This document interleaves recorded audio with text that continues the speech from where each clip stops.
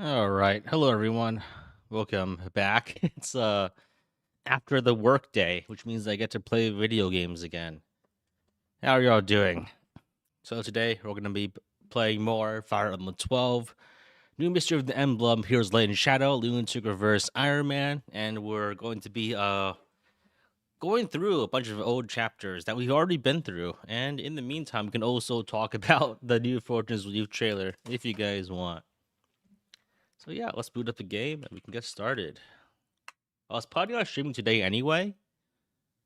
I figured that like my original plan was maybe to wait until the had a couple original plans. Now like who knows? Let's put the audio back down. I think for this game I usually put the audio lower.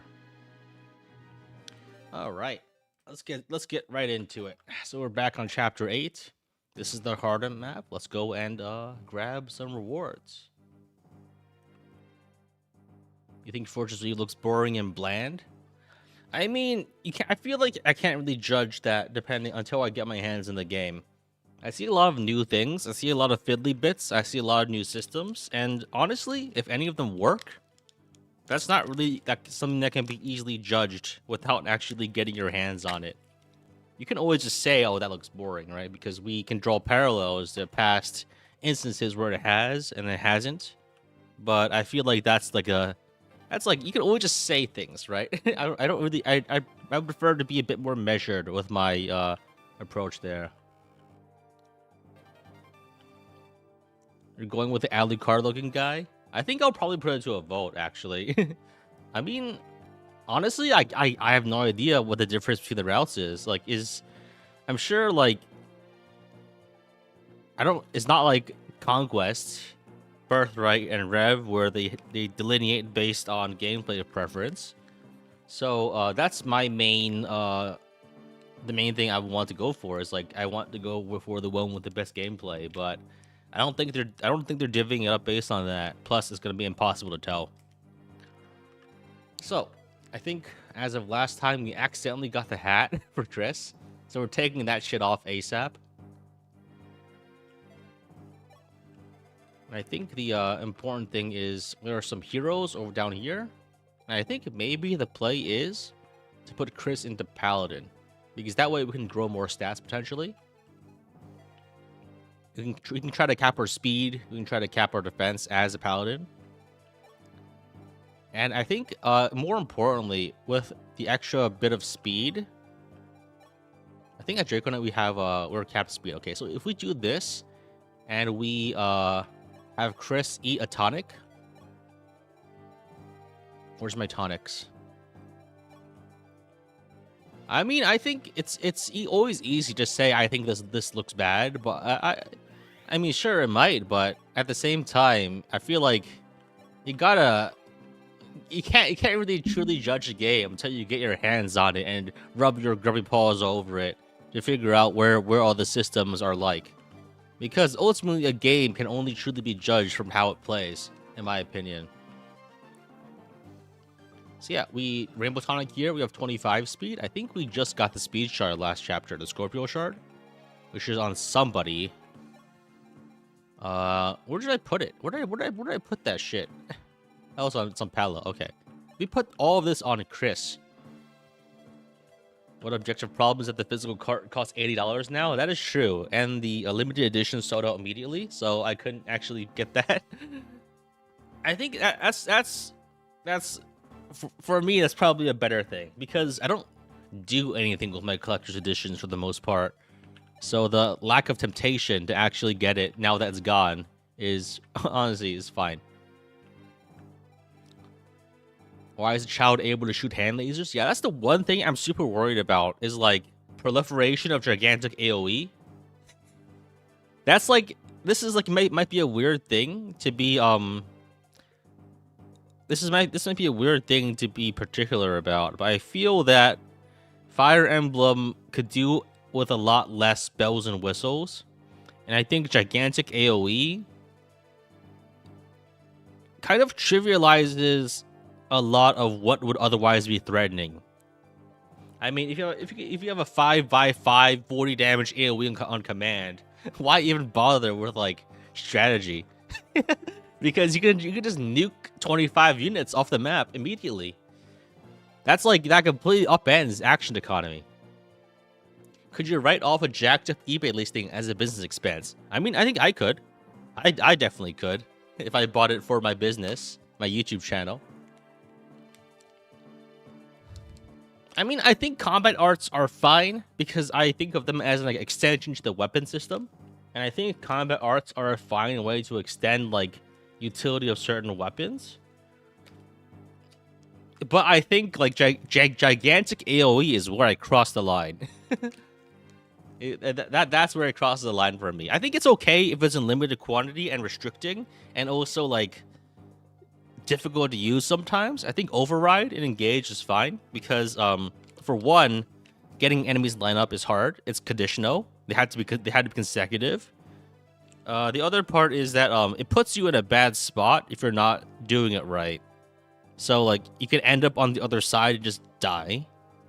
There's risk there, but if you just stay in place and shooting a 5x5 AoE ball, you're just launching a tactical nuclear warhead.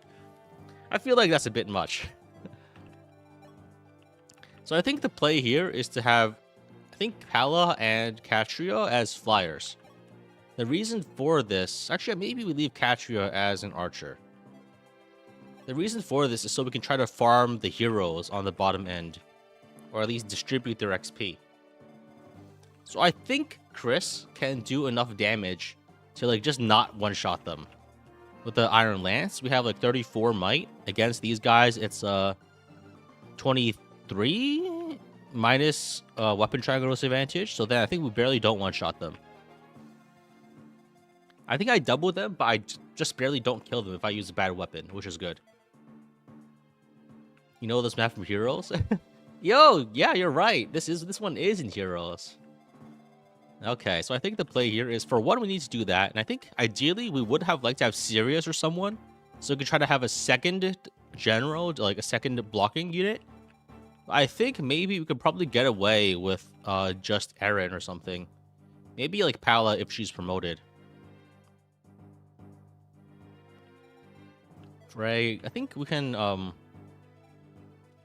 let's bring more healers if possible. Marisha, Wendo, Fina, we have... Why do we have Ryan? Why does he exist? Like, I think Board, Cord, Bars, we're gonna use them, but we can't trade them now because it's hard. We're gonna trade them later. Yeah, I think for the protagonist, I think my headcanon that I imagine in my head is that the new character is like another invader. You know how they call Sothis like the Fell Star because she came from space? Maybe this is like the second guy from space. And now Sothis is killing him or her because like she's going like she's going straight up Walter White, like this is my territory sort of situation, right? That's my imagination because like the first thing we see in the trailer about the white hair protagonist is that they come from the sky, right? So I'm thinking maybe like that will be one way of introducing another like, because for these protagonist characters, you have to understand that they have to be like a fish out of water. They can't be an established character because so you can like, because if they don't know anything, you can use that as an excuse to provide exposition. But I think like if they're an established character with power, then they should know everything that's going on. It wouldn't make sense. And I think Amnesia is, I don't like Amnesia plotlines, so I hope it's not an Amnesia plotline. So I'm thinking it's like maybe like from some other place, some other space alien has crashed down to impose their strange morals onto the lesser beings.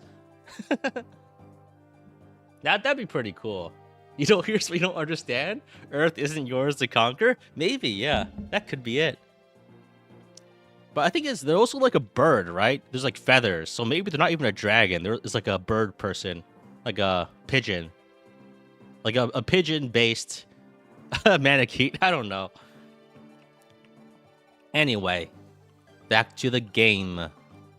I don't think I have enough javelins to fund all of my attacks. Oh, I do actually have some. I think let's give Pala and one of those Seraphobes that we just got. She usually can't cap HP anyway. New avatar character. War is bad. Oh, maybe like I don't know. I feel like they should have at this point. They should have taken some lessons from past games, and maybe they've learned. Maybe they haven't. Who knows, really. Anyway, Pala. Let's tonic Katria and tonic Pala. Because like I think I don't know. As for like prequel sequel, I have no idea what it could be because it could be after because the calendar is later, or it could be before because the calendar is different because it's a different calendar. I saw some people take a statement about that. Yeah, I don't really mind if they're like, yeah, you're having the feeling I'm gonna get too distracted about talking about the game and strategy is gonna happen. Don't worry, I'm leaving the talking to before I actually start. Don't worry about it. No, I've never died because I talk too much, even though that's been the explicit reason. I've died several times at this point. I think they're just gonna try to leave it vague and leave like the actual like relation to the story in like books, like just the random lore items. Because I think ultimately tying it to the game too much will be a bit of a mistake. Just because like who cares? That's my take, right? Like who cares about like all of that jazz? Just like you know, just for clean slate. That'd be more fun, honestly. I'd rather them just like put it like make a clean slate, you know.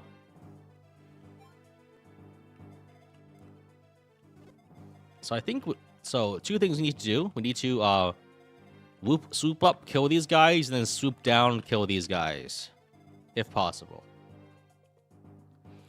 What does a Leo Shard do? That's strength +2. Okay, we can get that one, I think.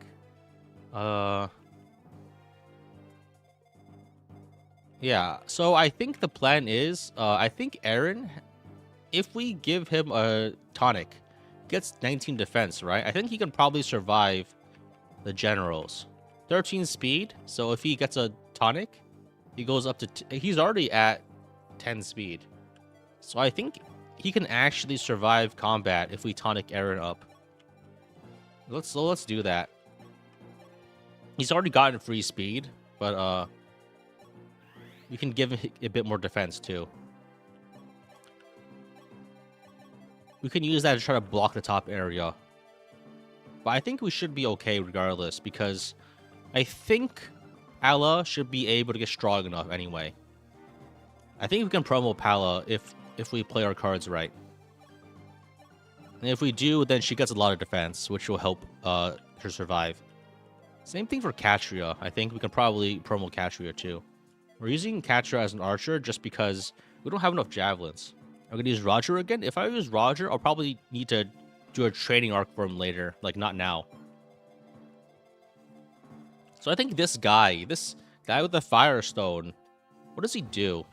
FE12 Firestone, FE12 Chapter 8. I do remember that you had to play a little carefully here. We didn't get the Parthia, right? So we do have to talk with George here. Okay. So the Firestone guy tries to escape in the southeast and ignores combat. Okay.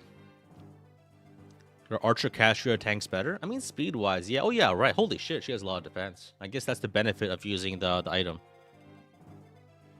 So I think the plan is we just move down with Chris, and we kill this guy, and we try to just fight as many heroes as possible. I think it might be okay, just because we have so much defense. These guys literally can't do damage, right? So I think then the play is to do that. Can't be that hard, right? Yeah, I need to go buy a Switch too. I guess it might be good to buy at Costco because they have like the memory card deal and also the Nintendo Switch Online membership in the bundle, which I haven't. Yeah. So let's go here and kill this guy, and I think That should be good enough. Plus, I get like the 2% back on the Costco executive membership, which is nice, I guess. So I think we could probably ditch the strength plus 1 shard. I think this might be enough damage to actually kill these guys. 35 versus 24, 24. I think we kill the sword guys, but not the axe guys. That's actually okay, because it's important, I think, for us to be able to take less damage. So this guy, I think he attacks you if he gets blocked. But otherwise, we should be fine. I think you can send Marth over here to get Bantu. And everyone else can try to snuggle up in this area. And that should be fine. If it's not, oh well, rip. I'm not really liking the Switch economy at this point, because we're only getting 2 Fire Emblem games per console at this rate. Which means, you know, just like the per unit cost for me just seems to be going up and up. Because on the Switch, I basically only play Fire Emblem. Oh, shit. Oh, that's really bad. That's really bad. Oops. Okay. Oh, there's, shit.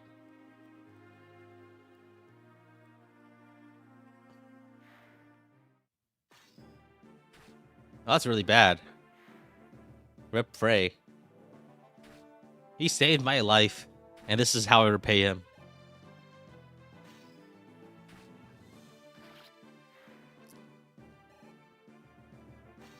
As long as more guys don't come in, I think we're okay. That's the only one? Okay, that's... Oops. At least they don't move as a group. If they move as a group, then we'd be in real trouble. Oh, there's an Armor Slayer too. Oh, God. Well, that's fucked up. I can't believe that actually happened. I guess, that's the price I pay. Let's have Sita kill him.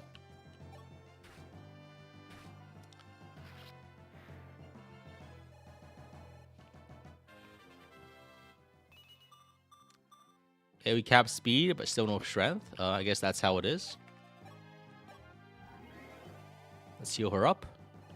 Let's try to feed this kill to Palo, or I think probably Palo if we can, ideally. I can also try to feed this kill to Palo. But I don't really have like a second blocker here. 22 speed. I think Kachira can actually block one of the heroes. 32 damage. That might actually be okay. I can kill this guy, try to feed this one to the other. Or I can try to kill the thief. Alright, let's try to do it like this. Or I'll run out of good units. I have so many more live units this time compared to the last time. I think I should be fine.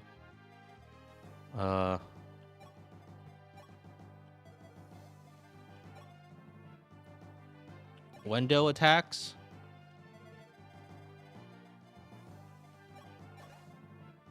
Wait, well, I need to check out when the reinforcements are. Wait, we're suddenly in a very bad spot. So reinforcements spawn on turn 2 and 4.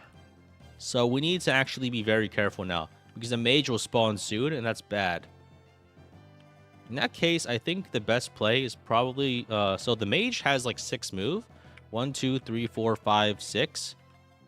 So we actually cannot afford to play carelessly here. So I think the best play is just to stay back if possible. And stay out of range of these guys. So we're gonna hit this guy like this. Maybe have Pala get the kill from the water. And then I think we just kill this guy ASAP. So there should be a mage, but I don't think they're in range to actually hit anything. Oh, I fucked up. I fucked up real bad. Oh, no. I have a dance. So Pala might get hit twice.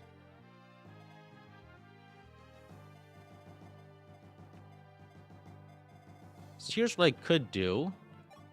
I can dance for Catria.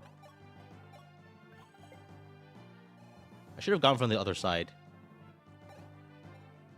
We go here, and then we put someone weaker than Pala. Which is probably like, oh, Cecil. How convenient. It's good that I brought fodder with me on this trip.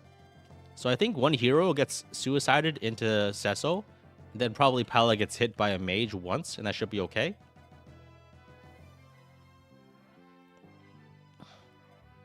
Whereas Frey died immediately because I accidentally put him on the fort, which was in range of the paladin, because I thought he wasn't in range, but he was.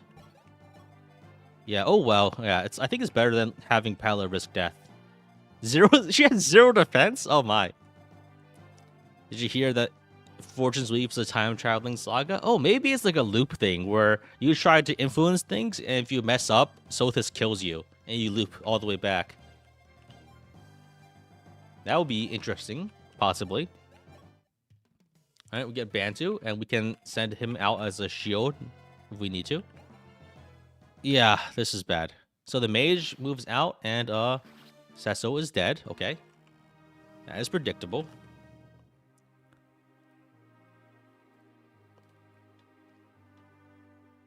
A human shield? Well, I mean, Bantu isn't a human. He is a Manakete, which is a different species. That's technically not really... Whatever. I could go after Chris? Okay. Maybe that was just a waste of time. Maybe the mage couldn't even have moved that far. 1, 2, 3, 4, 5, 6. Yeah, the mage could not have moved that far. That human life was expended for no reason. Well, I mean, I guess that happens sometimes, you know.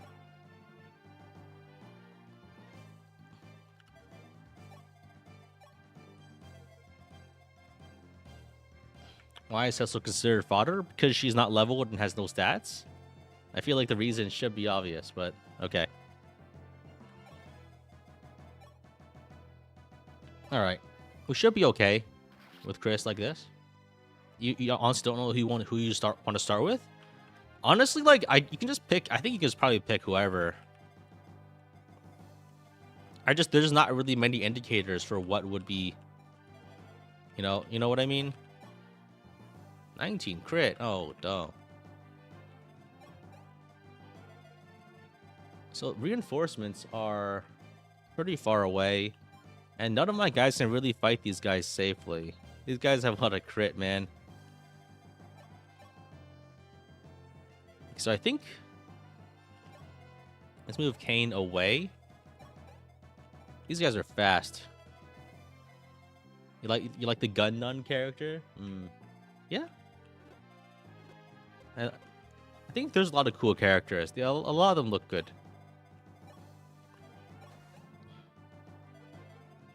The worst part is they have an axe.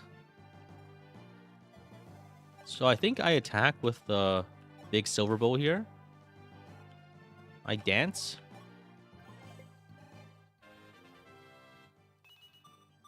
You had to pre-order the collector's edition.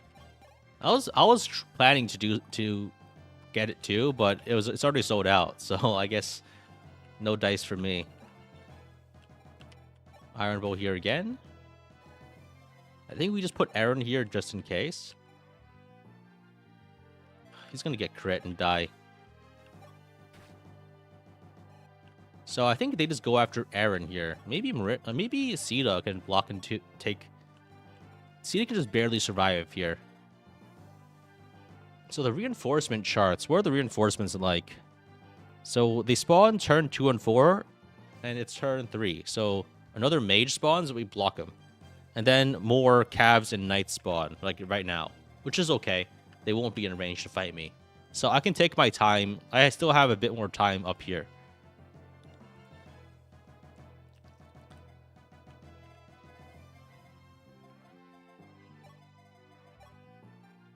I think we just put Sita here so we don't die. And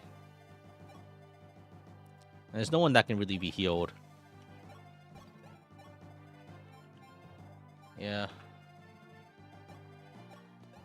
Well, honestly, like, this might just be cope, but like, if I bought the collector's edition, it would just lie around. And honestly, I also do need to buy the digital edition no matter what, just so I can have it immediately on launch for my stream. So I can't exactly... The physical editions will not suffice for me.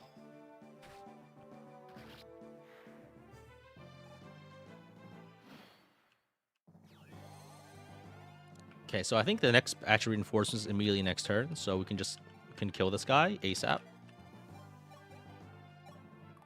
Missed, of course. Steel bow. Attack into another steel bow.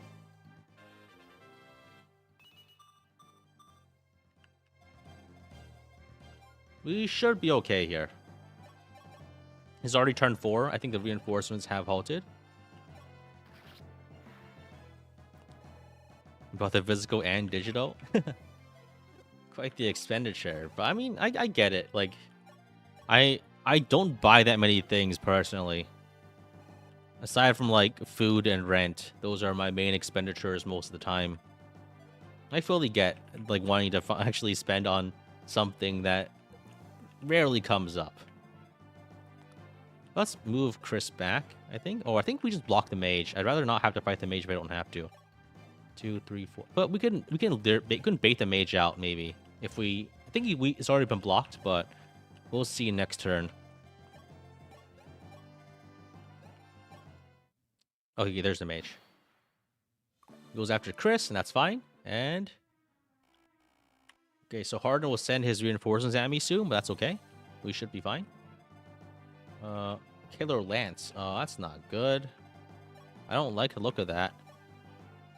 Yeah, crit chance against everybody. Oh, God. Okay. So I think the play here is probably move around, kill the Killer Lance guy, and then try to do things like that. So, I think we should be okay. The Cavs don't have Killer Lances.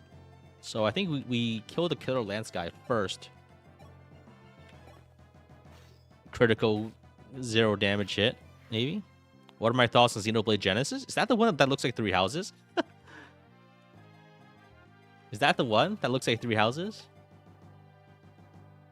So I think, is that the one? Okay, let's... I think we can feed this kill to Pala.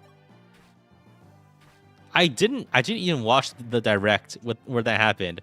If you were tuning into the last stream, I literally like stopped watching that part, watching the stream immediately after, like a few minutes after Fortune's Weave dropped. And I just went straight to trailer analysis.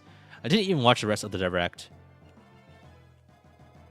I'm not getting Falcon Knights. Probably S will become one, but just for timing reasons. Pala and Katria, they want to promote earlier, just for practicality reasons. I can't afford to wait, necessarily. These guys will all go after Chris and die. I don't really have personal objections to Avatar characters. I think they can be done well and they can be done poorly. And overall, I think that Avatars have probably been, like... most of the enjoyable characters, in my opinion, have been Avatar-esque characters. Like, characters like Corrin, characters like Chris. Those are always my favorite characters to use. Just because customization in a game that's otherwise limited is always, like, a boon. But, 3 houses, yeah, I see the problem, you know. So there should be no more reinforcements at this point. We've already cleared all of them. And we wasted all the XP, but that's fine, because we're not going to die. Hopefully. Now 4 generals come in, though. There's Harden marching in. Oh, yeah. So we have 2 Hardens coming at us. We have one coming at us from the top of the map, and one that we're still fighting in the middle left of the map, of the screen. We're still engaged in Mortal Kombat with him at the moment. So, apologies for that. There's some action going on.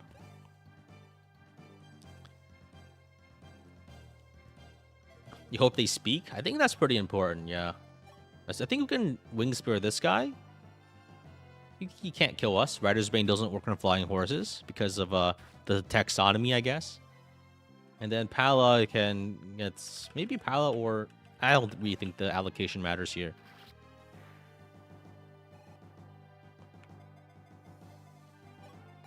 Okay, I think we just attack. Oh, nice. We got a crit. Very nice. So I think we just like hide down here. Okay, Aaron's luck is so low. He's just gonna get crit and die, which is not good. Maybe we try to use Katria to block. Katria and Chris. Because I think we can get a good block going. Maybe we put the defense shards onto Katria to make her a little more comfortable. I think some of these guys, none of these guys have killer lances, right? Yeah, they don't. That's good. That's what Aaron would have wanted. I don't know. I think he's still a little useful. I don't have any other promoted units at the moment. And just having the extra Draco Knight might be useful. So I think the plan here is probably we just trade over all the defense shards onto Katria. That way, we should be pretty comfortable with our survival. Right? 20 defense, and yeah, 20 defense is much better. And also a lot of luck, too. Like I said, 31 attack, and yeah. And this way, we can also feed kills more easily. I think we keep Chris unequipped, I think. Alright, so yeah, I think we should be good to feed XP now. We just need to... Well, I think one thing we could do is we could put Chris upwards. Because I don't think these guys do damage to Chris. Actually, they do if we remove all the shards, but that's fine. I think if we put Chris up here, we can try to like reduce damage taken possibly. Which it won't happen, but we can try it like that. I think also this helps Katria get XP possibly. Also, let's what the hell am I looking at? Let's go and change some things. So let's turn the skip enemy actions off. Turn off auto cursor, and I think we also disable stylus entirely, so I don't have any risk of accidentally ending my turn. I don't have that many heals right now, so I need to be conservative with my healing usage. So yeah, I think they definitely don't kill me. So let's run it like this. This guy goes after Katria and takes 11 damage, and then 3 damage there, and we're good. There's a lot of generals here. So I think, yeah. One thing that I think that could be cool is having multiple different starting storylines branch into one final storyline. And I think that could be more interesting because you always replay the early part of the game more often than the late part of the game. So I think having all the differences in the start of the game could be good. And then everything merges for the end. That could be a different way of approaching it. Because I think 3 houses, the issue there is like, you have to go through the same part of the game multiple times. And I think that's bad if you're just trying to get started. But I think maybe like, I'm trying to think of like this is a weird comparison, like Tales of Majayal, or maybe like World of Warcraft, where every like class has their own starting area. I'm imagining that, but for like the first like half of the game or the first fourth of the game, where like everyone has their own initial story arc, and then you go fight the evil dragon, right? And you have differences in the lead up, but the finale is still like similar challenges possibly. I think that would be, I would add a lot more replayability, just because adding the front loading the novelty, I think would add a lot to the experience. WTF, Tales of Majel mentioned. I know, right? That's a deep cut but for those of you that are aware, I think it's a decent analogy for what I'm trying to convey.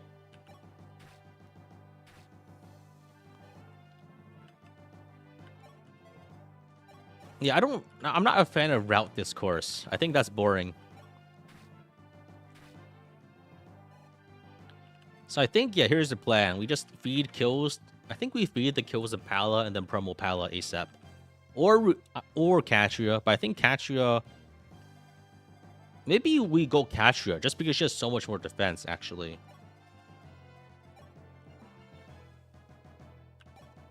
Let's heal like this, and I think we just dance and keep killing, right? Yeah, Katria is growth dropped. So she probably does have like a better top end right now.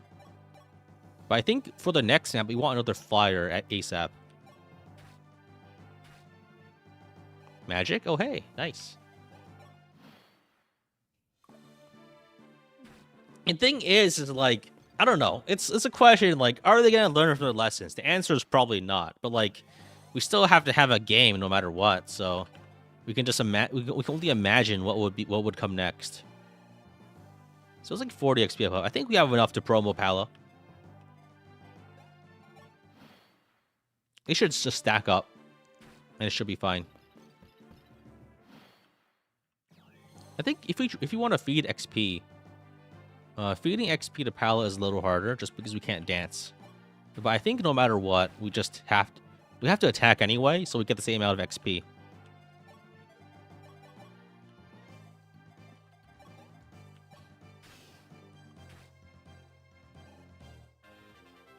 You hope they learn from Three Houses' mistakes. I think it should be okay if the training system is meaningful and not boring. It's like, I don't think that Three Houses' class system is fundamentally bad. I think it's bad for many reasons, but it's not like completely irredeemable. Like end its bloodline forever from both both its ancestors and its descendants. The main reason it's bad is just that, like, walking around and doing conversations in the base is boring. But if you can fix that and make that cool, then, and make that simulation gameplay interesting, then there's something to work with. Because it just ultimately ends up not mattering at the end of the day. Because it's like, do you know what I mean? Like, if they can make that system interesting and balanced, and not worthless and not boring, then sure, I'm all for it. But if they can't, then then we have a problem. Like, if they can make echoes style, like, oh shit, double crit, that's less XP. If they can make that style of dungeon exploration interesting, I'm all for it. But previously they haven't, so who knows if they can, right? But, like, the issue is when I play Fire Emblem, I mostly play it to move guys around on a grid. If I'm not moving guys around on a grid, I'm not happy. If I'm not, that's it. I operate very simply here. I get to move guys around on a grid. If I don't, I riot.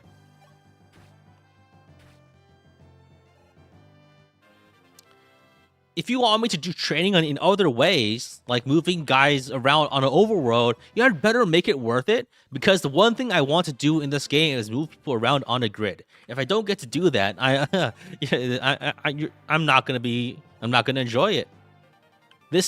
I play this game because it's a grid game.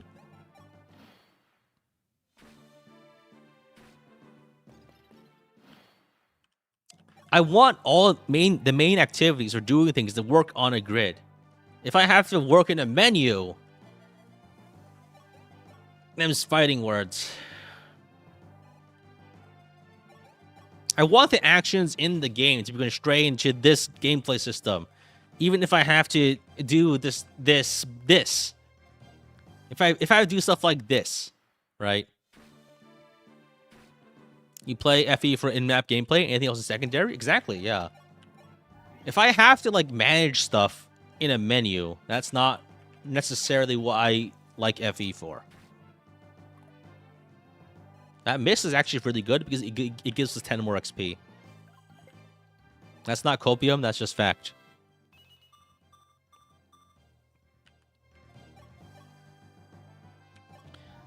People say what they want about Three Houses of Story, but at the end of the day, we play Fire Emblem for the gameplay.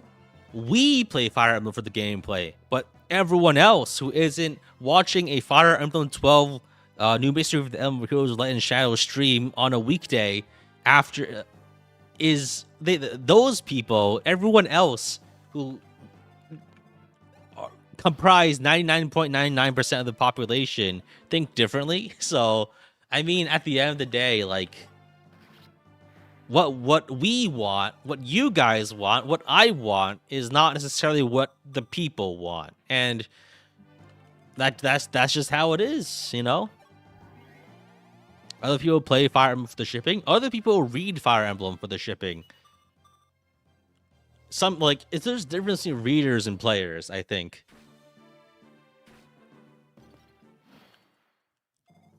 Like, there's fans of the reading, and there's fans of the playing. I'm very much a fan of the playing.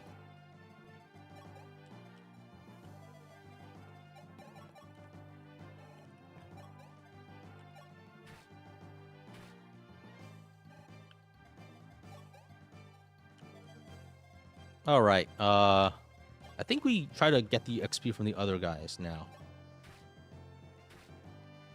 Companies always betray their hardcore fans. I wouldn't call it a betrayal because that implies some kind of like parasocial relationship, I guess. Because thing is, like, the popularity of the series is not necessarily a result of the hardcore fans, right? You can't attribute the current popularity of Fire Emblem necessarily to like weirdos like you and me. So at the end of the day, their true audience is not just you or me. And that's something that you kind of have to just accept or like, you know, because that's reality.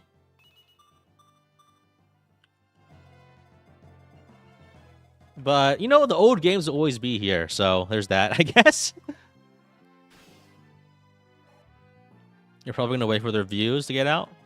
Well, I mean, I fully get that. But I think, like, there's something to be had by enjoying a game, like, as it comes out. You know what I mean? I think, like, the best experiences I've ever had with a game are, like, scrounging around for every scrap of information as it's literally coming out. And trying to figure out how it is, what's going on. I feel like that period of, like, a complete lack of information is, like, very precious. And it's not easily replicated. You don't get that unless you get in on the ground floor. That's how we enjoyed Elden Ring, for instance, when it came out. I just like dove into it as the game was coming out, and that's one of the best weeks I ever had. Because like I think after the meta evolves, games get more boring for obvious reasons. Like it's not like a mystery that like if someone else has already made all the strats and knows what to do, like the game's not as fun. Like the reason for it is like so blindingly obvious that it's not even like a reason. It's like, yeah, of course, discovery is fun. Who would have thought? All right, let's speed this XP to you don't like FE dungeon crawling. That's fair. I mean, like it depends on like if like I mean, I will always play this game no matter what, for instance, right? And maybe you won't play this game. Maybe you'll just watch it. And like there's a difference there, I guess, for different fans, I guess. Very nice. We got a lot of defense here. And I think Cantry will probably get a nice promo too soon. You guys not engage with ancient people making strategies? I feel like that's impossible just because a big part of my enjoyment is talking with people about the game. And if I don't, you know, maybe that's just a me thing.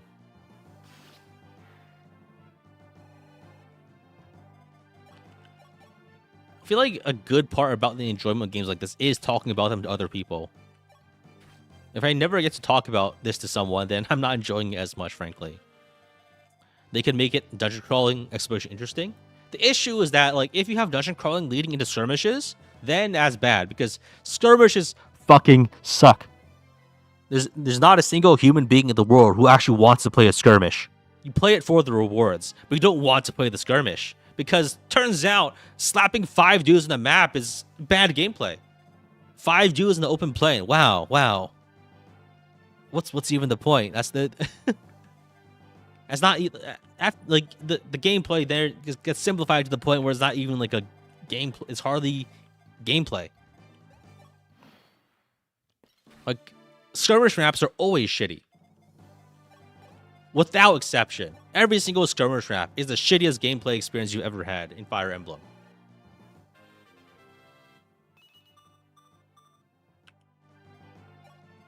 Because it turns out we play this game for the well-designed maps. For the curated experience. We don't play it to have your 12 dudes whack 5 bandits. Because there's just nothing interesting about that. Aside from gaining resources. You're playing Gaiden right now? Yeah, that's one of the reasons why I don't like Gaiden. Because skirmish maps are like a primordial sin. Procedural content in strategy games fucking sucks. And I will die on that hill.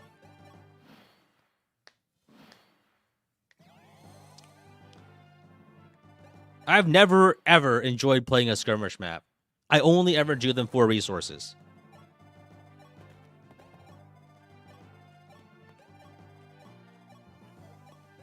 I say that as I just spent 30 minutes grinding, like meticulously feeding the XP from 12 generals into 2 characters. But like, I feel like there's more purpose to that. Setting up takes work, and the grinding there is the payoff, right? The thing with skirmishes is that the whole like balance of like risk reward is like no risk, all reward, and also like no strategizing. That's self-imposed? That is true. We are playing like a weird challenge. Alright, so I think the play here is we let that paladin attack us and we just kill him. I think we can probably bait him with Chris. One of these guys has a Rider's Bane though, which is a bit of a problem, but I think he should be okay. I think Chris can survive that. Where's my lance?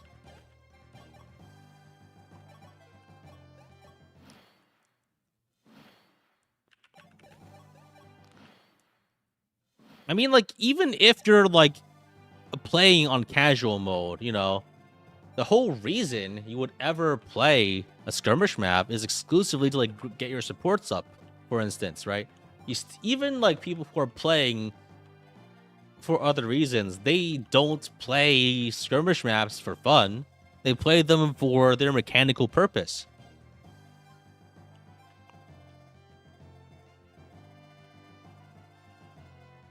So I think the play here is to have Paolo bait the paladin to the left with the javelin.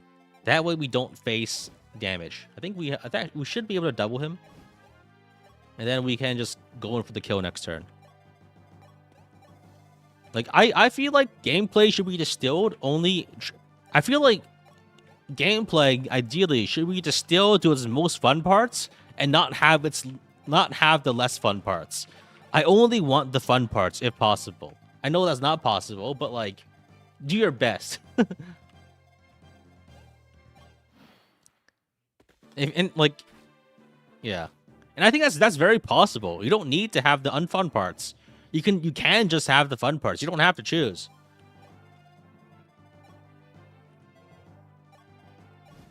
All right, let's unequip here. I think we equip. And so we can feed the killer to Catria, so we can try to promo Catria.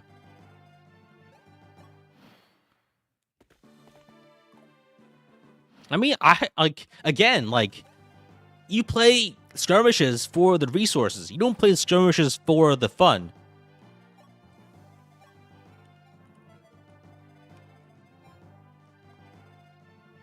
And I think when you play the game, you should be allowed to do the fun parts and less of the non-fun parts.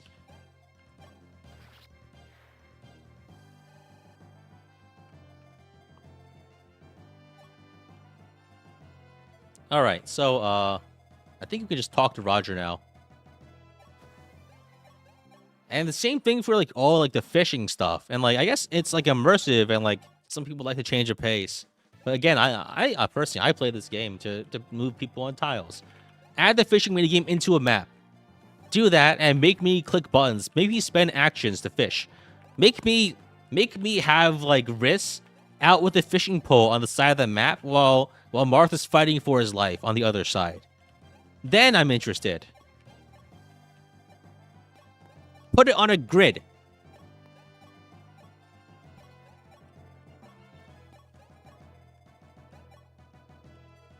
You think you would complain about the stupid fishing map gimmick, though? I think having to, like, lose units, in a way, could be interesting. It might not be the right play. And honestly, like, this isn't financial advice. All that, you know. But I feel like I would find it more acceptable to do anything if it's on the grid in the map. And if it's not, that's just how I am, I guess. But I want it to mostly be. I want most of my gameplay to be on this screen. This game isn't old. The DS is a recent handheld. There are probably people in this chat who have not been born, who were not born when this game came out. That's probably not true. I think everyone here is like at least like in their 20s and 30s. So never mind, especially for people here. So that's probably not actually true. This game is 16 years old. Yeah. Did you really think anyone, like, the average age here is, like, less than 30?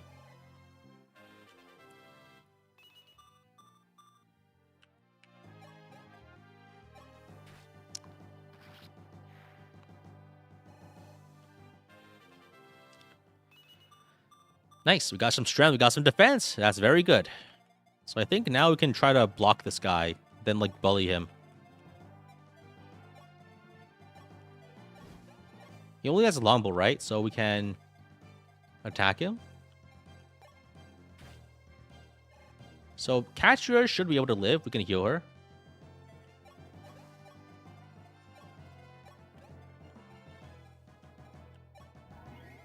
Then we can, like, feed some XP to Marth, and then maybe actually we can probably promo Katria, like, right now, which would be very good.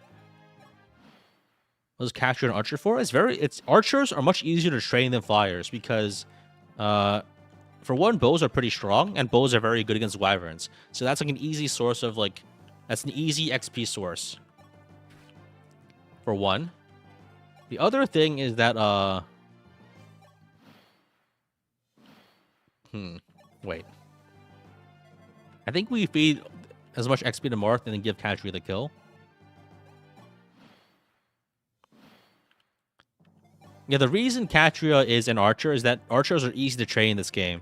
So, and because flyers are a bit too vulnerable. Attacking at one range is hard, and javelins are a bit more expensive than bows. Whereas you get, like, a lot of free steel bows.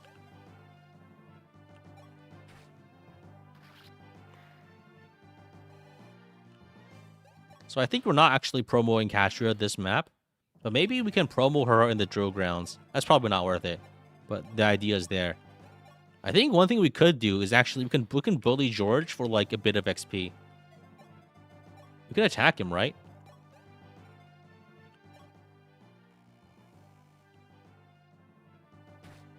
And we can just talk to him whenever we want. So we can keep hitting him for XP, and then we can talk to him to get in his recruitment. And he can't, like, attack us or anything, so what's he gonna do? And we can always talk and attack, so we can get, like, 55 XP off of him. That's actually quite a bit. Can I kill him? There's crit chance, that's risky. So let's just hit him with a sword, like, 10 more times for the XP, and then we can recruit him. Still another dude on the right. That is Harden. He is literally invincible. Because he has Dark Sphere. He's literally invincible. You can't hit him. As I learned, if you see the screen in the middle left, my current ongoing run, 300 or so hours in the making, against Harden in Chapter 20, is still soft locked.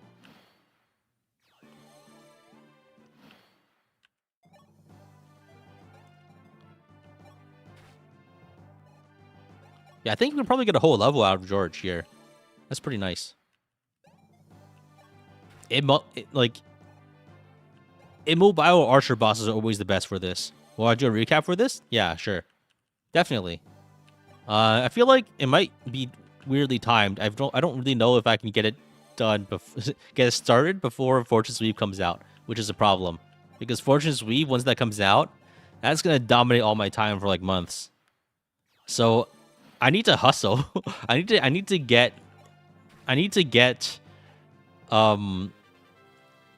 Revelation done soon, and so I can get started on this. But I think this run is interesting enough to summarize, so I will summarize it. But it might, like, I feel like I'm worried that with, like, my current schedule, it might have to come out after Fortune's Weave comes out, which might be forever. Or maybe I just have enough motivation and this just comes out instantly. Who knows? Gotta get the FE hype money. It's not about the money. It's about, like, making cool content. Alright. Let's recruit George here. And we get George. Very nice. So yeah, that's chapter 8 done. Lovely. We didn't promo Castro, but that's fine. Can you break his Gradivis here? I think he probably gets it back. Plus, I don't think anyone at this point can really survive Gradivis.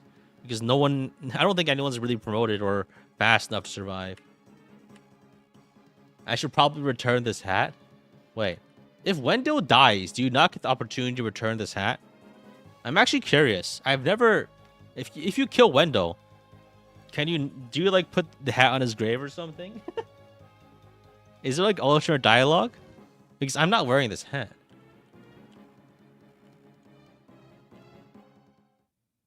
Will I do a very scuffed Fortune's Weave run? Absolutely. I will do the scuffedest Fortune's Weave run that I can. Did I accidentally keep the hat? Was yes to keep the hat or no to keep the hat? Oh man, if I kept the hat, I'd be a little mad. Yes! We lost the hat. Everyone who survived is here. Okay. Nice.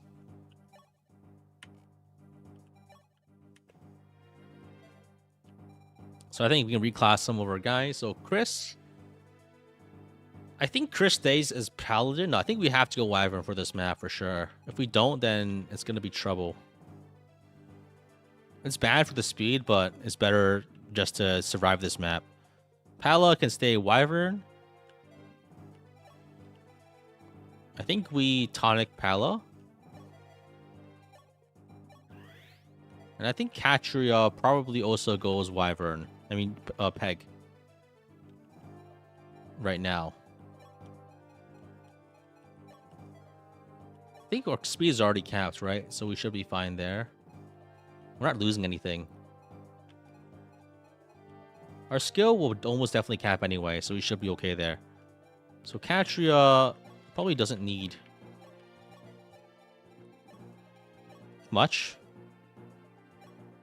It's gonna be Wyvern Katria. Yep. We don't have time to get the we need to promo soon. ASAP. So like right as quickly as possible. So like waiting for the Elysian Whip is just a mistake, I think. So Pala, maybe we can give Pala an axe, so we can just start training some axe rank, which could be useful. I think we stay as a Wyvern for Chris, and I think we can bring some additional units. Don't need Bantu. We can bring George, just like as an archer, just in case, I guess. We can try to... As for the others, I don't know what I want to do with them yet, so let's just leave them. Let's just leave them for now. I think we could probably bring some characters as fodder, like Ryan. We just give him like a steel bow or something.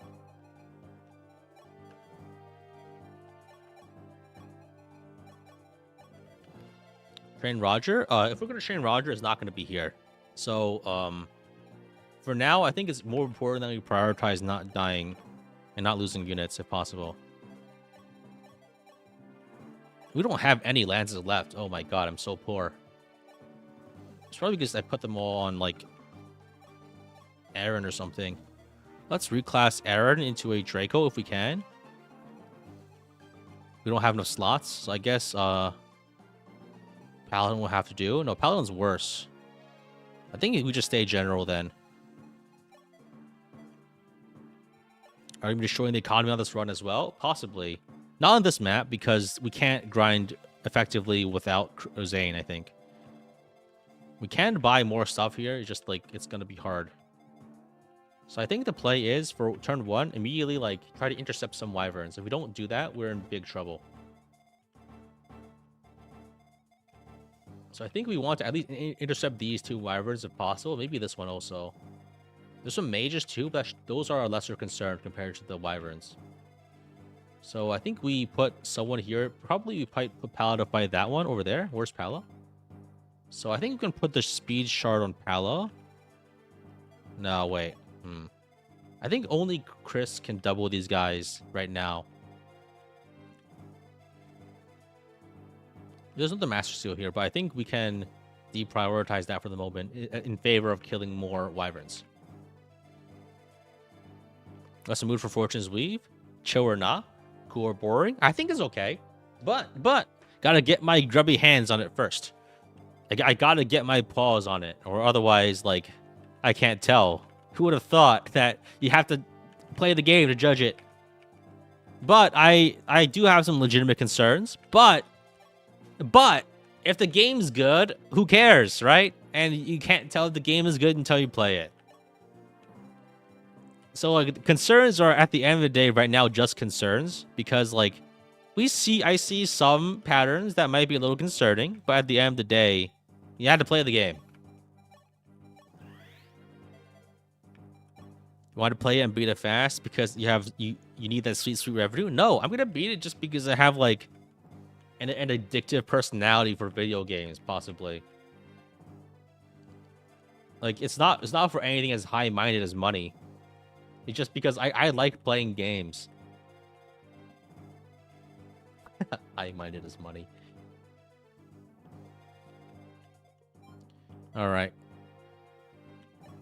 Am I beating the game today? This one? Oh, absolutely not. There's no way. Can you get viewers to play to kill all the characters? Probably not. I think only certain games are suitable for it, and this one, and I don't think Fortune's Weave is necessarily suitable for it. This can't be that hard. This can't be that hard. So these guys do, so I think what I can do is I can, try to sit in the overlapping range of some enemies. It would be so good if they had like a marker system. So I think if I go to this tile, I can fight the Boganon mage and also all the wyverns. So the wyverns should do like no damage to me, but the mage is the only thing that can really damage me. So I can move out as far as possible, possibly. As long as I'm not in range of too many mages, we're okay. So I think if we go like over here, we can fight all the wyverns. As a #1 Star Wars fan in FE12, will I play the new Star Wars XCOM game? I am not at all a Star Wars fan. I'm sorry to say. I'm not sure where you got the idea that I was, but I am not a Star Wars fan necessarily. Well, the mages approach if you provoke one, I think they move pretty individually. I guess if I wanted to play it safe, I could just move down and kill this guy from the bottom. But I think I do want to provoke the I think actually I can go over to this tile, might be better. This tile might be better. And I equip the Iron Lance to make sure... probably a Javelin. I think I definitely kill these guys. And this one over here, I can bait with, I think, Pala.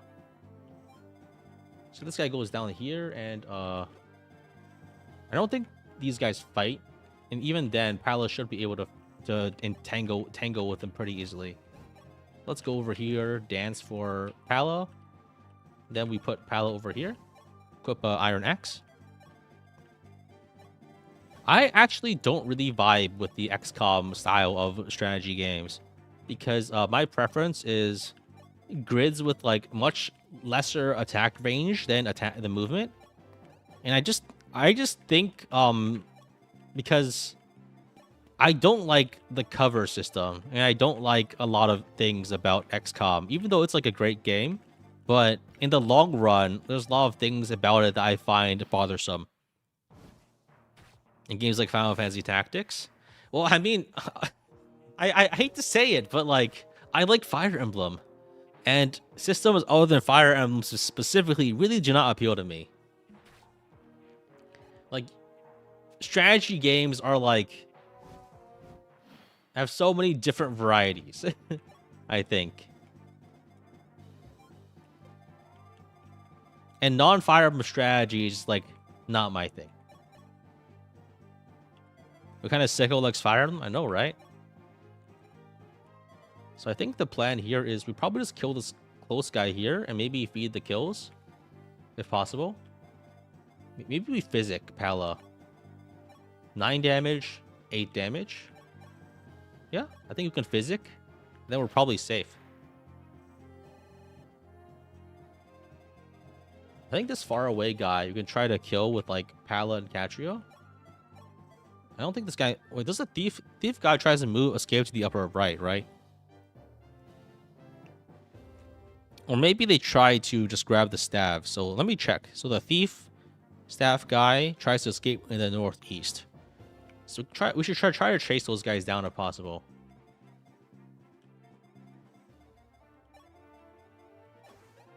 So let's move over here and then we dance for Catrio to try to chase that guy down. Nice. That's very convenient. Wow, that's so little XP from a thief. You'd think they would give more, but I guess not. Okay, let's move Aaron out of the way so he doesn't die instantly. I think we use a physic on Pala. A precious usage, but physics are meant to be spent. Like, I'm very particular about my strategy games. And I think that's... I don't know. I'm very particular about them. I like very specific things, and if I don't get them, I'm not enjoying it as much. Like, I can enjoy the others, but I'm not going to be making YouTube content about things I don't enjoy a lot. I feel like there's like a different bar between like I enjoy this to play it and I enjoy this to make dozens and hundreds of hours of YouTube content on it. You know what I mean? I feel like there's like fundamental difference there that like is... All right.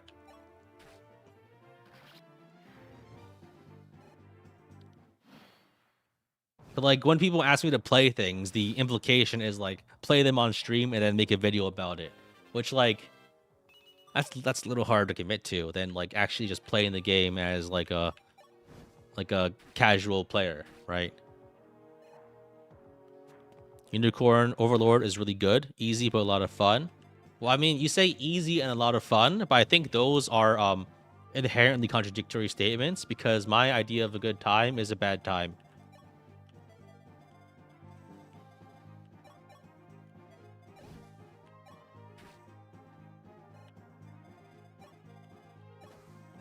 All right, there's some Katria XP.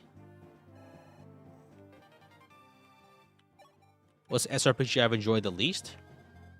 I mean, I tend to quit games pretty quick if I don't like them. So hard to say, really.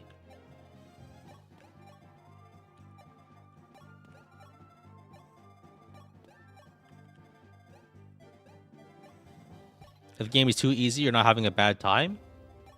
If the game is too easy, I'm just not having fun. But like, I need there to be like a legitimate risk of actual failure, or otherwise I'm just not interested.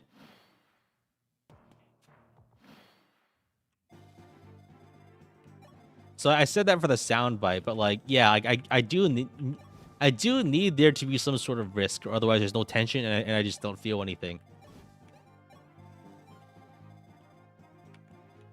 I play games that feel things. Most, like, I guess a lot of times it's stress, but, like, also, like, I feel like there's certain, like, levels of kinds of catharsis that can only be experienced from accomplishing something difficult.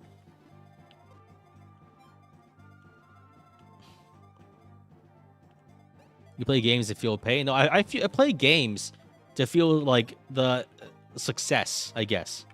And you can't succeed if success is always guaranteed.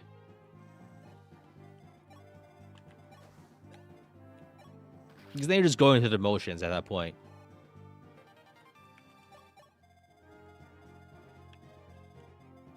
There's no prize without peril.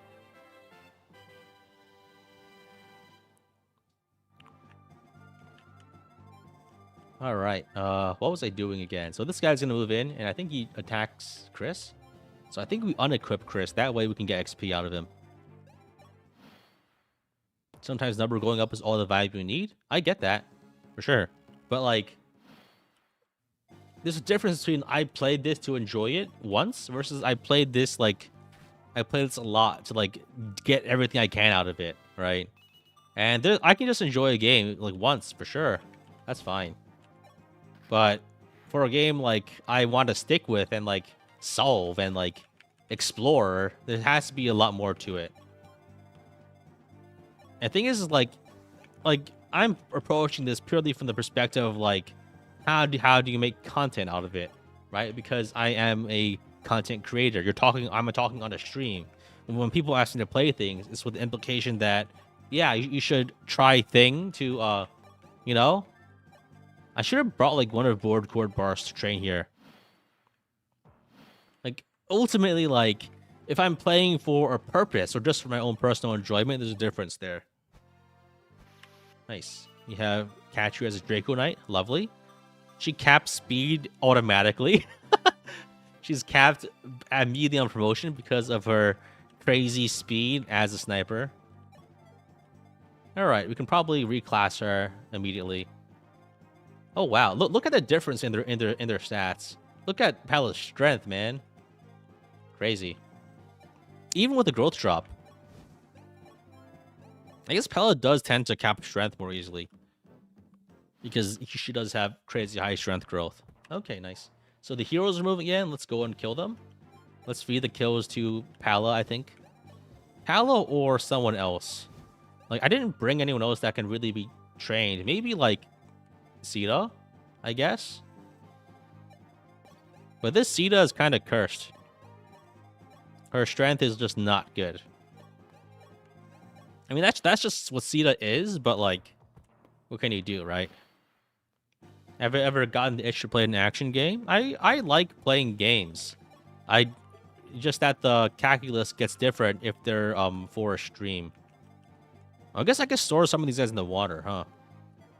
I don't need to have them outside. We weren't expecting Ultra Valog Ashram died. I think I've mostly only ever seen that dialogue because I've never kept Ashram alive. Because farming his dudes is just so effective. Like, these guys are so much XP. They're like promoted level 3. I think the play here is probably to where's my shards?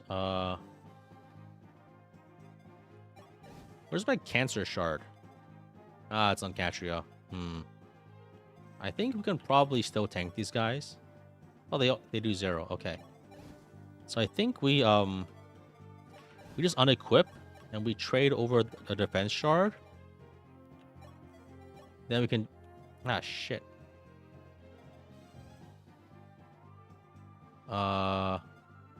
That's bad. I guess I can only train Pela now because I'm stuck. Oops. That's unfortunate.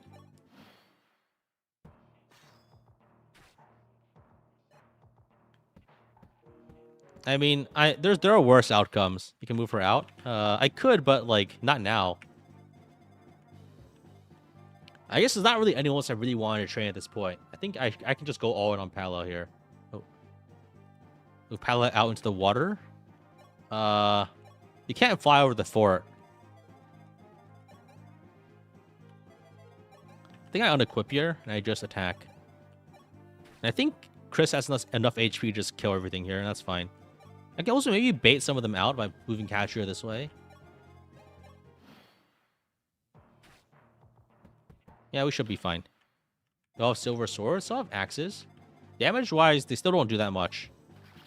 Okay, I think I can do it like this. I think once I kill one, I can move out. And get a bit more space to train someone else. Yeah, strength is good. I'll take it. Ideally... Oh, wow, Sita has no strength, so she can't do damage, so she can't train. That was a predictable outcome that I did not predict. Okay, let's...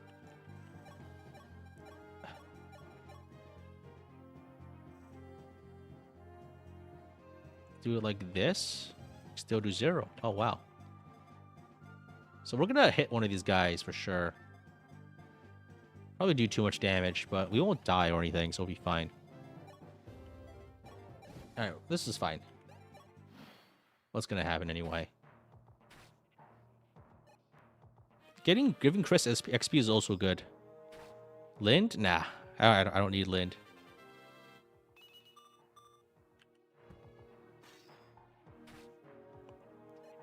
Yeah, Sita's strength is so bad, she can't even train herself here. I guess that was a predictable outcome. Oh, we can do it against a sword guy. Okay, good. That's a bit of XP. All right.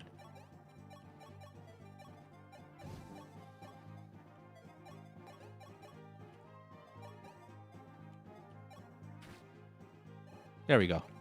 Train weapon rank. I think, wait, let me do it like this. Let's go over here. Actually, I don't think we can afford to move around too much. So I think let's just do it like this. Because it's going to be a little hard to move around after a while. So let's feed the sword guys the Sita, I think, if possible. I think I could probably milk more XP out of these guys if I unequip the Eel Shard to only 1 damage a hit. That way I get more hits. And more hits is more damage. I think most of the damage XP you can get is by just getting as many hits as possible. Oh my god. Why is her strength so bad? I mean, I know the reason. She only has 30% strength growth, but you would think that she would at least get 1 level up.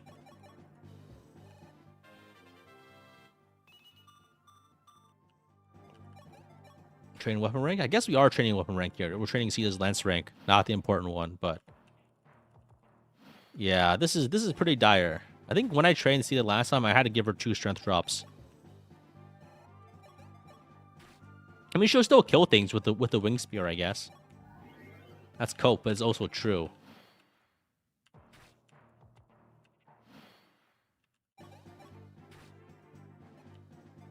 We're only getting pennies now, so let's just kill this guy.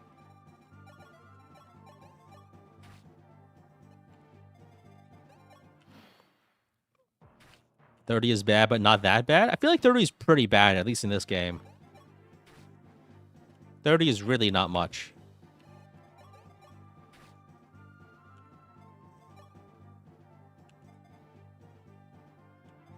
I really need to get more stabs. We're running out. How many heal stabs do I have? Not that many. Which is why I need to actually hurry up a little. There's our first kill. Alright. Should we shoot 310 levels? Yeah, but like... Usually you would expect at least some, you know, just from a binomial perspective.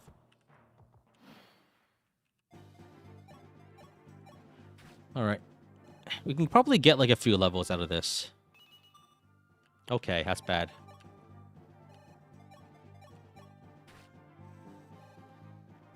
Armory and cabinets get stacked after Armory's way. They aren't that strong, honestly, so it's not really that big of a deal. But something to think about. So I think we go over here, we go over here, and we go over here, and we heal. Maybe just don't use Sita. That's also an option. We don't have to use all the units we train. She's dodging the speed level ups.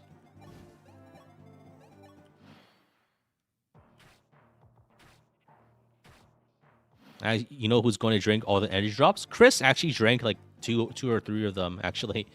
So Chris is actually hogging a lot of the stat boosters this run, because Chris has been like equally cursed in almost every way.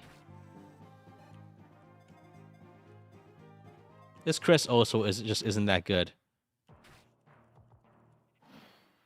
Paolo actually is growing pretty well this time, which is nice. See, Katria is doing fine as always. Maybe you put her in general for a bit. To get a bit more defense, so she can try to cap defense if possible. That would be nice. Having more than one cap defense unit is pretty comfy. Not really needed, but having more than one would be very nice.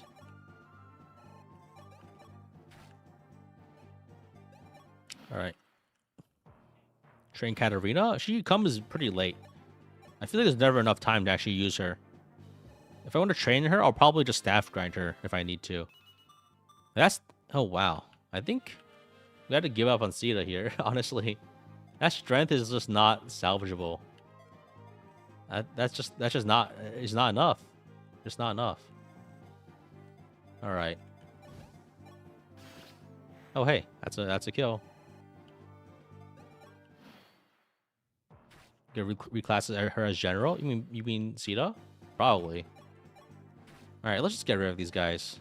I'm tired of waiting.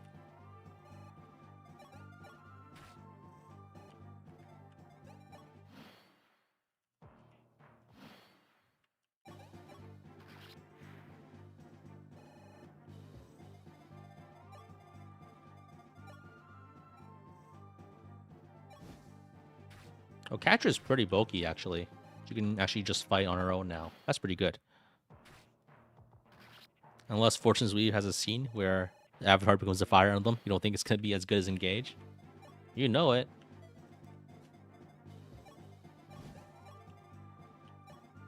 All right. Now that's settled. Let's go and beat this map. All right. Good night and good luck with stream. Yeah, thanks for hanging out. I think for this trailer, I might make one video and then that's just it. Honestly, I feel like I'm not really up to like the regular update style of content. I like to take my time. I've taken my time a bit too much recently, but I feel like I'm just not cut out for like the live update kind of content.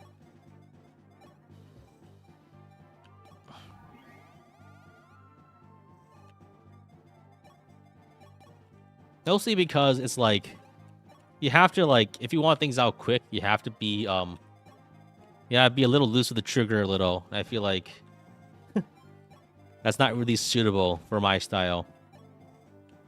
You need a team of people for that? Yeah, I mean, I do everything by myself. I find it easier.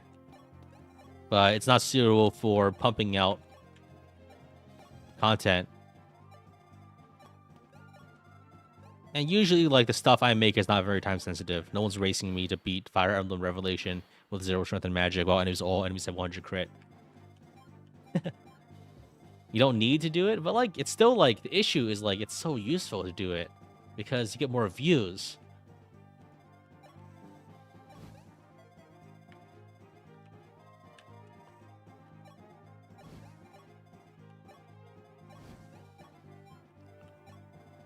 So I think here we put Catria over here to bait the other guy. That should be fine. So Catria baits this guy and Pala baits the other one. Perfect. I can leave everyone else like over here to fight enemies as they come in.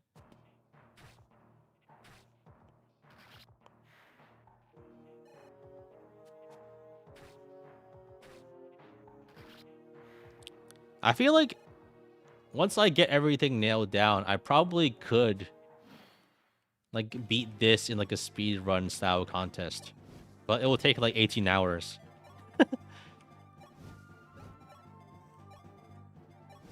Once I know this game inside and out, I could probably do that. The issue again is like it would take like 18 hours to complete on hard 4 just because of the assurances I would need. But I think once I like more fully understand, but I guess it would be easier if I went for like skips, like rescue skip, you know.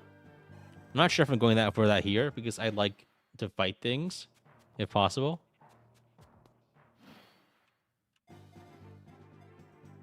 Like I play Fire Emblem games to fight things. Catria can bait this guy, and then Etzo just doesn't die. So Etzo is a recruit with Marth, right? Okay, so let's put Marth up as close as possible. Put some guys in reserve to fight the mages that move in. Sita is a lost cause. Oh my. No strength at all. I mean, I guess that's better than no speed at all, because if you don't have speed, you just die instantly. But it's still not great to see. Imagine if Excel was streaming in the phase release era. We got a reaction to Kazu's scripted death. I don't think that would work, just because, like, for one, I don't think streaming like was really that popular of a thing in 2014, 2015. The other problem is like I wouldn't have the device, and back then you would actually need decent like technical know-how to stream, which I at the time obviously didn't have. Given that I wasn't even super interested in Fire Emblem at the time. I did come back into the series because of Heroes, which was like a 2017 thing. So I would have missed that. All right, Catria kills.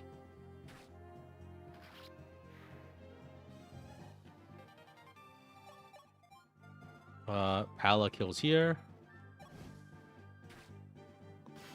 That 2014 was the era Twitch plays Pokemon. Yeah, but like YouTube streaming and YouTube videos, That really became a thing like a few years later.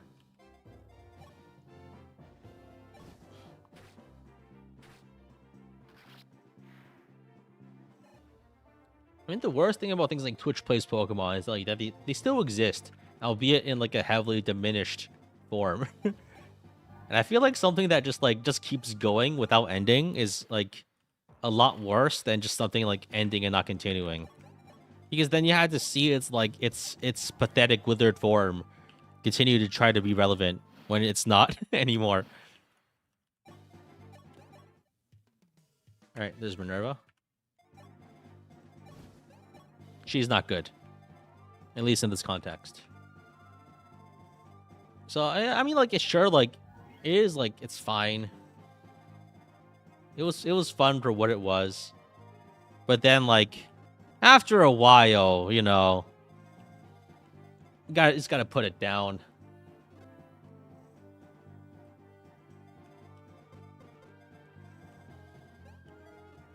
All right, so I think here, yeah, Minerva just isn't very strong, and she gets doubled like immediately if you don't stat boost her.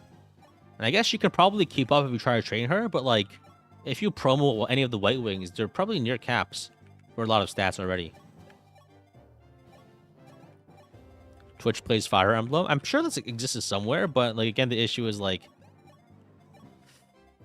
the novelty's already out. Novelty's already done. Turns out like it's fun because the thing is cool because it's new, but as it turns out, it's kind of just really annoying to do.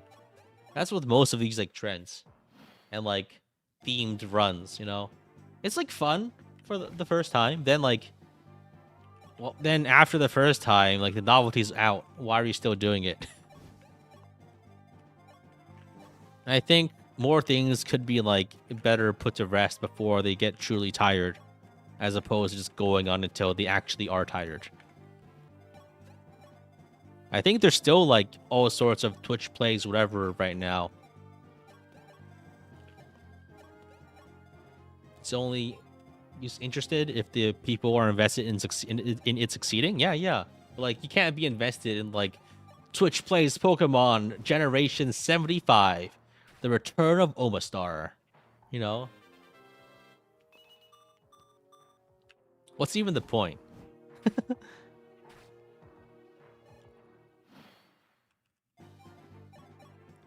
All right, who gets the XP? Praise Helix, OMG.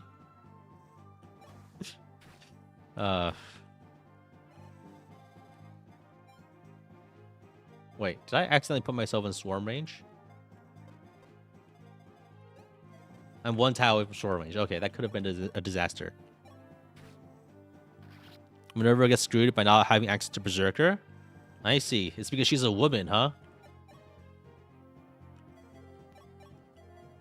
Shake my head, sexist. But yeah, a lot of female units are restricted a lot by only having female class lines. But it's also like part of why they're useful in some ways, just because having early access to a flyer is often more important. Because like just being able to move early is more important than like having those other classes later.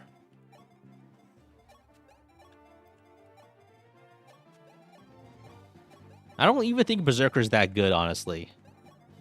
Personally, I don't really think it's that useful compared to higher move classes like Paladin. Because I think also just the higher defense is more important. And Berserker loses out a lot by having like really, really bad luck. Only having 22 luck is asking for problems in the late game. Legitimately, like one of the most worrying things about the next map is like, do you have enough luck and or res to not die to the Thoron mages? I don't think I do. I might need to buy some things. So I think we can, if we go over here, actually I have a dancer, right? I can put my dancer to fight the boss in relative safety.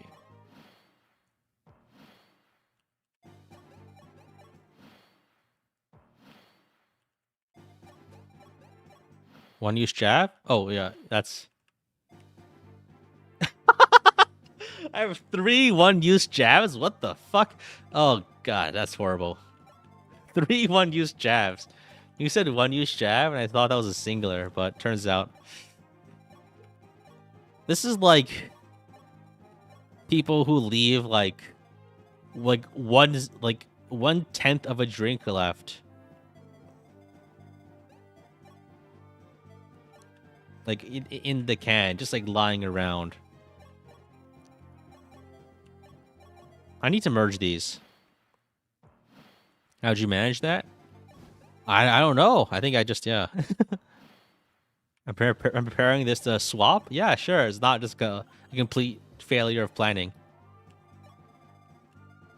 So I think I just go over here and I just kill this guy.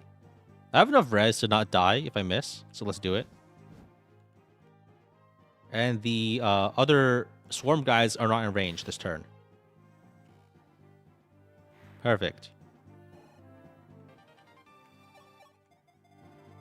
And I think we can probably organize getting the kills to Catria or to Pala, maybe.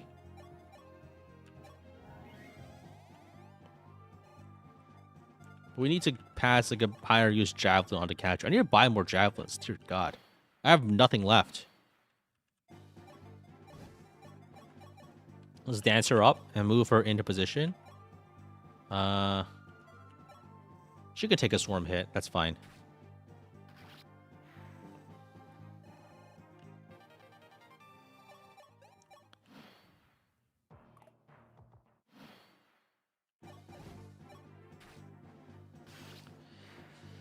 All right. I think we are on our way to beating the second map of the day. Strength and defense, and we got everything. Lovely. That is a lovely level up. Let's go and buy more javelins. Do we have any money? Do we have any money at all? Okay, so let's give Martha boots.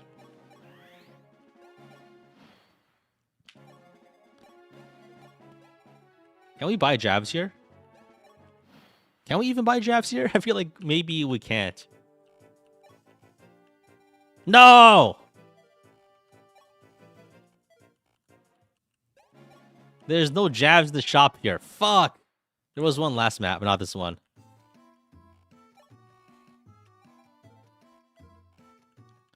That's bad. I mean, I think we still have, like, a few left in the convoy, but... that's worrying. We should be okay, because we have many javelins, right? We have 4 javelins here. We have... yeah, and among them, we have 6 uses. Ah, man. Being jab starved is never nice. But I think we can buy some stat boosters. Alright. GG for this map. Very nice.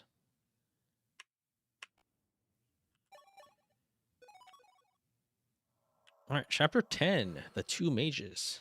Now we get to we get our super good Merrick back, where he dies instantly. One of those 2. I think last time I forgot to move him and he died instantly, which could happen again. It's a coin flip to see if that happens or not. I'm not super sure if I actually want to get him though, but I think he's better than Arlen, but I think if I just put him in the upper left, he should be fine. The issue I'm worried about now is, do I have enough luck to not die? I think if we go sniper here on Catria, we can do some stuff.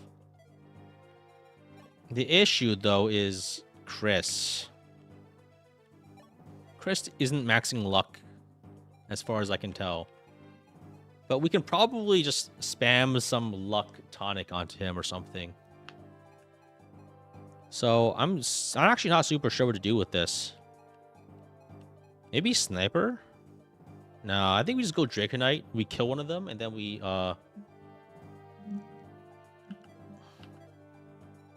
It's a tough decision. I think we like kill one, dance away, and have Catria tank the other one. Well, Catria isn't as strong this time. Use George as bait. Oh yeah, we could just put someone like over here to bait away the Thorn, the Shaver Mage. I don't think we have anyone that's 27 luck though. Do you see that Anna is confirmed back in Fortune's Leave? Yeah, the new Anna looks dope. I think she's probably like the wealthiest Anna that we have so far. I think at least she's making the most ostentatious displays of wealth. So there's that. We could bring let's make Ryan into a pirate. Yeah, Three Houses Anna is kind of scuffed. Fortune's Weave Anna looks like a proper Anna.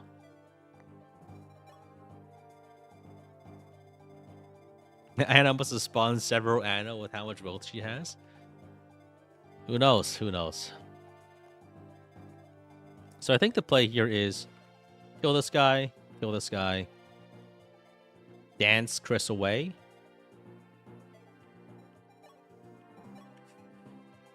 I think we...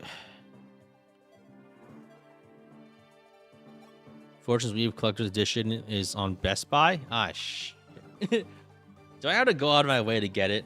Maybe I should, or maybe I just don't. Bait with George? No, he'll die in the Fire Dragon chapter. Just you wait.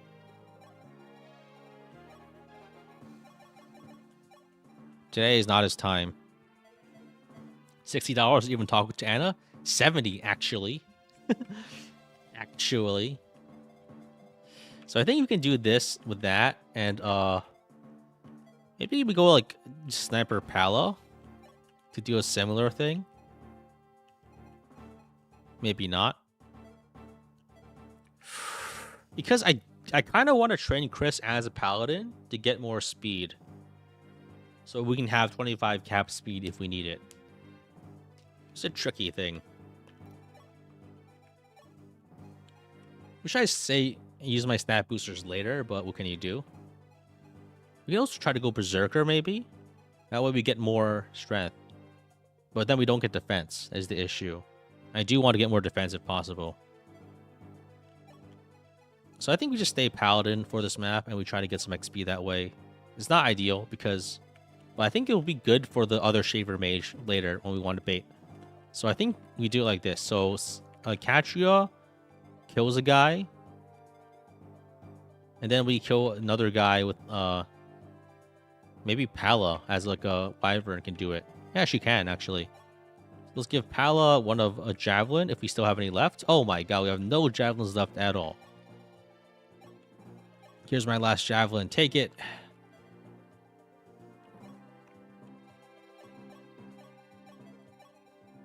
So I think we can, let's Rainbow Tonic, Pala, and Katria.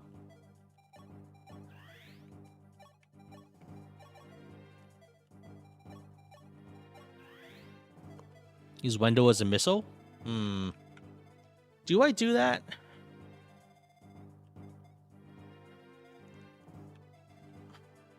I could, but I think actually I'm starved for staff users. Hell, this is my last Javelin. Take it. Yes. As I was referencing the scene from JoJo, if you were wondering. This is tricky. I wish I could be more decisive here, but what can you do?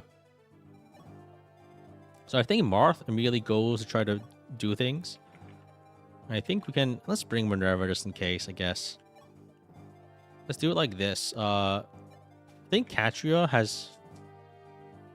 She can kill this guy, and then we can bait with Ryan.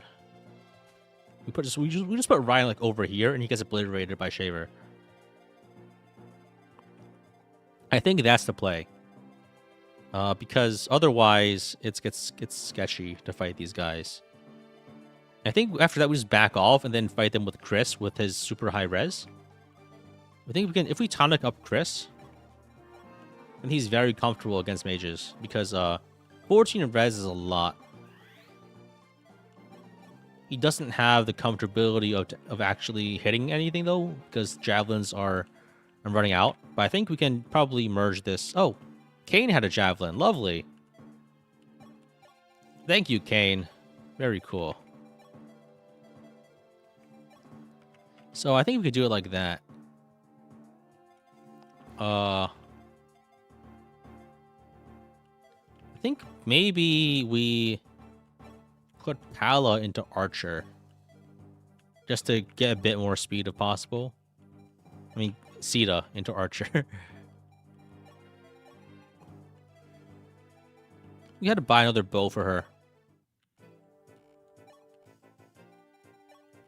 We are running out of iron bows.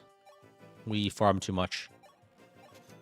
I think ideally we also try to give Marth some kills so we can try to keep up. But Marth, honestly, he's never gonna accomplish anything with his stats, even if he's trained.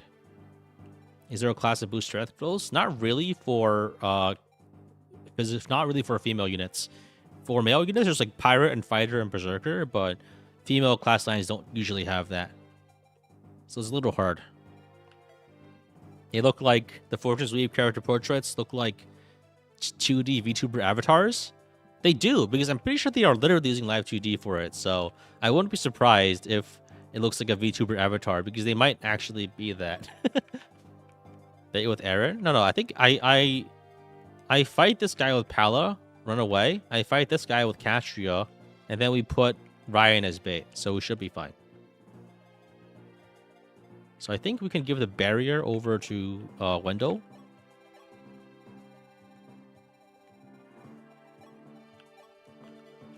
I think Marisha... Actually, Marisha can promo soon. That's nice. I wasn't expecting that. That's useful. Alright. It can't be that hard. This map's not that hard. I think we're skipping 10x, as usual. Alright. So I think the plan... First we move Merrick so he doesn't die immediately. So either one of them could die. It doesn't make a difference to me. So we have Pala fight this guy. I don't like that 2% crit chance. I really don't.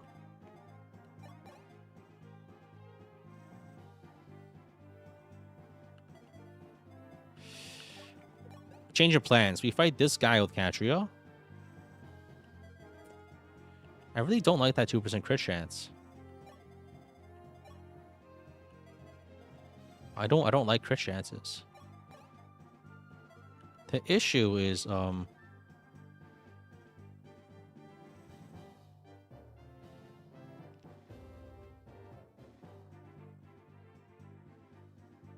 if I attack here and I dance, I can heal. That should be fine, right? Do you have a physic? Yeah, that should be fine. Yeah, that should be fine.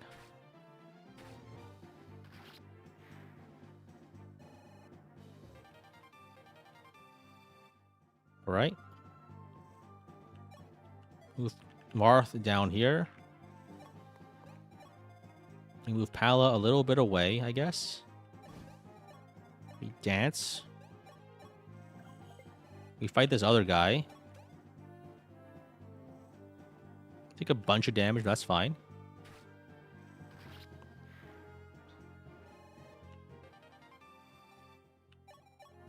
Then we move Ryan over here, and he gets obliterated by the Shaver guy. But we can go over here and heal a bunch with Mend and Physic.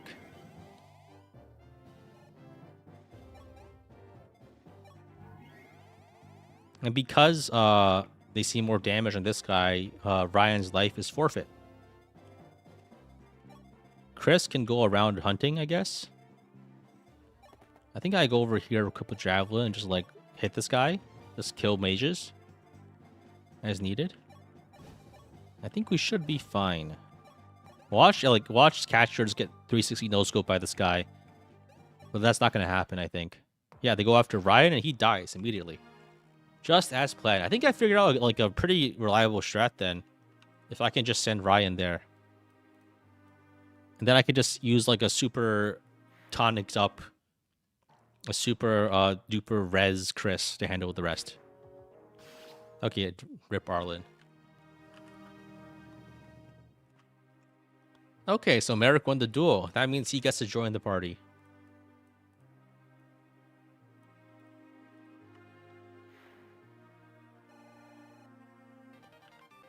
Yo, we got weapon rank. Wow, he just killed his, like, longtime friend, I guess, and he's got a loot drop.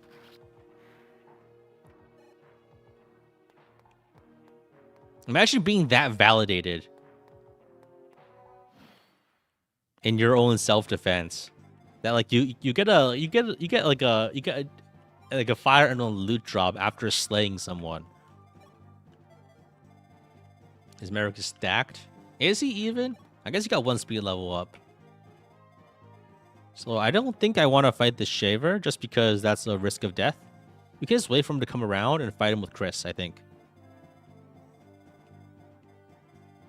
I think the best play... Oh, you can just walk across here? Interesting. I didn't know that. Oh, the more you know. I'm just going to run away.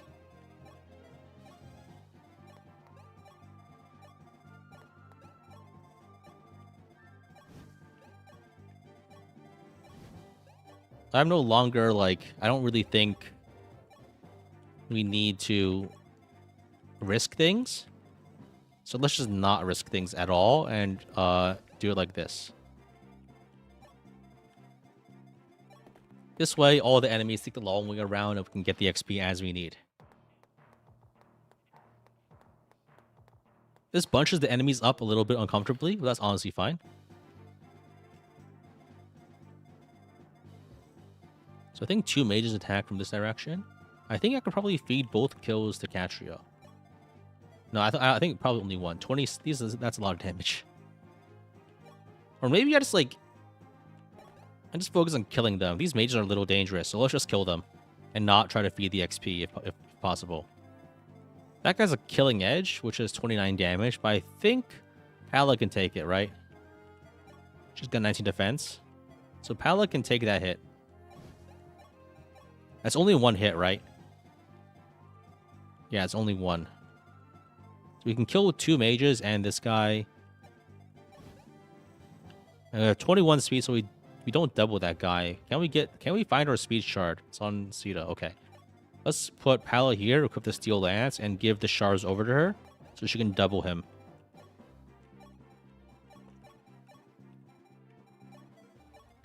Then I think let's just organize, try to kill both sides next turn if possible.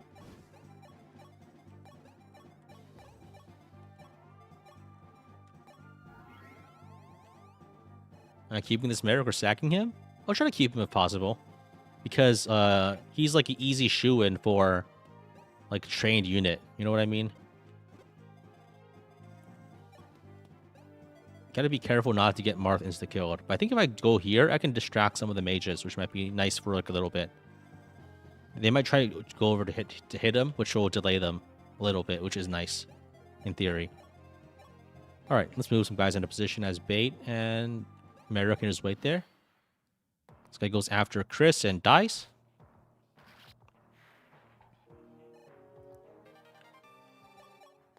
This guy goes after Pala and dies. This guy goes after Chris and dies. Lovely.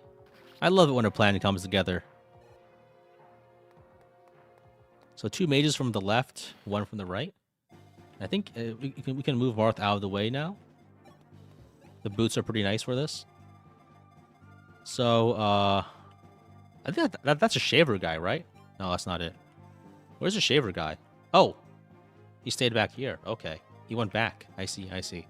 That's fine. We can bait him out later with a different unit. So I think once we take care of these guys, we should be in the clear, right? There's no one else behind. Yeah. So Pala can kill this one. Very good. Sita, Aaron, no. Minerva, no. Catria. And get this one.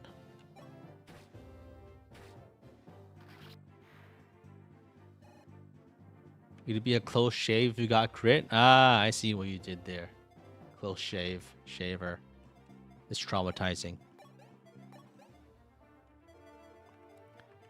So I think, you can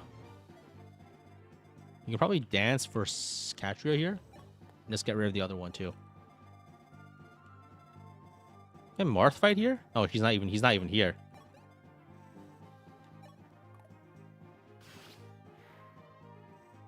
Who's died? Gordon? No, Ryan and Arlen. Ryan from a tragic baiting incident where he was sacrificed, so I don't have to face a shaver crit. Oh, nice. We got magic on Marisha. That's pretty good. Maybe this Marisha... I don't think this Marisha's capping magic or anything, but... the brief thought of it is nice, I guess.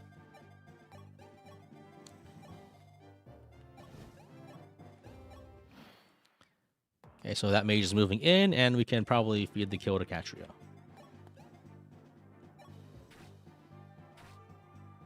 Alright, that's a ramp. At least Cecil didn't die early this time. She did die late. That's a full level up. You'd love to see it. Alright, let's promo Marisha, and let's reclass her ASAP so she doesn't miss out on any magic growth. Last time, I think I gave her like a couple levels as a bishop instead of a sage, which was a mistake.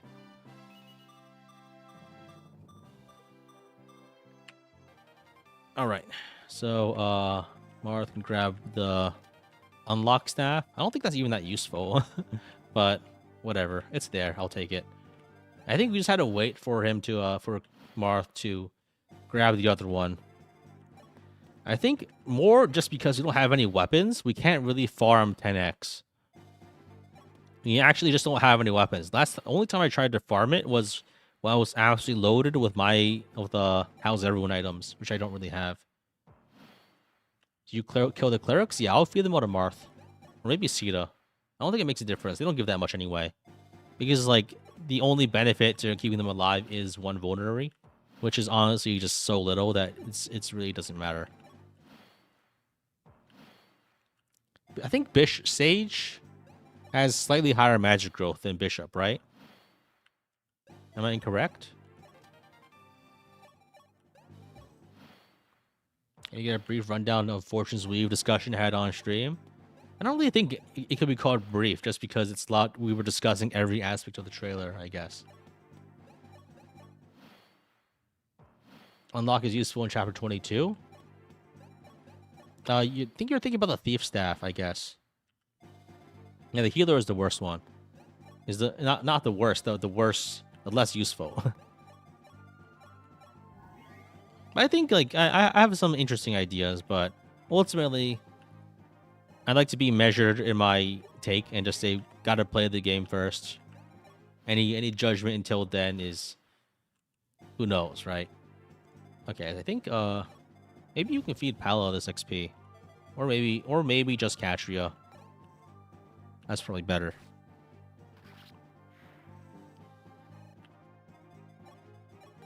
So I think for the mages, we want to bait with Chris just because of the higher res. That way, there's no risk of getting one shot. 60 HP and 14 res is definitely enough to not die. Where is Marth? Did I already get it? Did I already bring it back? Where did I put that guy? Oh, he's already here. Okay. All right. Useful in chapter 20. Yeah, it's useful whenever you don't want to... when you want to open a door from a non-adjacent tile, I think. Well, this Marth is a bit too fast to farm here. I think everyone I have just kills all these guys in one hit. So it doesn't actually matter who I feed it to. It just... because it's just like 10 XP, right?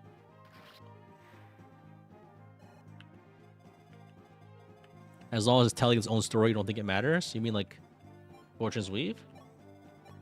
I think if it tells an interesting enough story on its own, that's fine. I hope it's not too tied to its roots. And basically, I don't want an expansion of the Three Houses story, because I think it's time to leave Bo enough alone. They tried to do that with Three Hopes, and I think that was a disaster.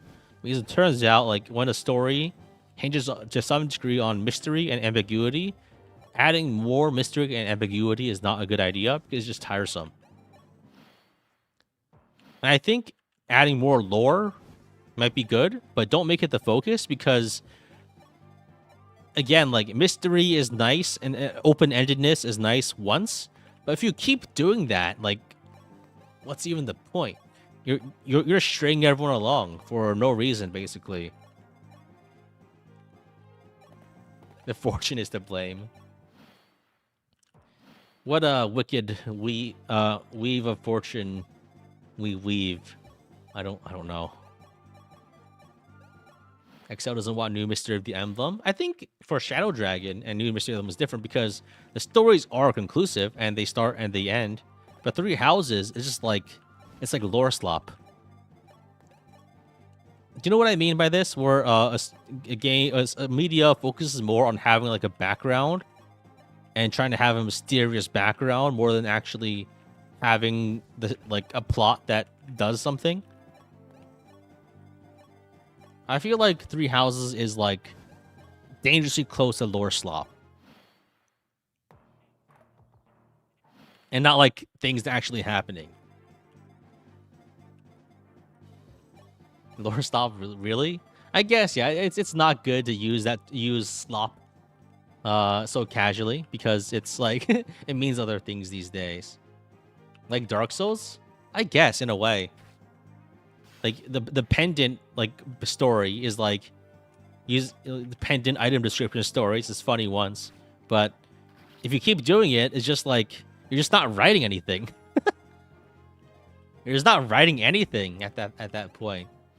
And like you're just that's the excuse you're using for not writing anything. This discussion is slop, indeed, yeah. But like even if I don't use the word slop, I think my point holds. It's like it's all about the implications on the world, but like it doesn't really end up mattering that much because I feel like the actual plot revelations of Three Houses are a bit inert, or a bit like of a dud. It's cool, I guess, and there's some cool things, but like if you think about the actual like moment-to-moment things that happen in the game, it's kind of like just think about the chapters, man. Just think about the chapters. Just think about what happens in the chapters.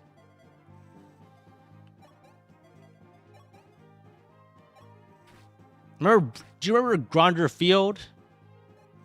And how like it was just kind of stupid?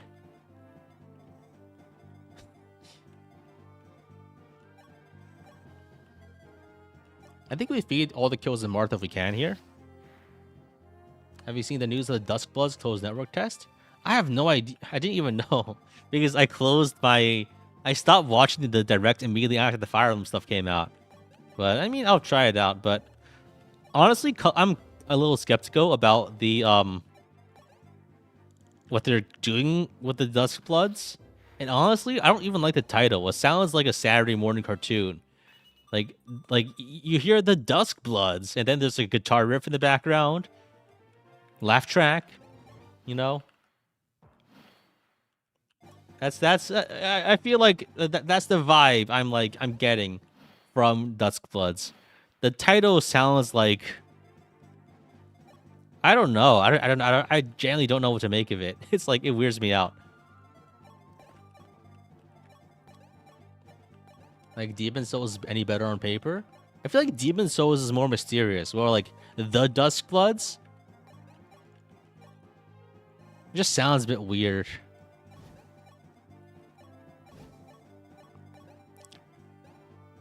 You like Dimitri randomly bumping into Thales and Edelgar? Oh yeah, remember the part where like Dimitri accidentally killed Thales and wiped his faction out entirely off screen because they didn't know how to resolve the plot point otherwise? I feel like things that are important in some rounds are just made not important in others just because otherwise, like, it'd be hard to resolve in time. And it just doesn't... It makes threats feel less legitimate. I think maybe the reason they're going for, like, a more timer-based situation in between maps is to have more time to build, like, character moments, right? I think maybe like exploring the overall map could be really cool. I like the idea a lot to like explore like an overall map with a limited amount of time to get resources and do things, but like it's got to be executed well, or else it's just boring, busy work. The thing I'm immediately reminded of is like the map, overworld map in like 100 line, right? In surprisingly, the one like I played the demo and that's about it. But that's what it reminds me of immediately. But like in 100 line, it kind of sucks because you don't really. That's the it's the kind of game where like the gameplay almost feels secondary to reading a light novel, which is fine, I guess. But it wasn't my thing. As a strategy game, it didn't seem like there was much to it after like the immediate first portion. You assume the turns are the actual turns in battle, maybe, or it could just be. It could also be turns spent for like other actions. Maybe just all the overworld actions combined, possibly. Speed, nice. We cap speed. So there's only healers left, so Marth can get like 30 XP by killing all of them. This is a weird Chris. Yeah, this Chris is kind of scuffed. I mean, I wouldn't call him weird. He's just like bad in some ways. He didn't really. He's hopped up on every stat booster I have, basically.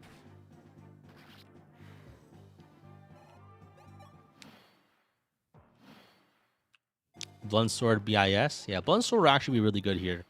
We're getting a lot of XP. Would you prefer more info? Orpheus trailer or dedicated Fortunes Weave Direct? I don't think a dedicated direct would do anything for me. So I don't know about that. Alright, so I think here the plan is we just... Next up is the Dragon chapter, okay. I think Merrick can survive and do damage. Oh, I almost forgot to grab the chest. That would be a disaster. I mean, I just want to see more content, and I think that's probably good enough. I don't... With the timeline here, there's only 3 months left. I really don't think anything we learn in the time between then will actually matter too much, just because you can't really understand the game until you get your hands on it. Like, we were like... I feel like just the discussion, it isn't pointless, but it's not very fruitful, right? Because we were all talking about how the break system works, and like we liked the idea before the game, for Engage came out. Man, like, it was useful for a while, but then it turns out like you can just one-route everything, and that's better. It's still useful for sure, but it's not really like the game-defining system everyone thought it would be. Next up is the Dragon chapter. You realize how little that narrows things down. Well, it's one of them. It's one of the Dragon chapters. Fine. All right. So I think the plan here is to kill all the dragons. We're gonna use Merrick. Does Merrick survive dragons at base? Does he need like? I'm pretty sure he needs some additional bonus to actually survive, right? But I think that's fine because we can grind him out on the We can probably grind him out on chapter 15 anyway, so there's no need to worry. Okay, we can also just give it to Etzo. I think Etzo needs like 2 defense. That makes sense. So Merrick has... Actually, Merrick did level up some things. He's got 34 bulk. And these guys do 32 defense. So I think he actually got enough level ups to survive. He's not base Merrick. I mean, like, Break is a cool system, and it did a lot, I guess. It does a lot in early game when you need it. But late game, you can kind of, like, power through it in a lot of ways. Alright, let's go Draco Knight and hope we get defense level ups. Not sure if Weapon Triangle as Lunatic Reverse is a shit post. It was pretty serious, I think. I think it's, like, intentionally designed to give you, like, senses of tension of advantage and disadvantage between certain factions. I feel like that should be... There's obvious authorial intent there. Alright. So I think the play here is speed on Chris. That Chris is really ass. This Chris is really ass, but we did like... Yeah, this pal is pretty good, I think. I think we can probably... Hatchie probably stays a sniper just so we can get more speed. But if we go Draco Knight, yeah, I do want to cap speed on sniper if possible. What do I think of the Flame Emperor and 3 Houses? I think I was spoiled for the game long before I actually played it, because I watched the game on YouTube first. I didn't even have the game until like I played it for my YouTube channel. And like I was like all in with like, oh, the theories are cool, you know. But you know, the fun only lasts so long there. Like my first interaction with Three Houses was like just a video watcher. I didn't play it. My first time with the game wasn't playing the game. That's typically how it is with me for a lot of games.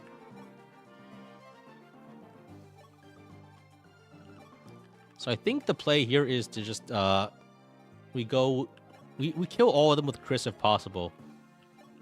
I think we have to use a speed shard here, otherwise you don't double them, right? That's the case, yeah. I think that's the play. Just easier that way. We don't have like Draco pikes yet, right? Dragon pikes. So otherwise, killing them is pretty hard. We can reclass Marisha immediately into Sage. This Marisha probably won't cat magic actually, either. But we can. I think we sold our Shaver actually. Oh man.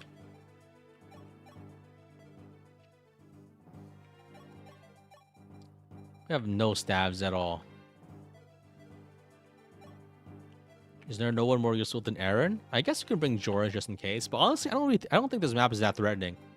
So I'm not really super inclined to bring more people. Maybe I don't have any javelins either. When's the next javelin shop? When is the next javelin shop? Do I seriously have no ways to get javelins for like the longest time ever? Oh my god. I should have bought more. This is like the second time I'm going to the Dragon Taverns with no jabs at all. Holy shit. Oh, there's a shop here, and there are jabs, right? No, there's only this secret shop. Fuck.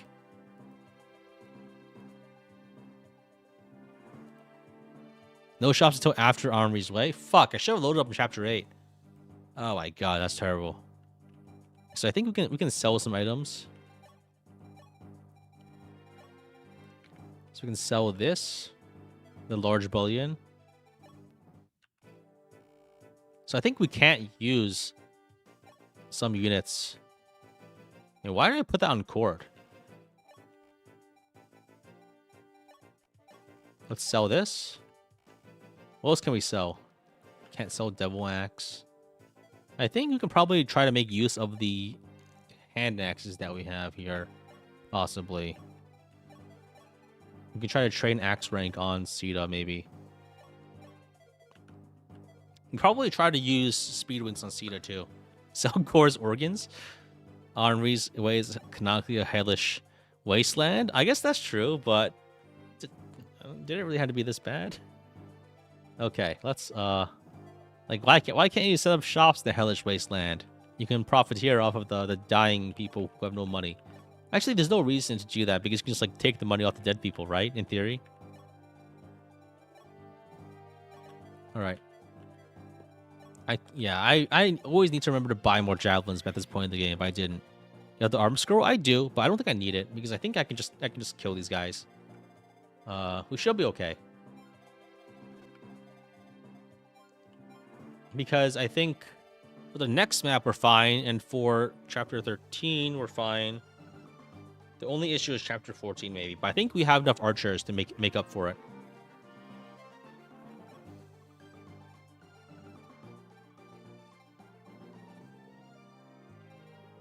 Can't be that hard, right?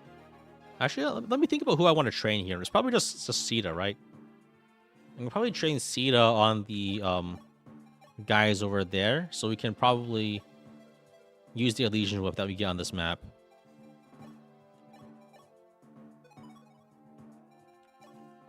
I don't even have that many hand axes. It's probably because I spent so much money on like... I spent so much money on other things that I'm just like, I just have no money left on the stat boosters, that is.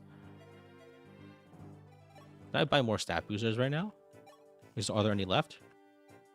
Talisman? Nope. There's some energy drops, I guess. I could probably buy these and just give them to Sita. Probably. That might help a little. Or we could just not. Oh, whatever. Can't be that bad. General has more strength growth than sniper. Oh, for you mean for like Catria? I guess, but I want a cap speed that's more important than strength. So I think we can probably Catria should cap strength anyway. Because it's only like 6 more strength for a sniper cap, which is like very achievable in 16 levels. And she's been growth dropped too, so she'll definitely reach it. Alright, can't be that hard. Alright, let's go and fight the dragons. See the even more salvaging? Maybe. I think the wing spear is good. It's pretty good. I think let's put some more shards on Chris here.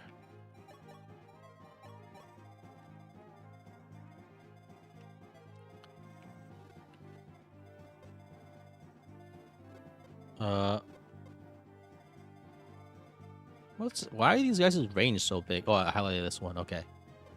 So let's go over. Let's go to the left first. I think the play is to try to go a few tiles to the right of the save point, and that's where most of the enemy ranges overlap. I think, like 3 or 4 tiles to the left, right of the save point is the ideal spot because that hits most of the wyverns there. It's a huge 180 for my no good wing spear stance. I think it's because wing spear is very good in the narrow band of chapter 16 to 20, where you really need like a bit more damage against the calves, and having a Falco Knight or Paladin Sita is a good way of killing those enemies. So I think just within that's a pretty hard part of the game, I think. And I think having a bit more power in that area is pretty good. And it's also because I do need another female unit that has high speed, basically, to use, like, other weapons at that point. So, I mean, who else is a better option, right? I guess there's, like Pala and Catria. They need to go into other classes and promote quickly. So I can't wait for the, I can't wait, right? So... Alright, let's go back, and I think we can feed this kill over to somebody. So we can probably put someone like, oh, Catria, or Pala. We can put Catria here to get the kill. And then we can try to move Chris upwards to fight the other guys. Oh, one guy's moving down and goes for Chris, and we kill that guy in accident. That's nice. Probably could have inadvertently put like someone else in range there, but we're fine. But I think we also do need somewhere else to put all of those, like, loose items, right? Okay, so I think the play here is kill this guy, kill the other guy. Let's kill this guy. And I think you can probably have Pala bait the other one. Probably not.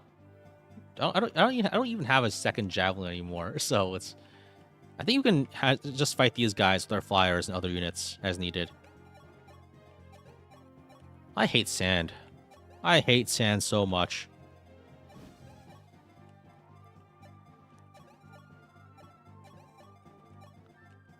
One thing I'm curious about Fortune's Weave is like how they're going to break down classes, and if there's going to be class sets or just like gender lock. I prefer they would have like everyone has like 3 class sets to pick from, because I think that's how Fates did. I think Fates did very well, but yeah, we'll see. Okay, so I think we just wipe these guys out if possible.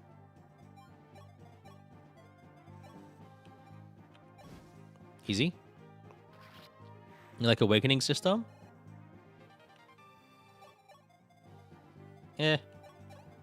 Well, I like Fates. Fates is better, so that's what I would prefer to have. Fates did X gameplay best can be said about a lot of things. Oh yeah, because it's true.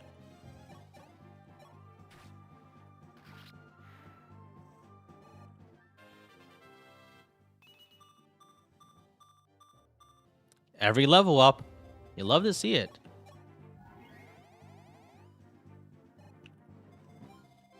Okay. This guy goes and gets himself killed on Chris. Lovely. When I think about New Game Plus, what's even the point? It's not balanced. It's fun for the casual enjoyers who want to see it, but otherwise, like, I don't like it. I don't like it very much. Just seems like a unbalanced mess. We just steamroll through everything, is my opinion. Is growth a drop on Catria? Yep. I think I can maybe fight this wyvern with Pala. I don't think they don't do that much damage to me. There's only one wyvern left, I think.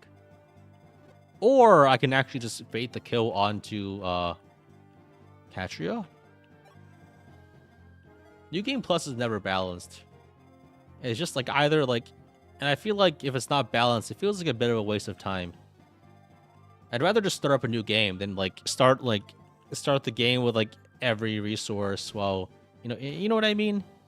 It just feels like it's nice to carry over progress, but I'd rather just not. I'd rather the game be balanced in a way where you could just... I'd rather just start up a new game entirely than ever do New Game Plus. Because New Game Plus needs to like have something else interesting other than just being like more content from my perspective.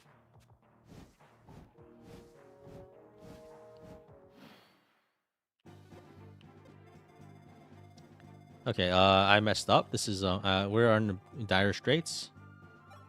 These guys are surrounding me. That's bad.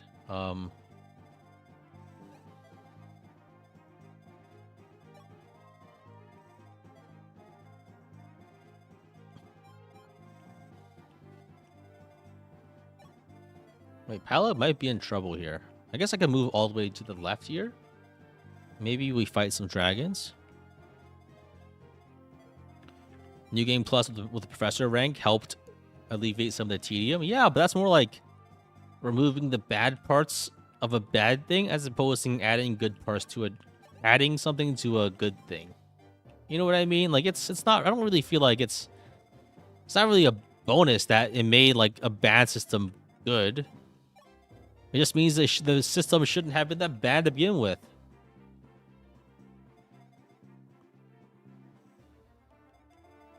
I think I need to dance Chris all the way down there. Because I think Fire Emblem really needs like the progression from like weak to strong and like in a measured way to be interesting. I think we hit with the Iron Lance here to save some Javelin uses.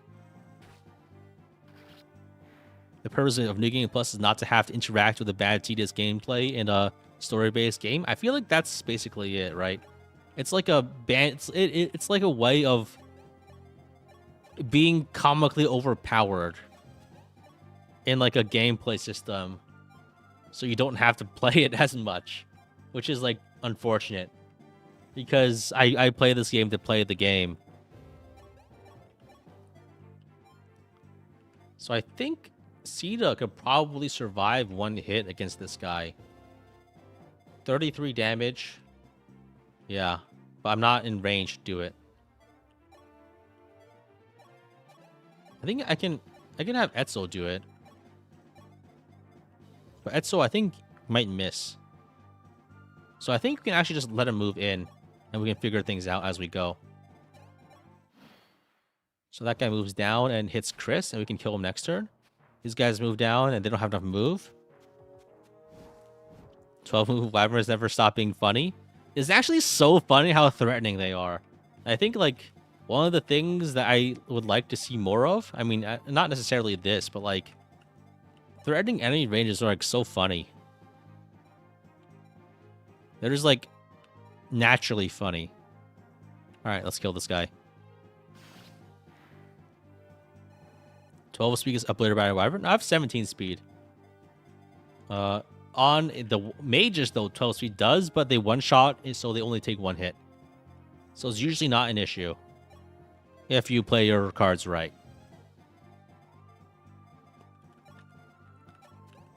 19 damage plus 25. So I think I can probably get the kill with Mercia here. If I do things right. Like, I think the reason why this map is, like, tremendously painful is also, and funny, is why it's also interesting. because I think like people don't like it because it puts you under a legitimate threat by things you have to take out in advance. And that's like naturally annoying if you don't know what to do, but if you do know roughly what you're doing, I think there's some enjoyment to be had here. I think the plan here, I can move Chris back here, and then dance Chris, and then leave him in reserve just in case I need him again. And while I do that, I can fight with Marisha, I can fight with Paolo. Nice. I think I can exactly feed this kill. What other games did I play besides Berwick Saga? I play a lot of Slay the Spire. Not a lot recently, but I'm still enjoying that game a lot. Slay the Spire 2, that is, at the moment. Aside from that, like, I don't play too many games. I play a bunch of mobile games every now and again. I kind of dumped a lot of my most recent mobile game cache lately. Do I have my $600 ready for September? Oh boy, do I. Not looking forward to it, but I guess it's the cost of doing business. In this case, quite literally, it is a business expense. I am writing it off on my taxes. And that sounds cool, but it just means it's not a particularly big discount. At the end of the day, like, it's not really like, it's still better to not like spend the money, but what about that Wizardry Gacha we're playing? I'm still playing that, actually. I still enjoyed it a lot. I think I've recently done some super hard content in that game, which is nice, but it's also a bit draining.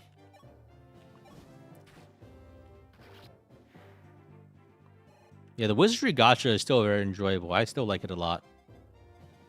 But I feel like if I talk too much about it, I'm just going to be exposed as like a big nerd. Wait, I already am one. I have a YouTube channel. But like even more so than before. I think if I put Marth here, I can bait him into attacking Marth. Get some more XP on Marth. Chaos Zero Nightmare? Not lately. It's like one of those games where they balance it interestingly at the start, but then once you pop off, it's not, you just kind of kill everything, and then what's the point? It's like if Slay the Spires like let you win all the time by paying, not even paying money, just like rolling for a gacha character that has big boobs. And I'm like super duper against games that are all about like any sort of pay to win, because I think success in a video game is something you're meant to struggle for. And if you're not struggling, then it's not legitimate.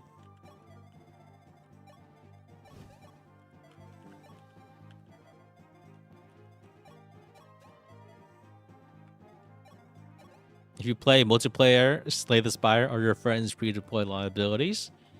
I mean, multiplayer Slay the Spire are just like dumb fun, I guess, because it's not very balanced. Playing something with friends is different from playing something for your own enjoyment. Just because there's the added value of, like, you know, talking to people that you know and enjoy the company of. Like, there's places for everything, but for my own personal enjoyment, I'm very particular. Isn't Rainbow Tonic paid DLC? Yeah, but it's like built into the game at this point. I didn't pay for it. Also, it's like an advantage that I feel like I do need. And I feel like the question of like what's fair for a challenge like this is always like open, but I think it's fair for this challenge. You should play World of Warcraft. I don't like paying subscription fees for games.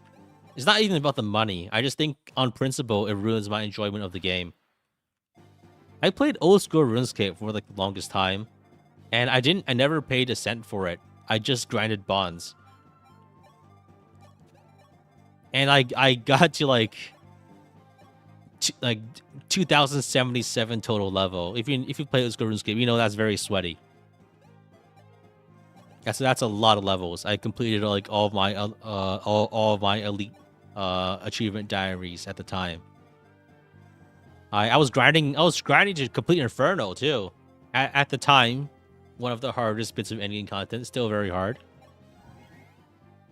But then like eventually I figured, yeah, like I could just do other things and not have to like play this game to continue playing this game. And then once like once the mentality got to that point, I just got sick of it. This is a game over Iron Man RuneScape. Yes, but Iron Man RuneScape is some of the sweatiest gaming experience you can ever have. And that's a bit too much for me.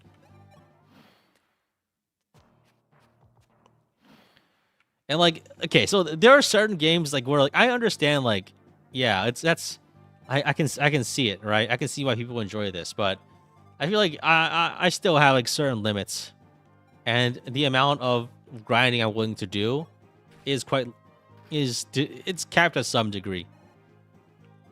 And I feel like the issue I have with like subscription-based models is that like it makes me feel compelled to play to get value as opposed to playing for having fun. And I think that's when a system comes to that and you recognize it and you have to like rest with it, it's hard to enjoy the game in the same way. Whereas like I play this game for my own enjoyment and to some degree benefit because I can make videos on it. I can do other things with it. So like basically I'm multiplying the value in a way I get from playing the game. And like the more I play the game, the more I get out of it in a way. But it's not like there's no like depreciation built into it, such as having to pay a subscription model even when I'm not playing. It's just like the psychology of it, just like whether or not I enjoy a game is like inherently tied to the psychology of the model meant for the game. And I feel like if I'm too self-conscious about like other circumstances surrounding it, it's hard for me to enjoy things. It's the same thing for like card games and other things. I used to like be really into Hearthstone and like Magic, but turns out like, you know, when they rotate the sets, so we had to buy another deck. No thanks. No thanks. I have better things to put my time to. I hate to see my effort wasted, basically. I hate to see my efforts wasted by, like, artificial means introduced by third parties. This is partially why I'm not super into all of, like, the SRPGs being advertised on Reddit these days. Because I feel like the developer is too adjacent. Too close. And, like, you know, like, it's... And this one thing I've encountered in, like, small games where you play this small competitive game, you do well in some ways, and then the stuff you do gets nerfed. Sometimes in direct... as a direct result of you doing those things. And then, like, okay, so, like, my time is wasted developing that strat. Sure, maybe it's for the health of the game, but like, my effort was made into nothing. Thanks, devs. All right, surely that's good use of my time.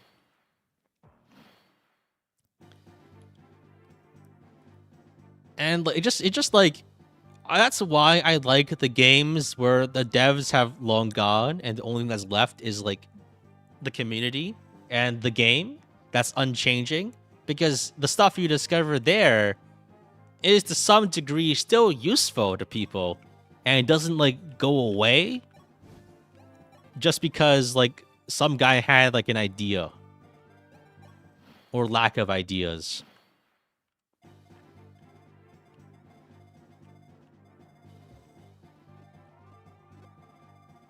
Yeah, I just hate it when my efforts are wasted.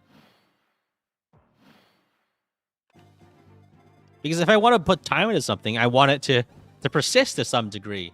But it can just be like snapped away at the like because of like something out of my control, or oftentimes directly as a result of me doing it, feels bad. Feels like a waste of my time. And it is. That's why, that's why.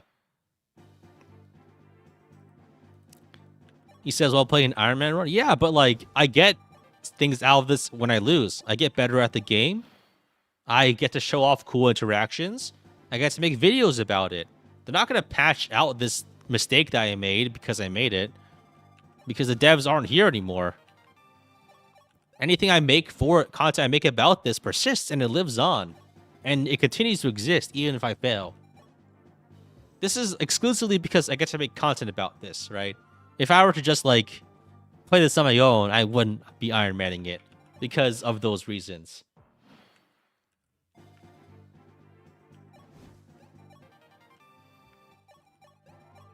I think the play here is... How did I do this last time? This is why I can't stand live service games. The issue there is, like, sometimes live service games are also the only way to actually get more stuff for the game. And there's, like, a tricky balance there. Because I also do enjoy it when, like, trying to anticipate what a developer's doing sometimes. So, like, there's, like, a... I wouldn't call it, like, a toxic relationship, necessarily. But, like, there's ups and downs to having, like, a adjacent dev nearby that's actually updating the game. Does New Mystery have steal at all? Nope, it doesn't. It does not. Any content in live service game is automatically slop. I disagree. Because I think it depends on the game, but, like, at least for, like, some games, if there's still some degree of discovery in it, I think there can be cool elements to a live service game. Sometimes. Not always. Any thoughts for Fortune's Weave KMU to fund my Switch 2? I can afford a Switch 2, for sure. I make enough money on YouTube to fund any gaming endeavors because I don't spend it on anything else for the most part. But, like, I don't think it would necessarily be good content, which is the important part. I'd rather try to make content I think is cool than just, like, doing it again because I've already done it. I think the KMU shtick has already well worn its welcome and probably isn't appropriate for any future Fire Emblem games. Unless they add generics. If they add generics, fuck yeah. Let's kill them all. Right? If there are generics in Fortune's Weave, let's fucking do it. Let's do it in KMU. I'm using generic Archer like Jagda or something and bring him to the end game. If they have it. But if not, no, who cares, right? It is what it is.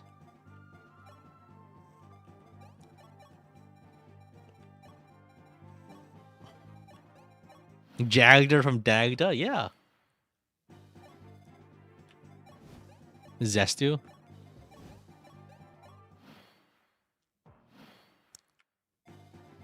But, like, it depends on the game, right? It's hard to paint this with, like, one brush. So I think the play here is to kill these guys, and this guy, and that guy. The issue, though, is the Archer. How did I do this last time? I think I baited the Archer, and then I fought the Wyverns. I can bring another flyer up here. I don't think I have another flyer, though.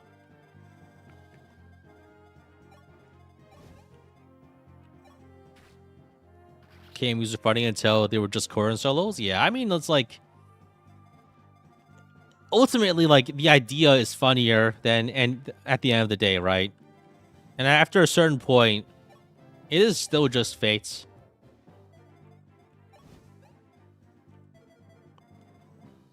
So I think I can probably...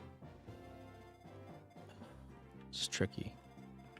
I think maybe what I do is I put Pala all the way down here. So I can fight one Wyvern and then kill the other Wyvern with Chris. Maybe Physic if needed. So he goes after Chris and does nothing. And we killed him. Okay, that's nice. Defense, defense, defense, defense, defense. Give me some defense. No!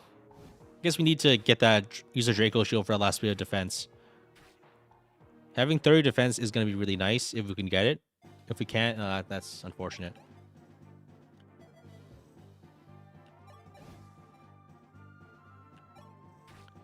All right, let's get this guy. I think we can probably defeat the last bit of XP here. We can go over here and trade over the Scorpio Shard, possibly, to Pala.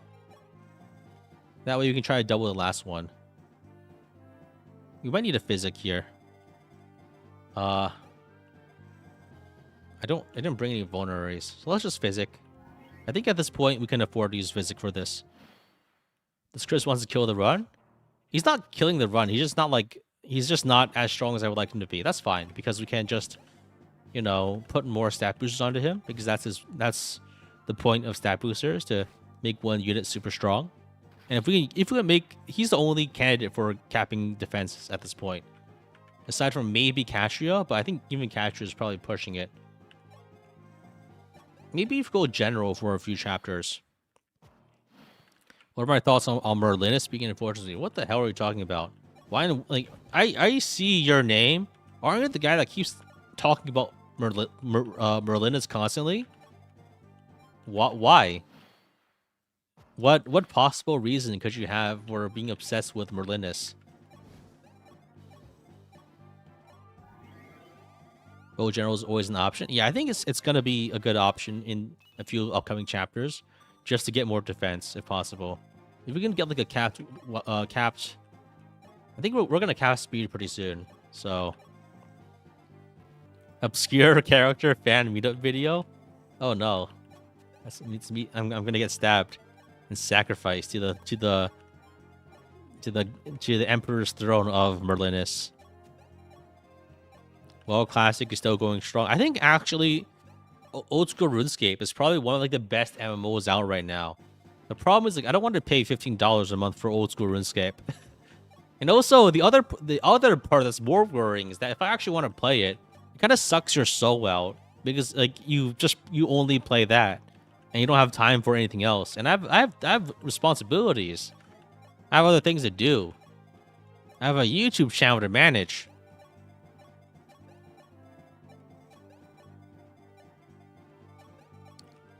And at the end of the day, like, I feel like I can't. I've got a full-time job these days, as opposed to like a fake full-time job previously, because I was a grad student, which isn't like really a full-time job, because you can just push things around as you need to. But like I have a proper full-time job that I actually have to show up to and be at work for, so things have changed at this point for me. OSR is somehow still the best MMO. That's because it's innovated and it's added so much new endgame content. It didn't. Old School RuneScape has not stayed in place. It has actually moved. You can't see OSR as anything other than idle extra steps. Have you done bossing in OSRS? It's fucking intense, man.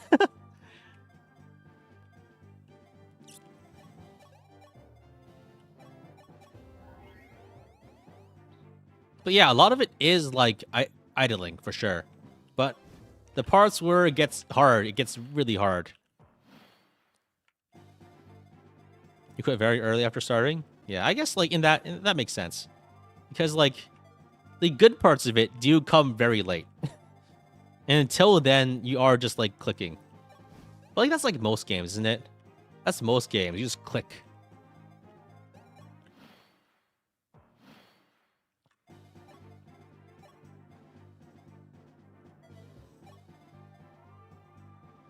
So I think I just hit the Wyvern and run. Then I can try to feed the XP to someone else. Like Pala? Pala's getting so much XP. It's lovely.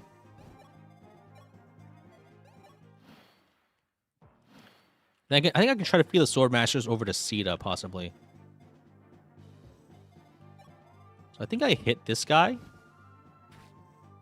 RuneScape was good in 2000s. Old School RuneScape has improved so much since the 2000s, actually. In my opinion.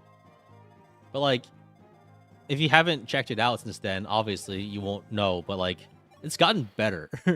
It's so different than what it used to be. But it's also tremendous time sink. And if you don't have time to put into it, you can't play an MMO. That's just a fact. if you don't have time and you have a job, you can only play like one game, honestly. Defense, nice. So, okay, I think the Merlinus talk feels like when people were role-playing the generics. Yeah, I think that was funny for a bit, but like, I don't know. I feel like when sometimes there's like a community that's like alien to me that sometimes attaches on to things that I do, and like I'm appreciative that they enjoy the stuff I do. I'm also like a little weirded out sometimes.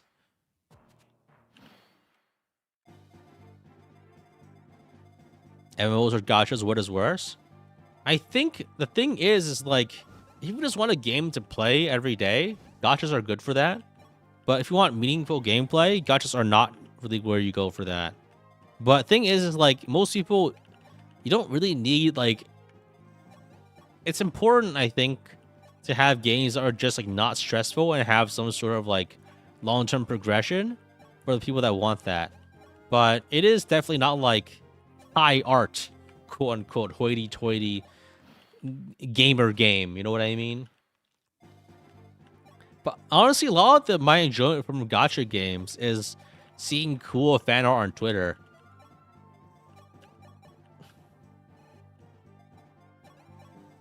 That's like most of my enjoyment of it, and like, you know what I mean? Enjoyable slop? Don't use the word slop like that. It's like accusing everything of being AI. Just like, yeah, maybe I guess, but like that's kind of mean, don't you think? It's kind of mean to call everything AI, especially when it's not true.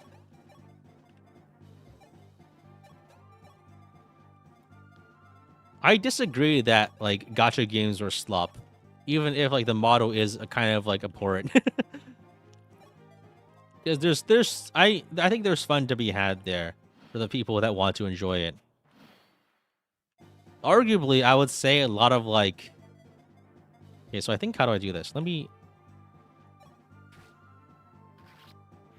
You don't like it? Do I play one? Currently, I'm playing Wizardry, the gacha game. That's more of like an actual like, oh wow, full level up. Nice. That's really nice. Granted, like, as always... Oh crap, killed him. Fair enough, you play a lot of them so you can't talk? Oh, okay, so the reason you're calling them slop is because of self-loathing. From your own lack of taste, I see. That's more acceptable. You're one of us.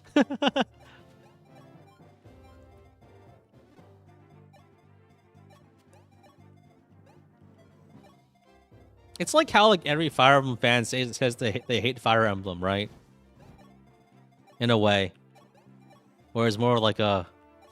it's like a, you know, self-admonition. Admonition. Wait, who recruits this guy? It's Sita, right? Where is Sita? You can play gachas without money if you're there for the story. Yeah. The number of gachas with good story, though, is pretty low. It's pretty low.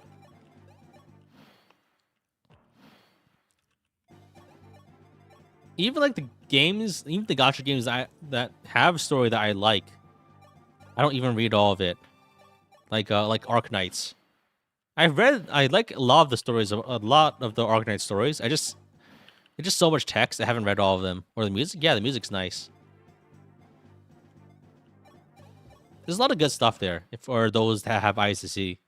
I think this guy doesn't attack, right? Yeah, okay, Jake doesn't kill me. Nice. Alright, let's go over here and talk to this guy. Have you seen Jake's growths? You haven't realized he has monstrous offensive growths? He's promoed, though. Look at those stats. As a promoed unit, he'd better have good growths. Otherwise, he's completely worthless. Let's see his stats. His growths are 100 HP, 90 strength, 80 speed. Okay. That's surprisingly high. But so he promos, and does he cap strength and speed then? But how is he gonna use those? I guess the only way would be to like make him into a horseman and grind him against hardened enemies. But like you can only do that with so many units. That's neat, but it's atrocious. It is truly atrocious. Still really bad though. You don't play gachas, but you don't like games that can vanish. I guess that's true. I don't like that either sometimes, but like, you know, like I feel like I have conflicting issues with it because sometimes I actually don't care if the game goes away. Because that might sound weird because I spent a whole like 5 minutes talking about how I hate my effort wasted. But like sometimes it's fine. Sometimes I don't care about it. Because like if the time is just like all right. So let's go and buy one more wing spear, I think. Then we buy 2 dragon pikes and 2 worm slayers.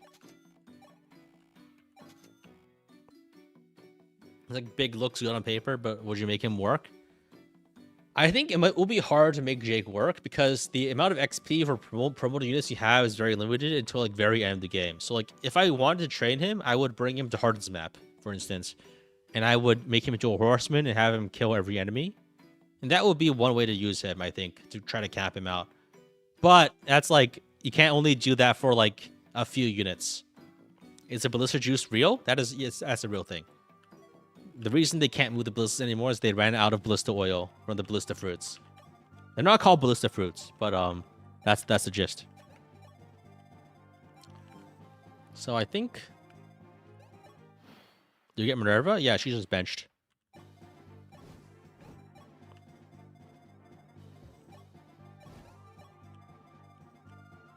So I think that the main effort I'm worried about losing is like my mental effort. Because things in the game are just things. I can discard them as I please. I don't care if my accumulated resources in the game go away. I care if like the thoughts I had about it vanish. You know what I mean?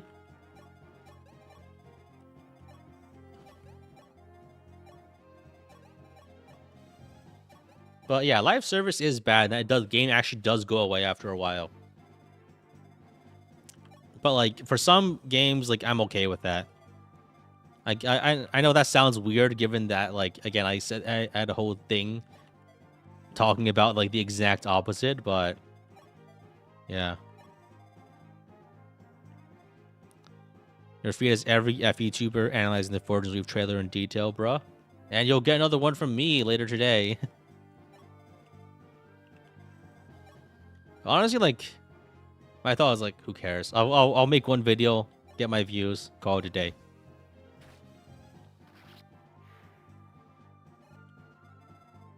And I'm sure like it's not going to be new, but some people want to hear from me, so why not?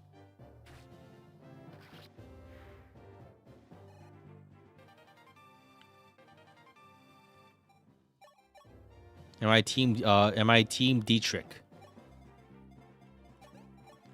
I'll probably on the day of when I get the game, I'll probably like put it to a vote or a coin flip. I really don't. I'll play whatever route. I'd rather not to have like decisions and influence things there. I'll just go for whatever. I'll play one of them. I'll play one of the routes. All right, secret book, very nice. We did get the goddess icon. We got the energy drop. We got most things, I think.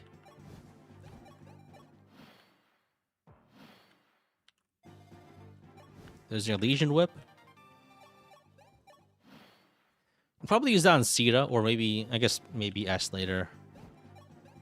So goddess icon, we got the Lady Sword, we got the Speed Wings, we got everything, I think. We got the Spirit Dust. Let me fly down and check. So there's a Seraph Robe, and then there's a Spirit Dust. We did get that, right? It's on the skull? Okay. I think we still need the Draco Shield. Did we not get that? I don't think we got that one. Maybe we did. We did definitely. But I would just check just to be sure. So secret shop, we got the items from there, and I think the Draco shield is on this other skull over here. And we got that. Okay. So you got all the hidden items. The game presents those as far as protagonists would be more like Chris or Robin. Maybe, yeah, it's possible. Or like, that's. I feel like we could have like a Chris situation. We just have like a second protagonist, in a way, or like a Robin and Crom. I don't know. Maybe like I feel like the roles could be a little more fluid though. We have like the main story guy, and then we have the hooded guy who just tags along, who even hides these drugs in the desert and Fire Emblem anyway. I think I would assume that they're like travelers that just died, right? They were like trying to sell spirit dust in the Altean capital. Did you know that the capital of Altea is called Henri? I didn't realize that until very recently. The capital of Altea, the city, is called Henri. They actually call the capital that.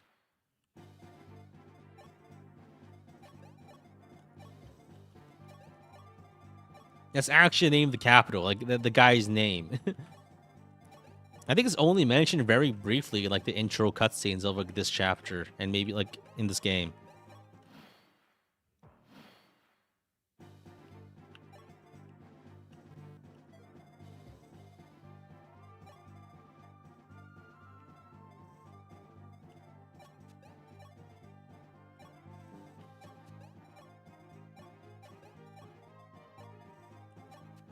If your fave gacha game goes away, you can just make your own opinion of it, and his opinion is also hearsay. Well, yeah, but if you're gonna be disingenuous about it, I don't have to listen to you. And I guess like you could do it to be mean. I guess if your intention is pure malice, you can try to ruin other people's experience, sure. But like, don't you have better things to do? Can't you just like letting people enjoy things they enjoy instead of trying to ruin it because it's out of spite or something? Isn't that like a come on, man?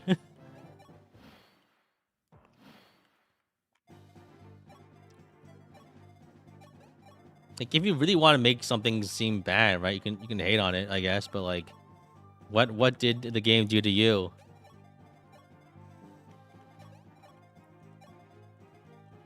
If you want to ruin someone's experience or something, like, I guess you can do that. You can try to make people feel bad, but like, why are you being so mean? Like, for what purpose did someone else's joy bring your malice?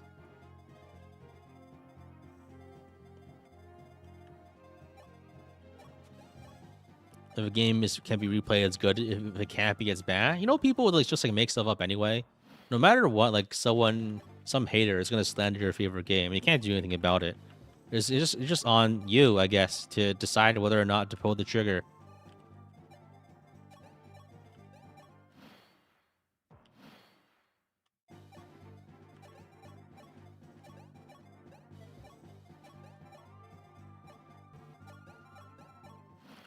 All right.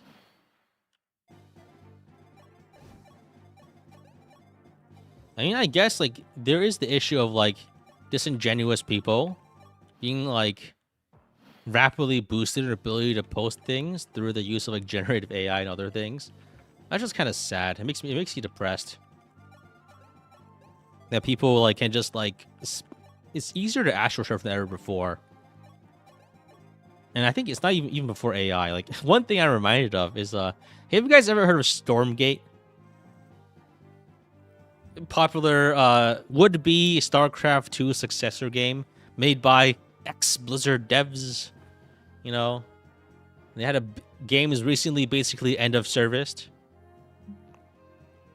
And for a while, they were spamming the r/StarCraft subreddit with like astro-turfed posts trying to poach players from the still existing StarCraft 2 game. And there's a proven, like, it's basically directly proven that this was directly being done by one of the main backers, devs of the project. Video games are meant to be played, I guess, yeah. But like, people, the thing is, like, this is why I really don't like the surge of indie games advertising themselves on the subreddit, even though I have no say there, of course. It's not my space. But like, I'm just so annoyed when people try to push I made game for fans of this game, because it just seems so like sneaky, you know? Not necessarily sneaky, but I just feel like it just they're trying to manufacture consent in a way.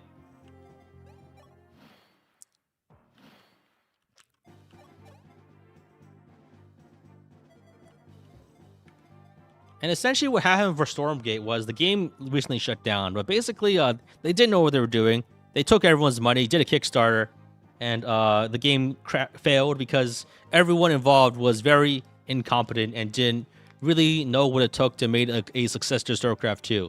But on the way there, they got a lot of people to vouch for them. They posted constantly in other StarCraft spaces trying to poach players. And now the game's defunct. Completely defunct. And I don't like games that are like, you played this game, I made this game, try this game. That's partially why I don't like it. The other part is like, one other fun game that I used to really enjoy. I think the other thing that I don't like is like these splinter projects, right? And this is partially why I have some hesitance towards like liking any like rum hack or Fire Emblem derivatives. Like, this is an old game I played, Duelist, right? Card games, tile-based, grid-based strategy. You see why I like it. I like the grids, right?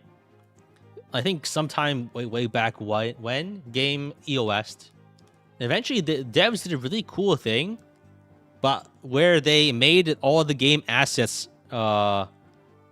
freely available for anyone to use for commercial uses. So they made it like open licensed, right?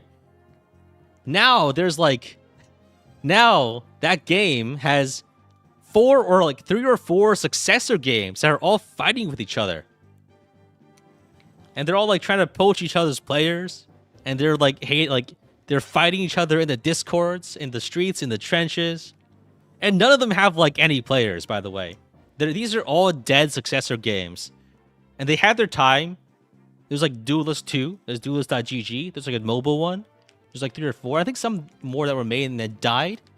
And like all on different patches of the game, so not different, and they all have like varying degrees of monetization, and it's like basically like I don't like the idea of like people like trying to make their own successor game to a series, because like they fucking balkanized the Duelist. They balkanized it. It was Yugoslavia, and then it got broken down into its constituent parts.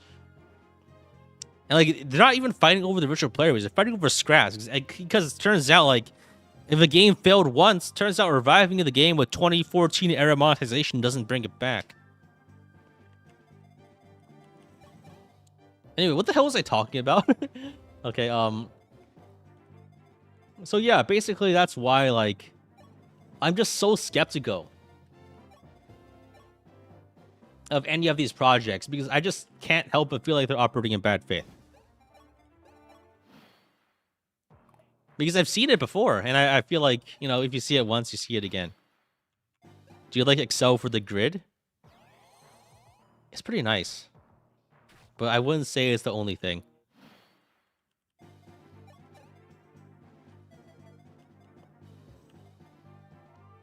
So I think what I can do here is...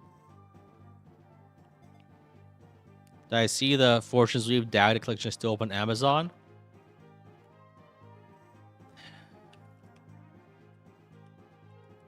Let me double check that.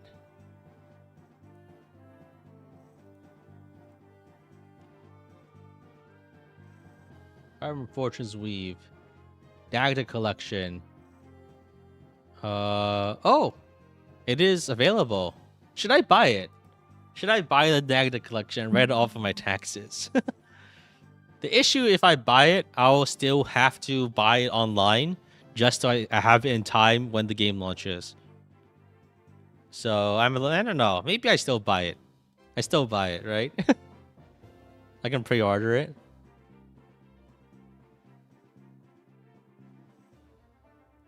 Hmm.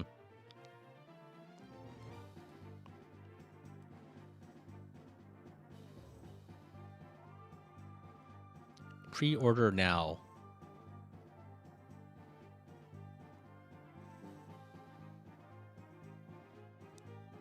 I'll think about it. They're both business expenses. I'll need one for like a video. I'll prop it in the background somewhere. My issue is like, it's just an art book. And honestly, when they bundle in art books for collector's editions, the art books aren't that good. I think I might do good just to have fewer things, because honestly, if I get it, it's just gonna sit right next to my Fire Emblem Engage box right there. I can see it. It's sitting underneath other books right now. I don't personally find collector's editions super enjoyable myself. If I were to only buy the game once, that's fine. But the issue is like, I will definitely have to buy it again.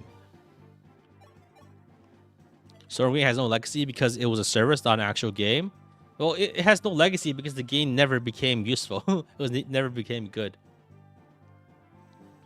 But games that were good, I guess it is bad that like there are a lot of games that were good once, but no one will ever be able to experience it anymore. But like, you can still remember it, I guess. And like in my mind, it's still there. But that's probably just cope, I guess. I just feed it to Pala. Also, that's a big level up. Nice speed and defense. Yo, it paid off. My poor play paid off here. I mean, I'm not saying live service is good. I'm just saying, like, you can still enjoy it. Alright, GG. Chapter 11 done. Like...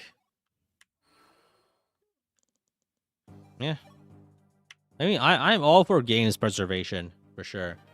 If an offline version of the game can be made, go for it. Oh, actually, speaking of which, there is, like, an offline version of the game I was hearing about lately. Because I was, like, just, like, in a deep dive of, like, failed games, you know. And one thing I was thinking of, like, and successor games. I was in a successor game mood. I was like reading some things.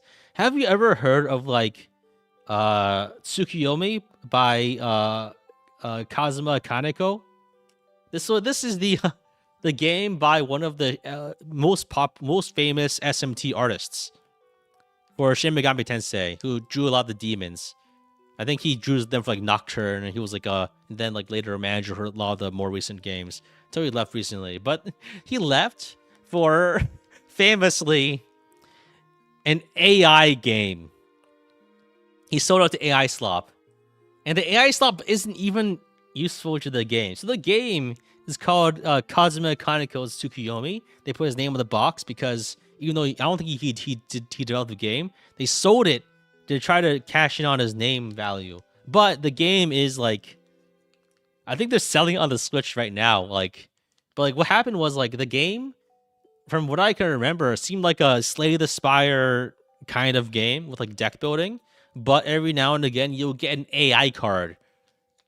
As in, like, they would use ChatGPT to generate a card for you using supposedly only Kazuma Kaneko's designs. From Kaneko's designs. But the funniest thing is that they were just using some, like, off-the-shelf 2024 image slop generation model. And people were getting cards with, like, Elsa on them. Like there were demons that were just literally just like Elsa from Frozen and other copyrighted properties. And there were some that like gave them extra hands, and like one that had like this like demon as like a car hood ornament. Like there's like a guy standing, but the floor background is that of like a Mercedes Benz. And that game and that game EOS'd. Yeah. Yeah, I have photos. There's so little footage of this game. I probably had to boot up a YouTube video. And then like EOS, but then they put it on this. They decided to make an offline version, and they're selling it for $25 on the Switch. So there's what you get when your live service gets the only games that will ever get this are the bad ones because it's not much effort. They put it offline because And now you can play an AI slop game on the Nintendo Switch too for the low cost of $25. You don't see the issue of Conical training models on his images. Yeah, the issue is that they didn't even do that. They just used some off-the-shelf ChatGPT model, basically. Maybe just Stable Diffusion 2024. It was made ages ago. So the models weren't even that good back then. So he sold out. He sold his soul. And he didn't even get that much out of it. The game was bad. The game failed. So, yeah, if you're going to sell your soul, at least, like, sell for something, I guess. But these people sold their soul too early and didn't cash in.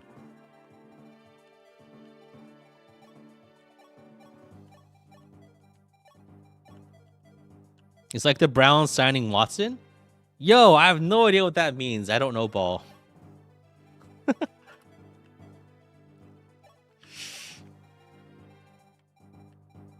$25 is more than the cost to buy Fire and Face Revelation DLC to get the good ending and see all the characters who aren't Scarlet or Rosanna. No!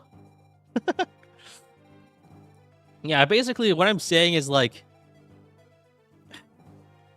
the issue is like a lot of good content is by nature has to be ephemeral. Like old Path of Exile leagues, they were really cool back then, but they had to go for the health of the game, right? You can't always make everything permanent always, and the struggle to do so is admirable, but ultimately a little futile, just because, you know, like refrigeration doesn't apply to every kind of food and doesn't always preserve well, is my thought. So like it's complicated, right? It's just complicated. I wish it were easy, and I wish I knew the best way to do these things, but it's not easy. Like, there's so many counter examples and counter examples. It's hard to say whatever if one thing is always good or bad, or even if it even is like in the local circumstance. AI is fine. It's just how people use it. I don't know. I feel like the issue right now is that like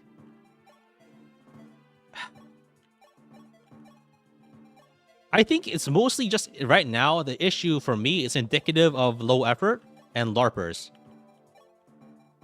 And that's the thing I dislike more than anything else, is like people who don't actually know anything trying to pretend that they do. And that pisses me off inherently.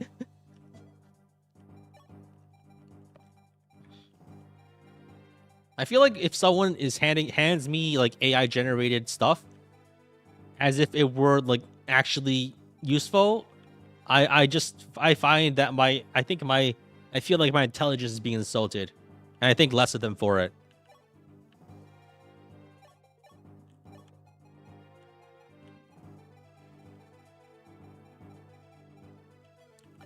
Where's my hand axes? Okay, there's a hand axe there.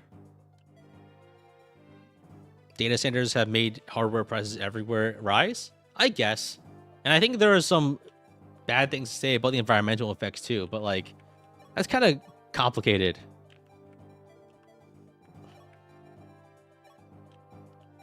And at the end of the day, like, that's not, I'm sure like that's also a reason to dislike it. But like, I'm not saying like, you know, it's like, there's many reasons, right? But like the part that resonates most with me is just like, I don't want to deal with this.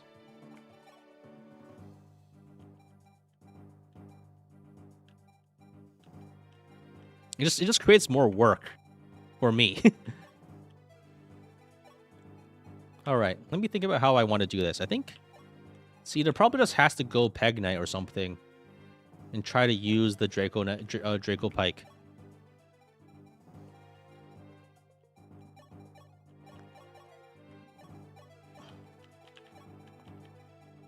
Dragon Pike.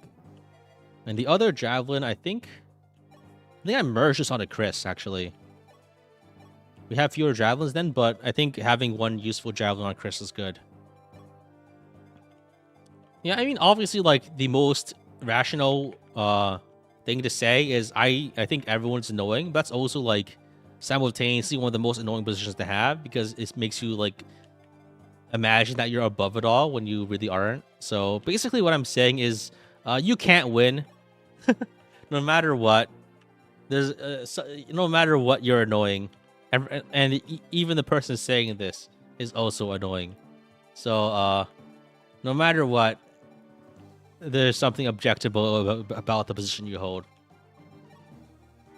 You could just I don't know. I just like complaining. Don't you? Does everyone else like complaining? I think that's my favorite thing to do on the internet. But the issue is like being a complainer is also like one of the most deplorable things you can be because you're really annoying.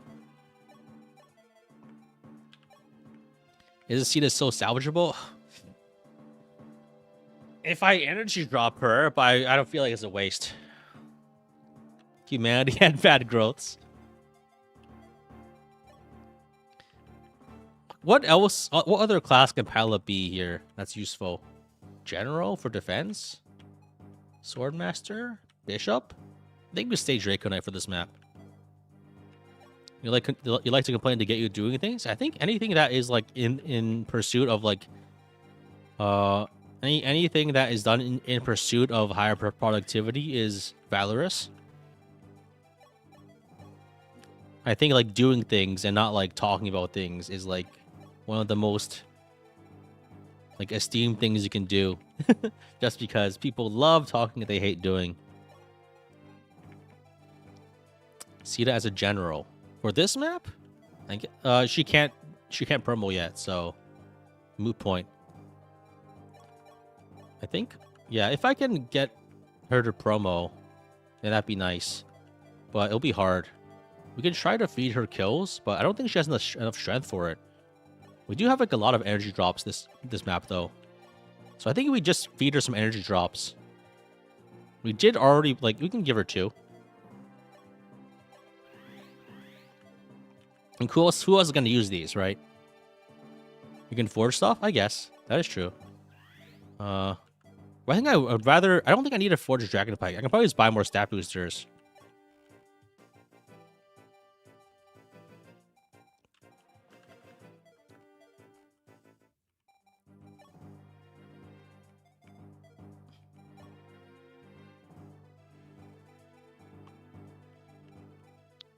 Poor resource efficiency is a technology problem in the context of AI. I mean, if that's what you think, I guess, but I think the bigger issue is just like low quality bad actors, I think, is the biggest issue for AI.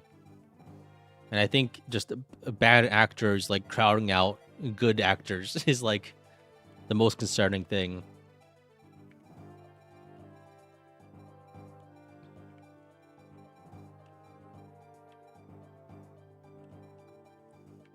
All right. What was I doing? I guess I could sell some steel swords, lady blade. Can I even use that here? Probably not. So Dragon Pike, how much damage does Dragon Pike do? Maybe I forge one so I can just feed kills to Sita. The issue is that Sita's strength is so bad, I probably need to forge like a really big one. There's no good actors? I mean, that's the point. It's like everyone who is participant is like a bad actor almost by default. So this is 8.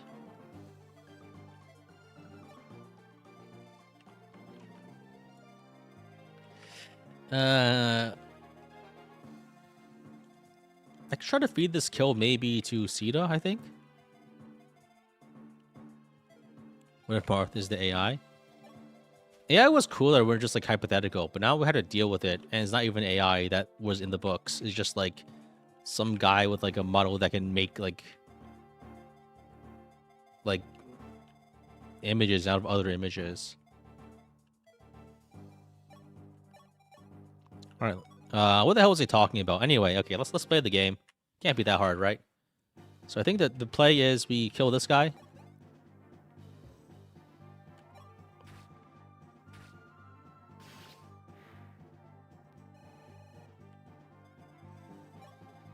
Then we block this fort ASAP. And Chris, I think we send Chris out here to intercept the wyverns. So we can have him with a javelin like out here. Over here is nice.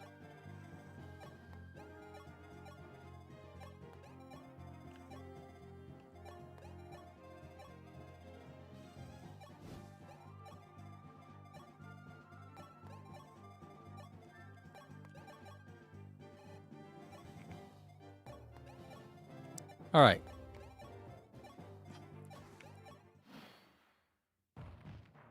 I think Chris just kills these guys. Oh, nice. Very nice.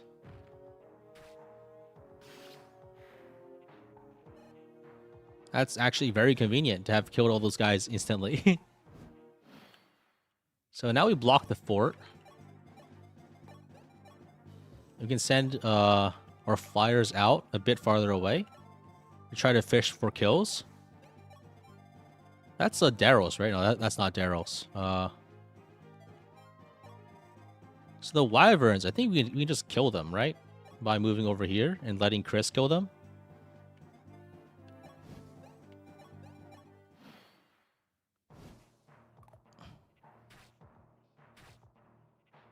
Okay, we're doing some damage. We're not killing them. That's fine.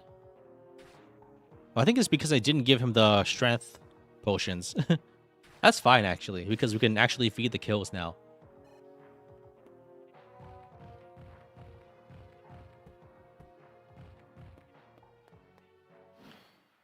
All these guys are moving in, and that's great. There's Daros over there.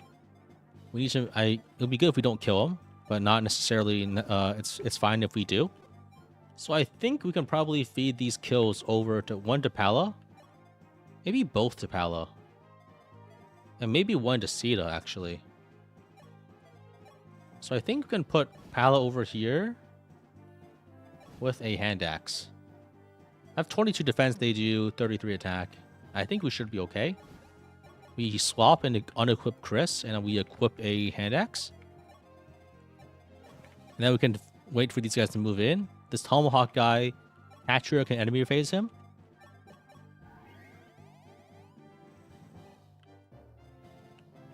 All right.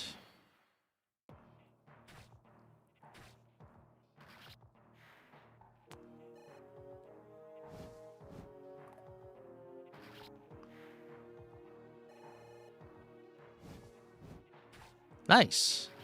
Free XP.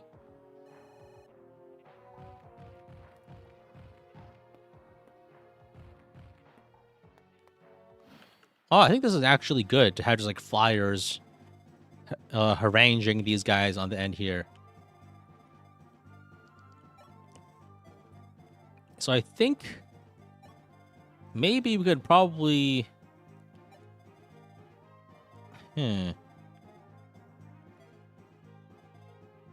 Because I don't want to have to fight these guys, but I don't have to. And it would be good to try to delay some of them if possible. So maybe I just send Chris like all the way over here. Like I pop a vulnerary. And he just like fights some of the enemies from this position. Maybe not this turn, but I can probably bait half of them up next turn. All right. Oh,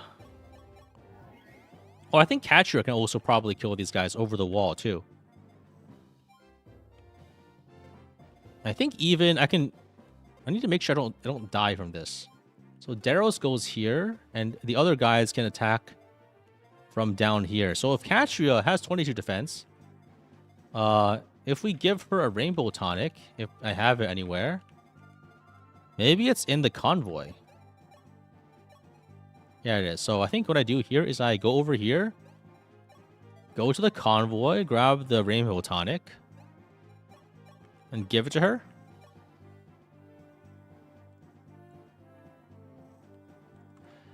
All right. Enough yapping. Let's play the game. Okay, so we go here. We kill this guy. We can kill this one. We can kill this one. We can kill this. We can kill this guy. This guy's 21 damage, 11 sword, so that's 17 plus 37 minus 24. 13, 13, 17. Or I think we don't even kill these guys if we equip a worse weapon. But I think we kill them, like, if we're lucky. But that should be good, right? Wiping these guys out ASAP is probably better than taking damage. So, 13, maybe we go 15, 13, 13, 15. Very strivable. Do I do it? 41 damage? Yeah, it should be fine. We have to steel bow, silver bow here. I accidentally didn't use the Rainbow Tonic. We can dance and get it this time. I don't think it makes that much of a difference. No, we get +1 defense. So that's actually 14, 14, 15. Okay. That's fine.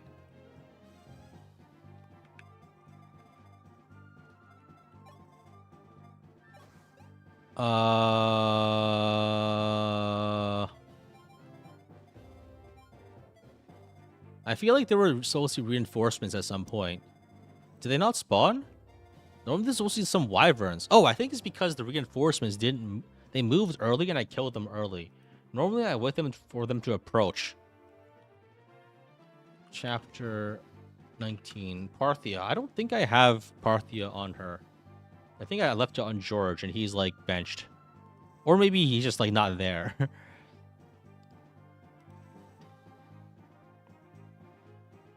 Master Seal. Okay, wait, I need to double check something. So, I feel like there should have been more reinforcements.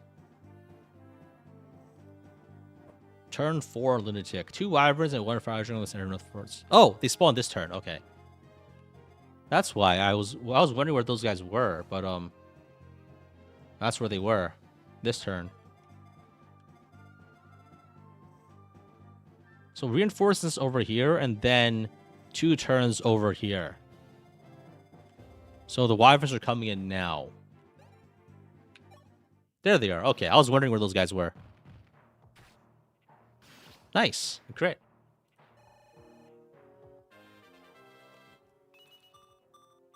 You don't have that many deaths for an Excelblem Iron Man? Yeah, I'm doing very well.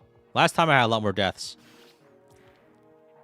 Like, last time in this run, I had, like, probably, like... I was filled out. Like, I probably had, like, 5 or 6 more. This run's going very well. Yeah, that's a very good level up. I think we capped speed, right? It's very nice. We can probably recruit Daros too soon, which is good. Yeah, we capped speed, so we can try to go in general, I guess, for a minor benefit later. Okay, let's go here and heal.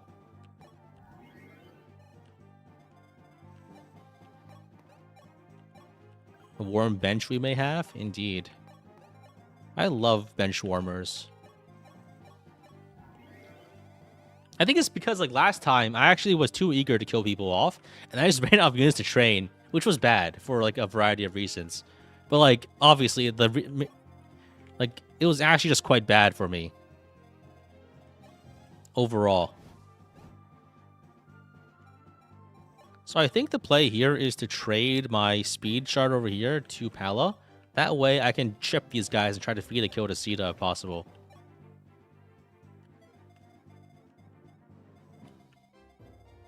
Yeah, I almost had a Deathless Prologue, too, because I've gotten really good at the Prologue. But I messed up at the very end, and I took 1 casualty. Which was unfortunate, but learning experience, I guess. Hopefully not learning experience. That's like... because hopefully we don't need it again, but that's the idea.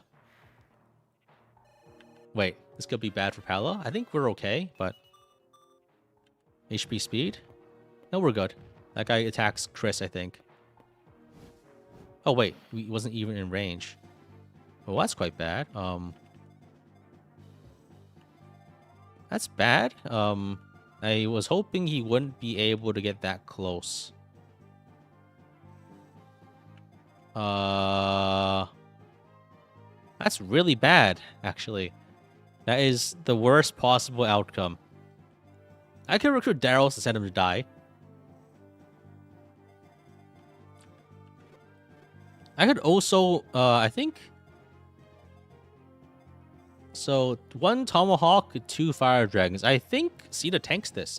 Katria tanks this. If we heal her. And then we can kill this guy in Physic. Can Chris reach the tile the dragon is on if it's dead? I could probably Dragon Pike this guy. Yeah. Dragon Pike this guy. I can Dragon Pike that guy?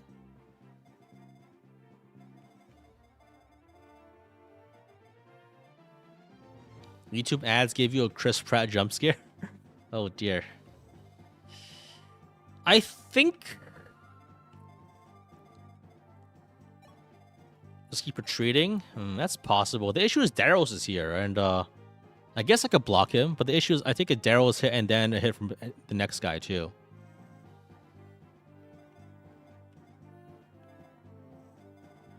But I think if I kill this guy with Catria, we should be okay.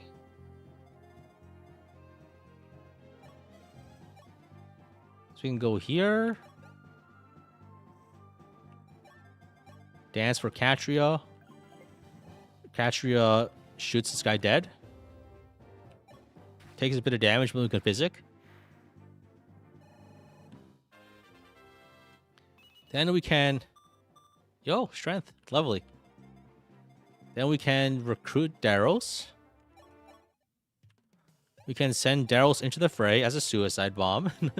We don't need to do that, I think. If we trade the speed shard... The speed and the dragon pike over here... I think Chris can just kill this guy and alleviate a lot of the damage that will go onto Catria. And then we physic Catria. So I think they'll just pile onto Chris, and Chris takes not that much damage. Maybe the Devil Axe does a bit, but the rest will just, like, come off of him. But I think that both of these guys will go after Catria just because they do more damage to her. So I think we physic Catria. Crazy to see a bow unit goated. Is that a choice or is it optimal? Bow units are very good in this game. Snipers are so strong. 29 max cap speed is incredibly important, and weapon might is usually enough to get you kills even with a lower strength. Speed is one of the most important stats to cap in this game, and sniper is one of the few ways to get it higher than like 25. Most of the high movement classes can't reach it. And bows are better than swords, for instance, for fighting dragons. So there's like it's pretty good. It's pretty good. Okay. Do not equip that Devil Axe. Don't fucking do it. Nice. Turns out the mystery of the emblem was bow units. I mean, it's certainly a way. Sita is just so bad. I can't make her useful. Even when the class knows the weaknesses. The issue, I think, is like not the issue. It's the weaknesses aren't as big just because you really this isn't the game where we can enemy phase at all. So our snipers having no enemy phase is not a big penalty if you can't enemy phase to begin with. Do you know what I mean? It's not a weakness if the thing you're losing never existed to begin with. It's like a deaf person losing their hearing, I guess. Like you never had the advantage to begin with, so there's no it doesn't matter if it's lost. Like the idea of the idea of having any sort of enemy phase in FE12 is laughable at best. So like it's actually like you don't get to have this anyway. So what's you know what I mean?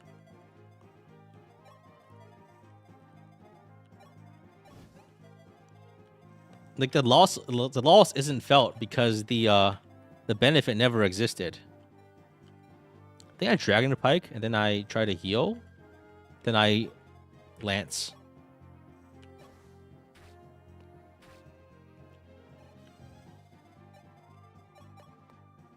You need good speed to make Horseman work? Yeah. Horseman has very low... Doesn't have much of a speed base, which is needed. I think we just recover here. You think Fortress Weave could get a demo? I don't think it will. It could, but I don't think it will. I think this is a kill, yeah. Nice. I probably could have actually done that just by giving her a speed shard or something. Okay.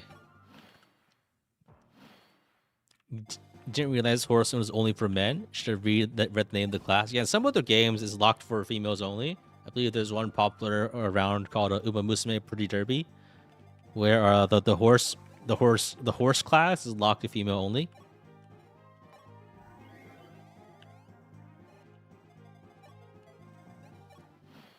Yeah, Sita is struggling, man.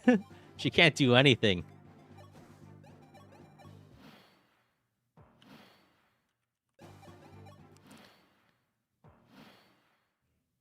What does she even do?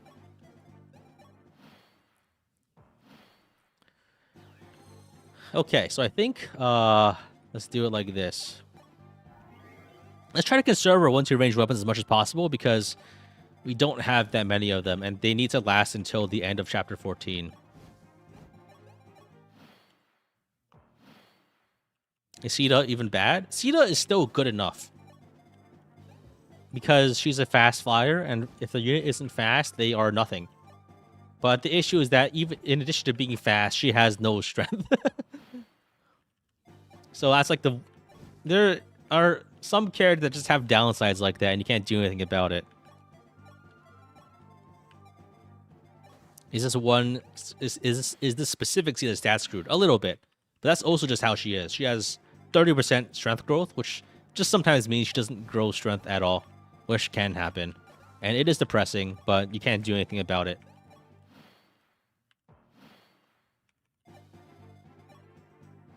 All right, let's kill this guy. I think now then I move Pala up and I try to bait this attack with the hand axe. And then once that guy is in position, I swoop in with Sita for a kill to try to beat XP, if possible.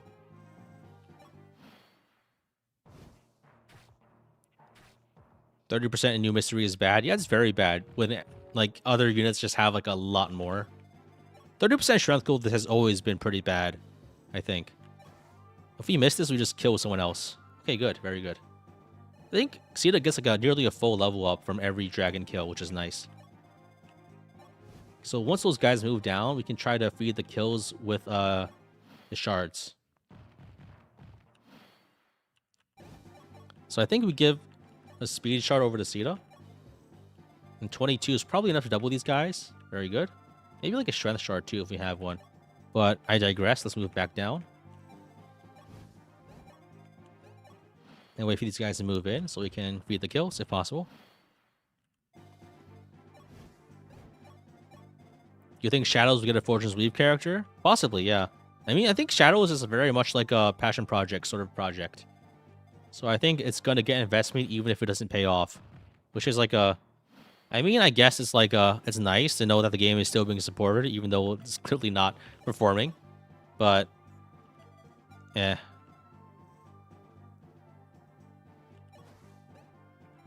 I think the play here is to bait them into attacking Pala. Or I think we bait them with Chris, one of them with Chris up here, so we have time to fight the other one. So that one goes up and hits Chris for nothing, and then that one goes down so we can hit him with Sita for some damage at least. What's the best reclassable FE12 class other than Draco Knight?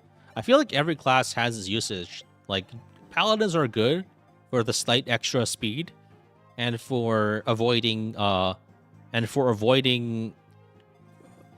arrows and for having swords. So those Paladins are pretty good in some maps. Draco Knights are good. I think snipers are very good. Sword masters are very good too in the end game, mostly for female units. In the end game, like berserkers are good too sometimes.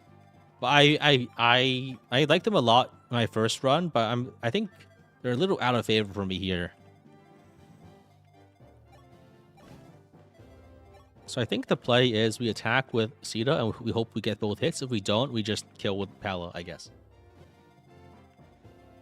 Yeah, General is only good like for the very first few maps.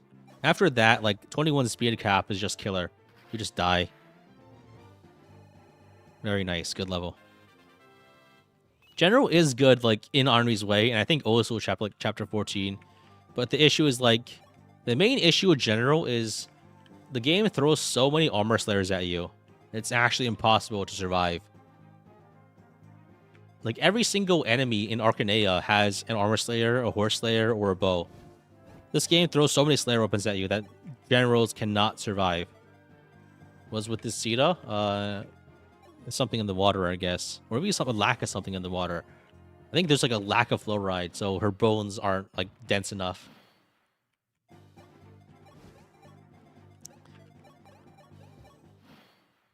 0 out of 9 level ups? Dear God. Alright. I messed up. I should have. I didn't do the math. I didn't do enough damage. I think I need to recover, actually, to get enough HP to attack again. At least it's more accurate this time. Come on, give me something. Give me something. Yes! About time.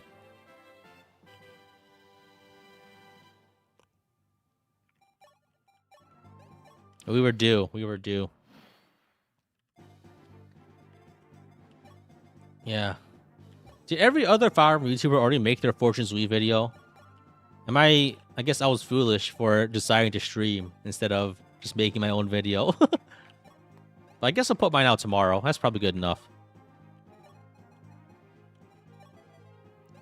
Like, how many are you guys seeing? I don't watch other Fire Emblem YouTubers' videos, so I don't actually know. Most of them already did? Ah, damn it. Yeah, I guess for news, it's important to be like first one there. Had a good FE12 Anna, that's good enough. Yeah, I like to be funny on Twitter. I've been like, there's been a lot of fun. Like, I don't know. Twitter has been popping off for me lately for some reason. I don't know. Maybe it's because there's a lack of like people that are funny on Twitter. But like, I'm just saying, I've been getting some banger tweets lately. Not that they're worth anything. Tweets are like probably like next to Reddit post, one of the most worthless things you could possibly make. Or other FE2s are even active besides me. I don't know. I don't watch them. Yeah, I guess everyone who's watching here instead of watching someone else would probably just be watching me. Sounds like a tautology was probably just the case.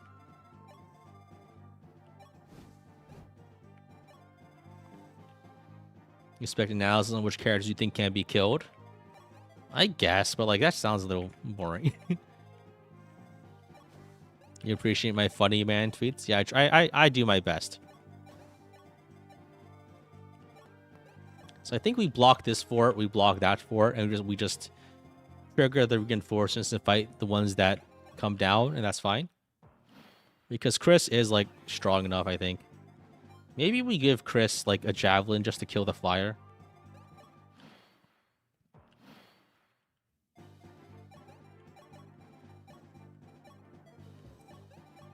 I'm really running low on javelins. I should have bought so many more, but the economy, man. Block the forts? Yeah, I think we block the middle forts and the bottom forts. We still want the top forts because that does give us some reinforcements to fight. I guess I could kill this wyvern. I could actually go down and grab a steel axe. I can't afford to spend my javelins this casually because I just ran out. Let's get a steel axe and so we can conserve our javelins. Because we only have like this one javelin left. And we needed to fight the ice dragons in chapter 14. Otherwise, we're in trouble. Do you know what route you're picking? I do not know. I'll probably pick it randomly on the day of. Because I think that's funnier. I like to keep people on their toes. Okay, we don't even get the level. Classic. Oh, those guys move first. Okay, that's fine. We can fight these guys first. You're a big fan of the Alucard looking guy? You pick the biggest character, the biggest personality, Theodora? I don't know. I feel like I'll just like pick randomly. It's either like coin flip or I will pick on the day of through a vote.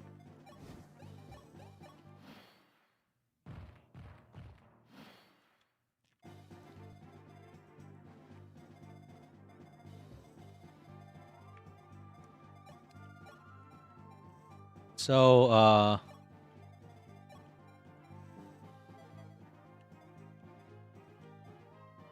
I think I should back up. The reinforcements aren't spawning right now, so we might as well just back up. I think we can probably separate these guys and bait one up with Chris. That's ideal. Splitting the enemies is always good. Then we can bring Chris back down.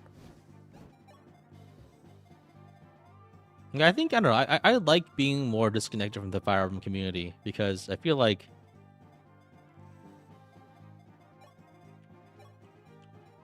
the community doesn't have much to offer these days, frankly. Probably hasn't in a while.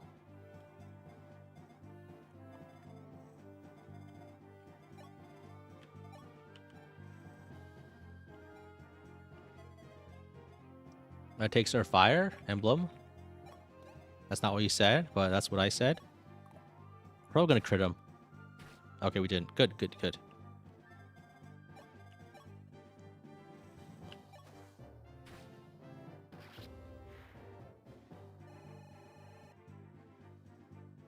You like my general vibe? Oh, I appreciate that. Someday I hope to like branch out possibly, but I feel like that's probably a mistake just because I don't like other games. I like this one. It's not even a matter of like I want to do other content. It's also just like I don't think I could do this kind of content with other games because the game isn't built for it. Branch out to what? That's the problem, right? I'm just thinking like this kind of gameplay isn't something that you can do with other games. Before was playing FE12 all his life. No, get me out of here. Can I heal up to foe here? I don't think I can. So I think maybe we just chip with Pala, if possible. We're too fast. We're too fast to do whatever. I choose you, Catcher. Don't crit him. Don't crit him. Fuck. Okay. Battle Brothers, big kill the brothers. I think for content, that's good level. We got literally everything. We got everything we could have wanted. That's so good. Ever seen the Wildermyth? That game's been on my Steam wishlist forever, but like, again, like procedural games of any sort are not my style of like game I can produce content for. And I think this is obviously like a consequence of me thinking about games in the terms of the content I can make, obviously, which isn't necessarily like the best way to think about things, but as a YouTuber, that's like what I'm thinking about. So like all these suggestions are welcome, but there's no way I'm gonna ever do any of that. Catcher, Chris gets his final level up. Come on, get me sub strength at least. Okay, that means I got to cap strength defense with stat booster, so that's nice, I guess. Time Excel gets trapped in FE12 10,000 years. I saw someone post something really funny, like Excelblem trapped and betrayed in Fire Emblem 12 Chapter 20 for 1,000 years. I kind of wonder, like, where does that come from? Is that like, where does that even come from? Because like the phrasing is funny, but like, it had to have come from something. Like, is that like a reference to something? Dragon Ball What If? Oh, it's like those like people who write like, what if Goku got COVID-19? I see where it comes from now. It's like those kinds of videos, right? Where they put like those kind of provocative titles. Chapter 20, the Hyperbolic Time Chamber. Yeah. Dragon Ball What If meme? Yeah, I see it. I see it now.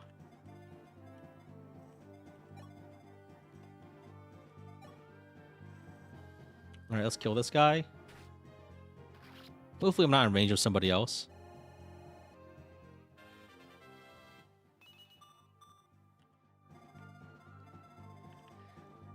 Okay. I need to up my meme game. I feel like I see a lot of like good stuff, like with good phrasings. I just don't know the context anymore. The issue is like, some of the memes, like, they get stale quick, or they persist on for much longer than they should. Like 6, 7. Which isn't even really like a joke, just like a... It's like just like a state of being at this point.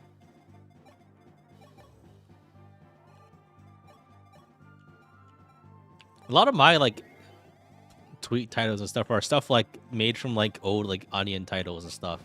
Which is, like, really ancient humor. But I think it still persists. It still lasts. It still holds up a little bit. But I need to, like... I need to experience more kinds of humor to try to be funnier. And see this back to ignoring strength? Yeah. It's depressing.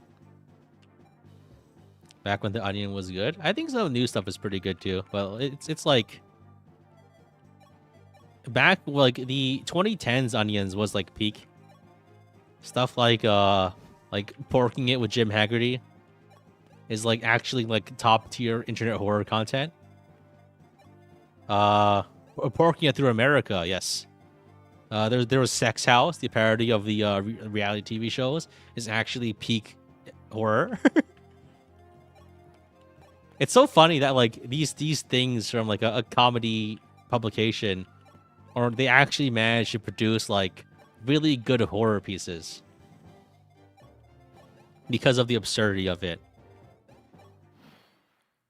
Like the safe ethical execution of the head ripping off machine. Yeah. Did you know, like, all of those things are actually, like, made, like, TV, like a TV show style, and you can actually watch the full episodes individually, and the things you see on the YouTube channel are just clips?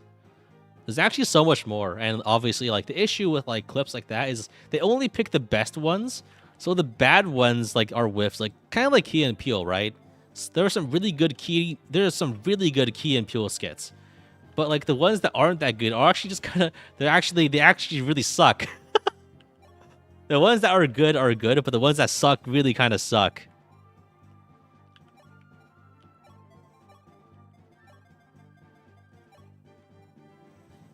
So I think we can do it like this. We can heal and we can dance. Leaving now? Yeah, thanks for hanging out. I mean, that's the nature with, like, this. Like, the top X% of humor is, like, good, but then, like, you can't only make bangers all the time. Why don't you early promote? Because I'm fiending for those strength level ups.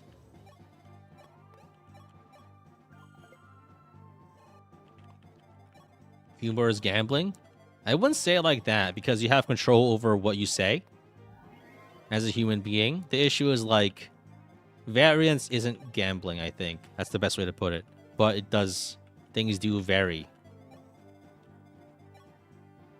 Let's kill this guy. I think we can probably beat the Kill to Pala, or we can crit him. Like, taking risks isn't really gambling, in my opinion, because risks have to be taken at some point in your life for various reasons, and you just have to accept that. But, like, gambling for the sake of gambling is, like, a different story. Like, gambling for, like, money, I guess, like, apropos of nothing, is, like, a different thing from, like, taking a risk. Because you have to, like, in every real-life circumstance, some risk needs to be taken to accomplish anything. Yeah, we got some strength. Yo! We're not gambling for strength. We're just investing in the future. I got a business proposition for you. Cedar coin. What's my favorite FE game? I like Conquest a lot. I'm a bit tapped out of it at the moment, but it's probably among my favorite games. FE12 I like a lot too, but I'm sure after this series, I'm gonna be a little tired of it. So I feel like when I play games, I play them until I stop enjoying them for the most part, or like I'm on the edge of not enjoying them anymore. Then once I revisit them, is when I have an inkling for it again. So basically, I'm very temperamental and unpredictable. Fear me. My judgments on games are not purely based on their qualities. They're based on my feelings in the moment. What are my top 5 Fire Emblem games? That's easier. So I think probably Fates, in no particular order. Fates, FE12, Thracia, Engage. What's the last one? What's the last one? FE8, I guess, for nostalgia. I'm trying to think of the other ones, and none of them are really quite reaching the mark because I have objections to most of the rest. Like FE6, 7, 8, 6, 7. I think 6 and 7 is worse than 8 because I enjoy 8 because of nostalgia, and I don't like the other GBA Fire Emblem gets like put down a notch immediately. FE9 and 10 I dislike because of I don't like the game flow, and Radiant Dawn for obvious reasons, and FE9 because it feels oddly restrictive and kind of like boring. Enemies have too high HP, you don't do enough damage. Overall, it's really sloggy. FE11 I enjoy a lot, but I feel like I've already done all I can out of it. It's like because the generic strat is actually too strong. Awakening I don't like because the game degenerates pretty quick into boring category games. SOV I don't like because I don't like the overworld. I don't like all the stuff that goes into the game that's not the game. I think the gameplay is a little boring. Overall, there's a lot of objections I have for the overall game flow. Three Houses I do not like because I think the game is boring. I don't like fishing. FE4 I can respect the story. I think I appreciate what's going for. The gameplay wise, it's like watching paint dry. While it's no, let me correct that. It's like watching the potential of your future son's paint dry, right? You don't even get to watch the paint dry. It's just like you'll pass a legacy on to your son, and they get to watch the paint dry. You die of old age. That's FE4. You don't even get to watch the paint. That's a legacy that you leave to the future generation. Anyway, it's mostly the game. The moment-to-moment gameplay is very boring, and a lot of it just moving people around. What about Warriors against TMS? TMS I actually like a lot, even though it's like kind of annoying to play because the issue is like it's very restrictive as a SMT style game because you only have 3 party members, and it's you really had to grind to keep up in the higher difficulties. And it's just like a lot of busy work. You know, maybe the genre is probably just not for me. Warriors, come on, man. Come on.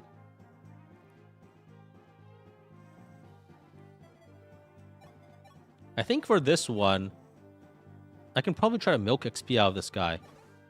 I can milk him. So I just go and grab an Iron Lance from the convoy. Maybe grab like a skill shard or something.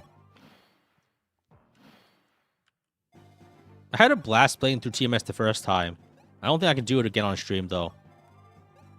I say a blast, but like I had fun, which is like just because like some parts of it were fun, some parts of it weren't. Sure, like Heroes? I liked Heroes a lot, like year 1. After that, like, not really. Alright, let's fast forward a little. This is gonna be a little bit of waiting.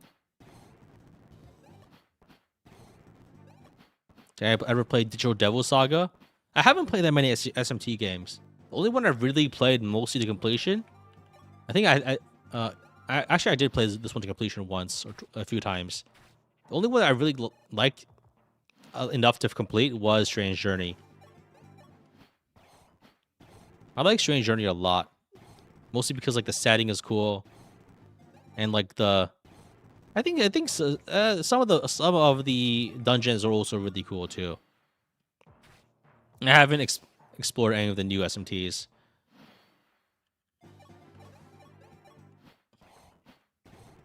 You like Japanese Doom Guy? Yeah. That's basically it. The sins of the world versus the indomitable human spirit is always one of my favorite tropes.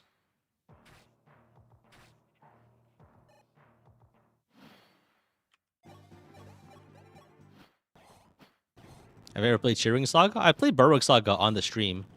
I played most of Visteria Saga 1. Played some of Visteria Saga 2. The issue is like I find it hard to like complete games off stream sometimes, you know. And also like I just sometimes like my gameplay experience is like too inherently tied to like the for strategy games. It's too inherently tied to my YouTube channel now, so I feel like I have to do something for it, you know. I don't play many long games these days just because I feel like I can't like focus on it. Favorite non-Fire Emblem game? Hard to say. Because like most of the games I used to enjoy I've gotten sick of. And I play games until I'm sick of them for the most part.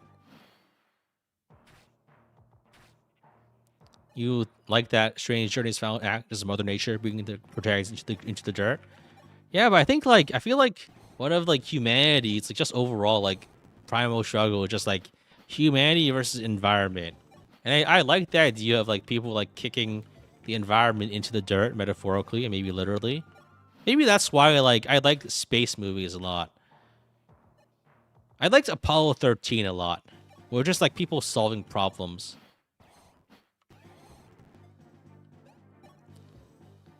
I like it when people like wrest control of their environment that's trying to kill them.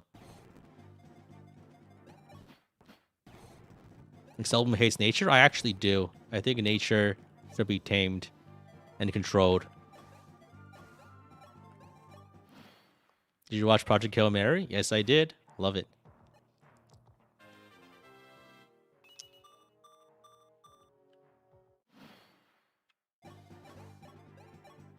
Imagine it's like fighting against the infinite coldness of space. Devil's Survivor? Yep. Hell yeah. That was Devil's Survivor 1 and 2. I think I didn't play the remakes. I played 1. I played mostly 2. I only played some of 1. What you're saying is you don't touch grass? I would fight grass if I could.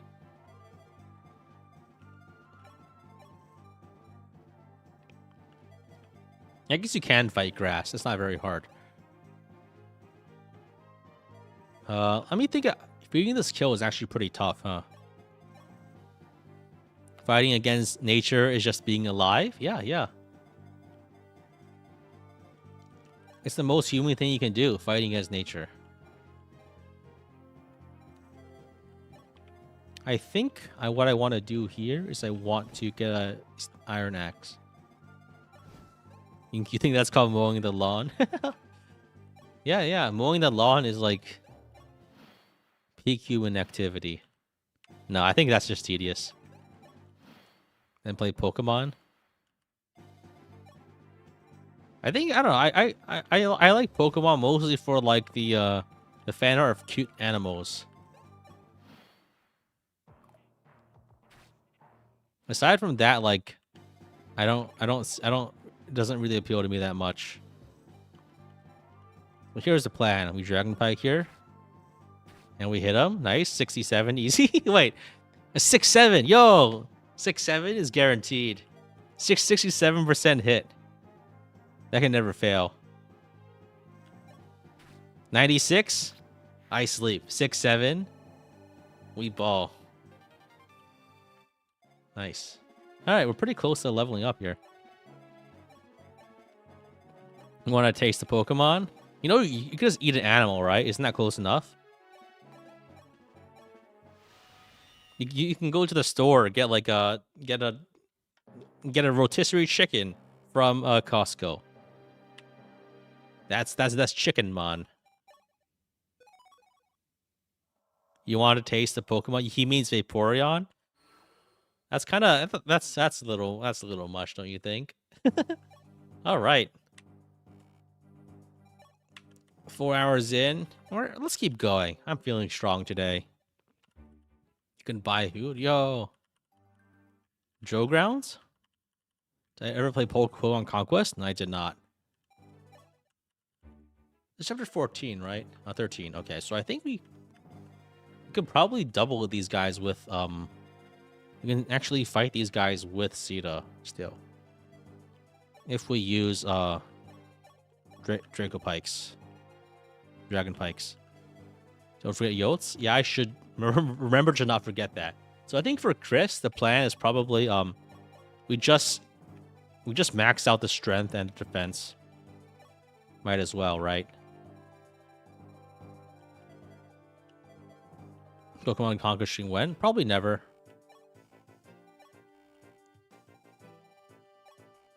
If I really wanted to stream a game, I might try to like stream one like old school wizardry games.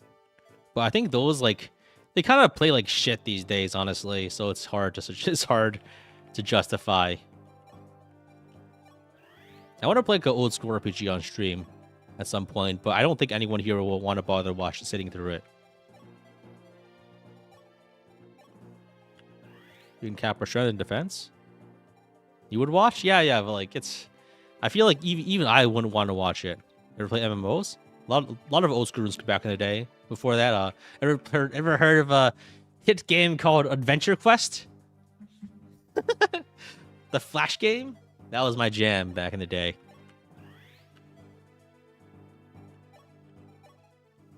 That was my jam. That's not really an MMO though. I'm surprised it's still alive. Somehow. But it is. It somehow persists. So I think we have Chris as a Draco, but maybe we go maybe we go Chris as a Paladin. The reason for this is just to have more speed. Because I think if we have 25, we could double the Wyverns. No, we can't. We need 25 and a stat booster. I think we want to train swords anyway, so we can use Armor Slayer later. Plus, we don't have that many axes or anything. I think, but maybe we just, actually, we have a sniper. See if I get screwed over in Drogon. It's also expensive. And also, like, she has too many cap stats, so she might just miss those 3 level ups anyway. But it might be a better bet than whatever bullshit we have here, right? So I think you can probably just do it, yeah. So I think Sita with the Scorpio Shard can double these guys, right? They have like 17 speed. That's good. So we can double this and kill them, and then we can just kill the other ones down there. So I think here's the play. We have Sita all the way back here. Kill this guy. And Flyers move up, kill the others. I think Catrio wants to be reclassed right now into a better moving class.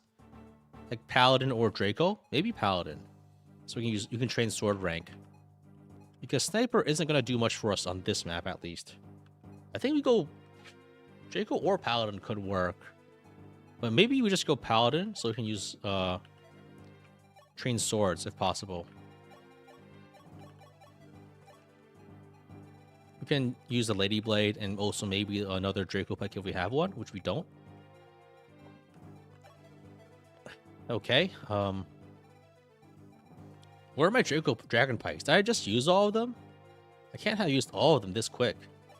I only bought 2, okay. I think Force Wave will be more similar to Engage or 3 Houses. I mean, obviously it's more similar to 3 Houses just from how it looks. I feel like that's not... It's easy to judge that just from the immediate appearance. So, we do get, like, these guys, though. Maybe we can use them. But they're hard to use right now. But, like... They're not fast enough, is the issue.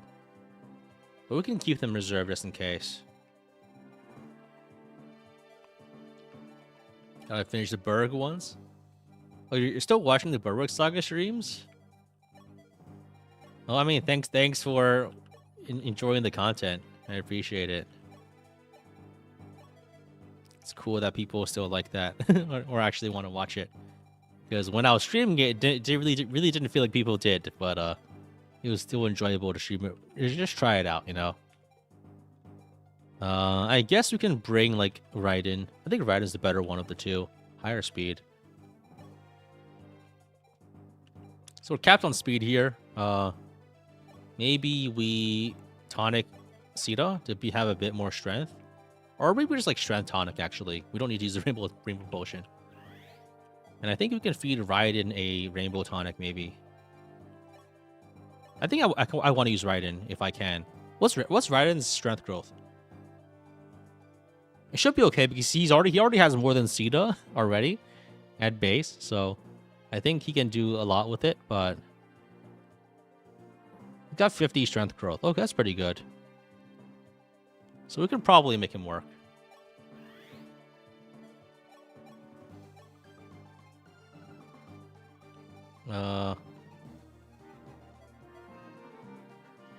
Maybe we can reclass him into Hunter. This is like weird, but like I feel like it might work. Because if we go Hunter, no, he's not actually. It doesn't actually increase speed. Never mind. Bad idea.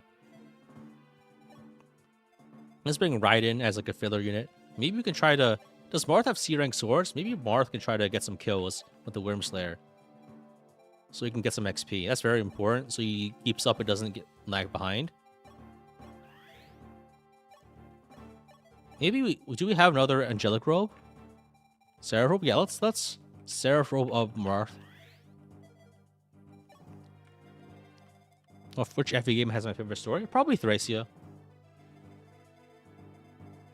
So I think it's. I mean, I feel like a lot of my answers here should be like pretty obvious in terms of like. Yeah. So Katria can maybe actually go. Katria could even go general. Actually, no. She's already capped defense as general? Oh, wow. General defense bases are high. So I think the play is we try to kill the far away guys quickly as possible, and then we kill the close ones if it's convenient. So I think we can probably put... Yeah, so, is that how we do it? So these three guys kill those guys far away. Maybe we leave the thief alone. So is Pella fast enough? 12 speed, 12, just barely. Okay, Dragon Pike on Sita. Maybe Sita needs another weapon too. She probably definitely does, but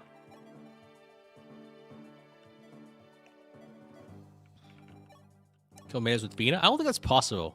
I guess it might be technically possible, but I don't think it's very easy. Can't be that hard, right? All right, let's just do it. Dragon Pike this guy. Not very reliable, but what can you do? Let's kill the mage. Nice.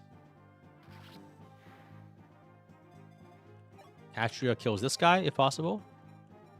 Not very possible. We are just barely off.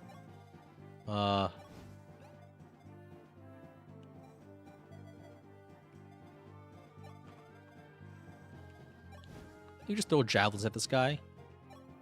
Not very accurate, but the thief will just run anyway, so it's fine. Castria can Lady Blade the sky. Things got devolved when Aether Raids got involved. Yeah, that's when I quit. I quit when Aether Raids came out because it turns out like gacha PvP content is not it. It's not it. Not it at all. So that thief runs to the north, right? He doesn't attack. I hope he does. If not, then we could have a problem. We could have a problem. So this is chapter 13, and the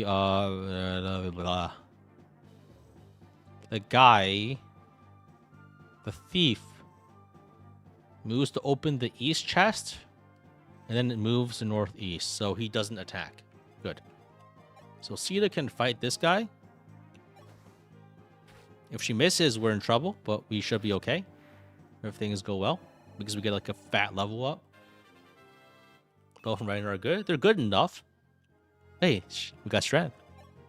They're pretty good for like a unit of their caliber, which is like faint praise, but it's also true.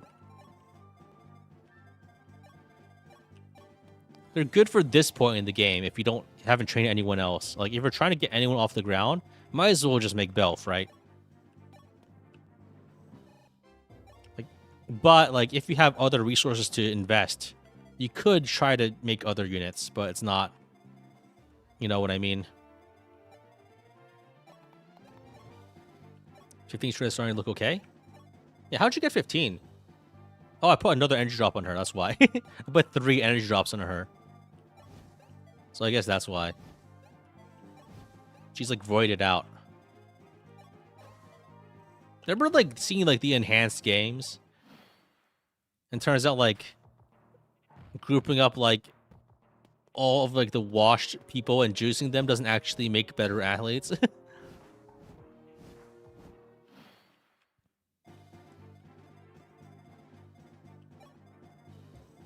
All right. How do I do this? I think we heal here.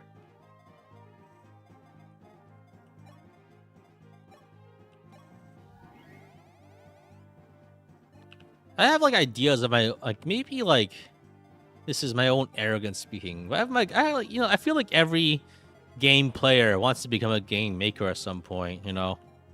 I have my own thoughts of, like, maybe I can make a game. But there's idle thoughts. I have, like, potential plans for a game I want to make. But it seems like a lot of work. That's the issue, right? Too lazy to make a game? I agree. I'd rather play games, too. I'm not really sure, like, if like making the game would be actually more satisfying than, like, playing games for, like, 3 years. I feel like it wouldn't be. So, so I think we can bait these guys with Pala over here. We can fight 1 or 2 of them.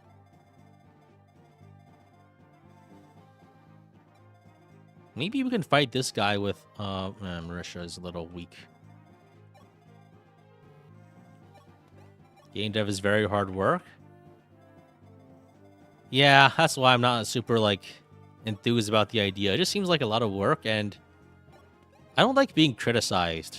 I don't know about you, but I think, like, I'd like to make things that are hard to criticize. And I feel like a game is, like... I feel like it would damage me psychologically to face that much criticism all the time. You know what I mean? I would feel bad to make a bad game.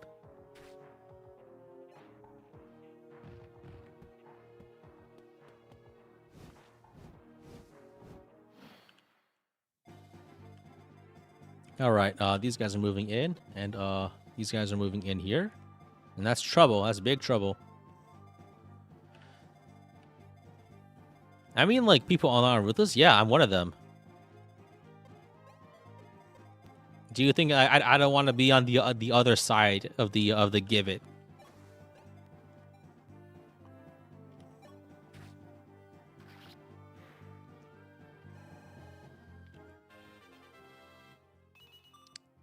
HP? That's nothing. That is nothing.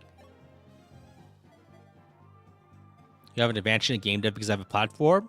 I guess, but the disadvantage is that I actually have to do things other than make the game, which is like most of the game dev is like actually making the game, I think, right? Having a platform is nice for making the game, but I think it's disadvantageous just because you have to actually still make the game while doing everything else, which is a little tough.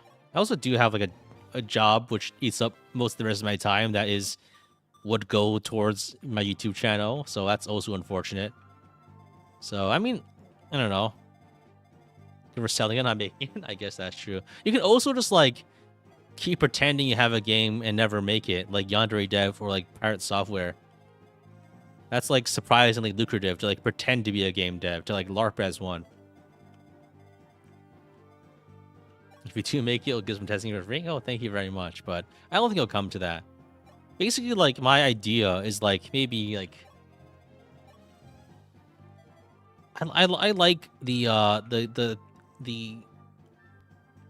crash and thunder nature of, like, some of Fates' player phase gameplay. And I think that's something I just want to see more of. And I feel like the only way I'll see more of it is if I try to make it myself. That's the idea.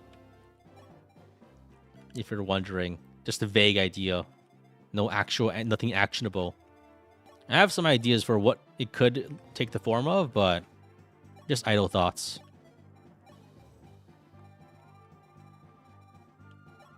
Let's promo Sita.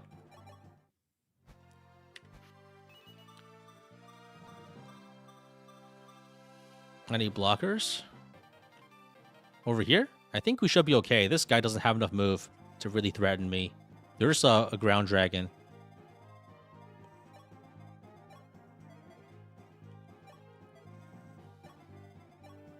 These guys are tough.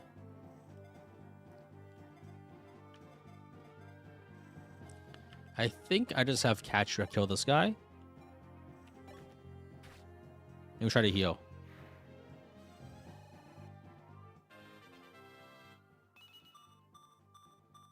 Very good level. One of my big issues is that like I feel like the kind of game that like I feel like I would inspire isn't the kind of game I don't think people want to play. But that's probably because like pushing games to a limit only goes so far when like the limit causes like problems for the game. I don't know. We'll see.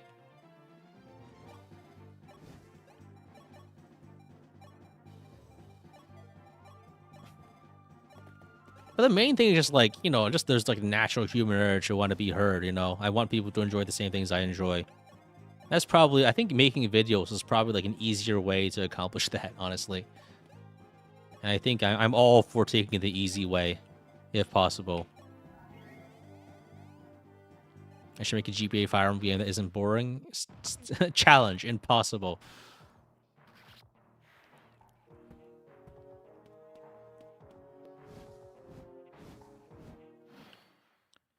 Alright, so I think here, what I can do is I can, I think if we just fight the dragons...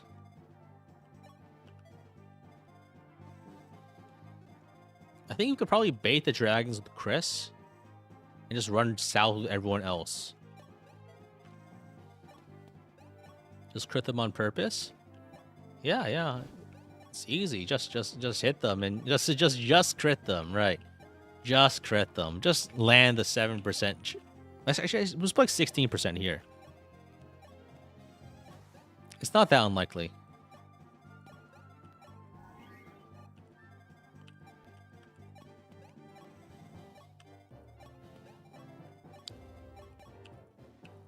Do I have a javelin for this guy? I do not. I do not have any javelins because I am javelin poor. I think I put Chris up here to fight these guys with javs. I put Pala down here to run away. I need to trade over a better weapon, but I don't have one. This guy's a tomahawk. Okay, I don't want to get ganged up here. That Pox guy's a bit of a problem. I need to get away from him. So I think what I can do is I can move all the way up to the ice here. Maybe, actually, I think we just go all the way up here so these guys don't hassle me as much. They stole the worms there, that's fine. They go after Chris. I think Chris just kills them. No, it just damages them, that's fine. So it goes down here. I think we have enough to just avoid, enough positioning, enough space to avoid those guys up there. Oh, we don't. I could try to block them maybe a little bit. Over here, possibly. Okay, we blocked them a little. That's good enough.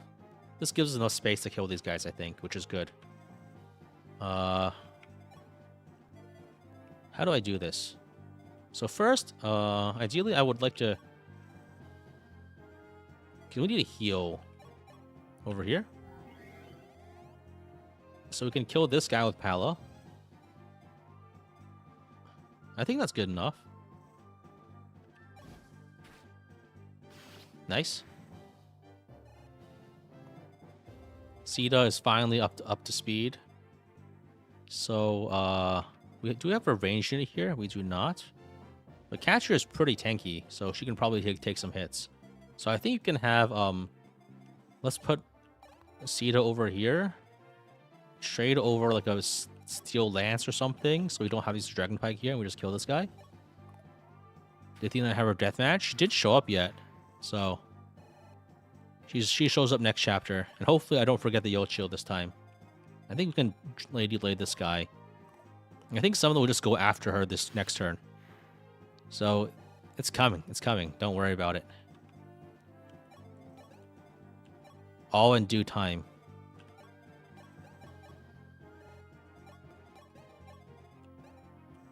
So yeah, one of those guys will hit Cashier, I think. The other one will hit Chris and go down to like 1 HP. Good. I think we need to chase that guy down if we want his Worm Slayer, I guess. I think if we chase that guy down, we also... It saves us time later. For the, so we can spend time... you know... Mostly for the, side objective for this map. Do I try to train right in here?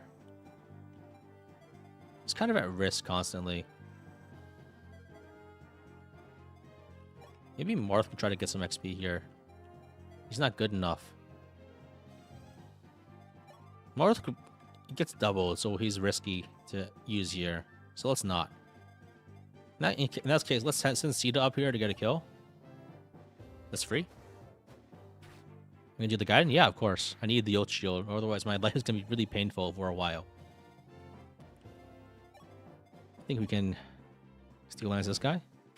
I should be fine. I've missed enough 90s in my day. Like once. 96 once. I don't want to risk it. Nice. We got speed. Okay. That was getting pretty good. And I think the play is to heal and boost Palo all the way over there. So we can heal. Let's recover if possible. Is Mersha up to speed? Mersha is pretty good. Her magic leaves a little bit to be desired, but what can you do? We're by shards. I think I left them on Sita. So I think we can probably try to move over here if possible. Maybe we fight some dragons. Yeah, Chris has a lot of res. She'll be fine. We can heal like that. And Pala can move across here. And we can try to catch up to the thief. Which should be possible if we try hard enough.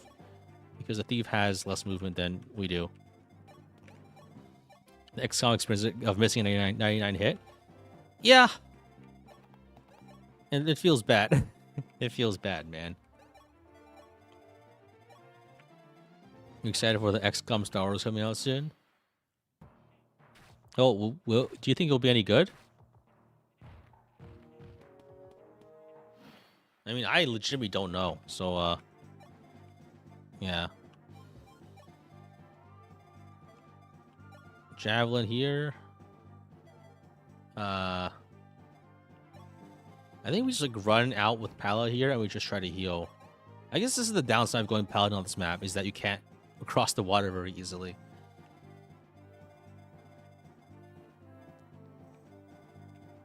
I think Pala can't even one-shot this guy. So we need to ferry over like a stronger weapon if we can. Which I don't have, unless it's on Chris. So, do I have another steel? I think I have another Silver Lance in the convoy. A Glass Lance could do it, actually. So we can ferry that over next turn. So she can try to one-shot the thief. Can buy physics here too. Oh, that's pretty good. But I think physics are... you don't need that many of them anymore, because you already have enough.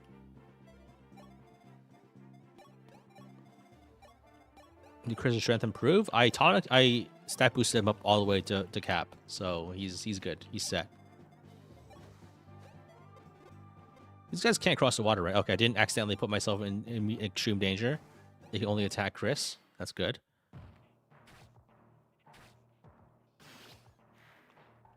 So Chris is just like wasting all the XP, but it's fine. Yeah, Chris should be fine here. Nice dodge. I think even then, these guys only do like 8 damage. I checked. It's not enough to actually kill me. Okay, so let's go over here, trade over Glass Lance for a bit more damage. I think we can probably like just barely make it. These guys have crit on Pala? Oh, fuck me. That's bad.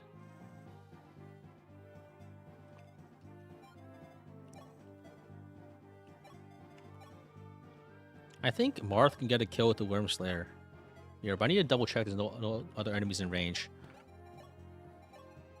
Where's my Worm Slayer? That's good. Are these dragons over too? No, Pala just has like no luck. She's very bad luck. Good level. So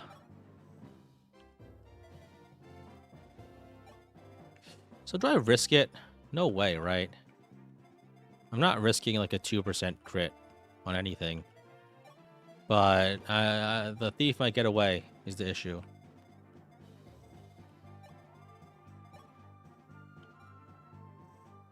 I could also just try glass lancing here.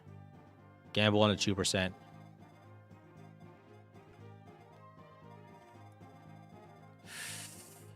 I feel like it's worth it. I feel like it's worth it. And if I get punked by this, everything I've lived for is a lie. And this world has nothing but darkness.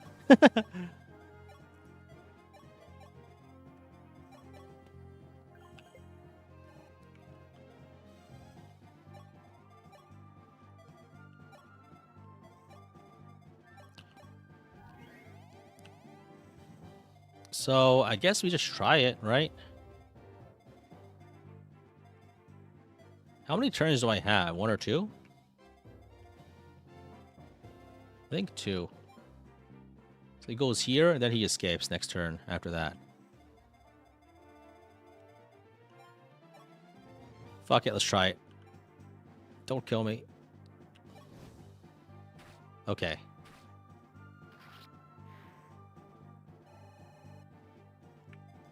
So this guy won't attack this turn, but you can heal, I guess, with Physic.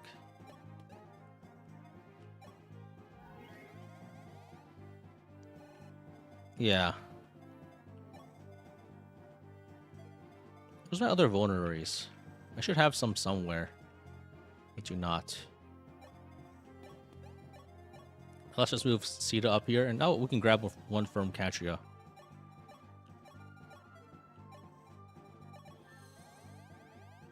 Crazy how this is exact damage. Yeah, that's why I was nervous. I feel like it'll be too ironic to not die to that.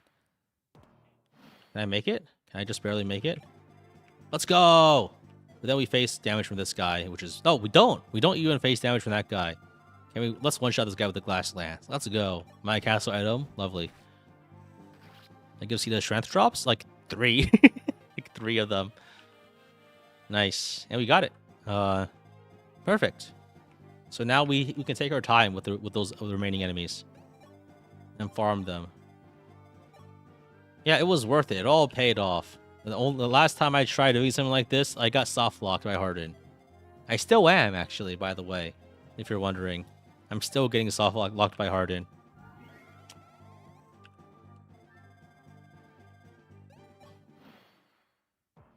Okay. Nice. So I think we can go and recruit Beck and then send him into the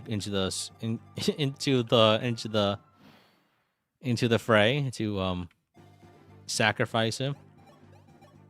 It's crazy I'm doing 2 runs at the same time. Yeah, I only do the best. All right, there's Beck. And he will... The Silver Bow is nice, actually. I like having that. It's free, too.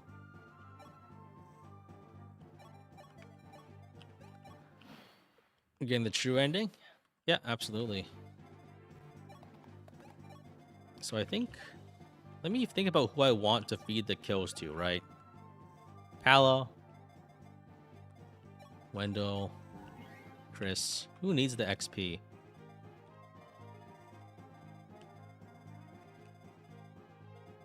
Maybe Sita. I don't know. I think we're doing pretty well, and the next XP we give is probably from like the free sources. I guess one thing, I should have Pala eat like a goddess icon if I have one in the convoy. Yeah, let's just do that. Just so she doesn't get crit. So we can feel comfortable. And we can live our lives without living in fear. So I think the play now is just to feed kills to Sita because she's the one that can grow. And actually benefit from it. Oh, I can give her a Lady Blade, actually. Alkanites are pretty good for that.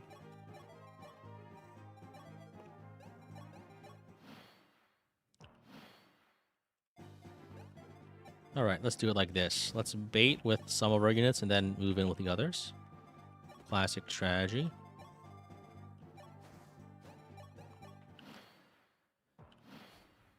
So I think we bait with Pala with the hand axe, I think. If possible. I think we just probably just kill with Pala. Probably on accident, but if we don't, then we can beat the kill with Tasita.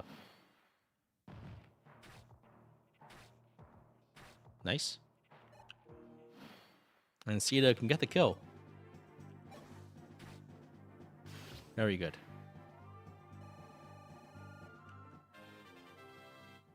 You two in the stream right after the softball happened? Well, you witnessed history. I mean, everyone else is still witnessing it right now, but you witnessed it when it started, I guess. And that's better somehow? I don't know.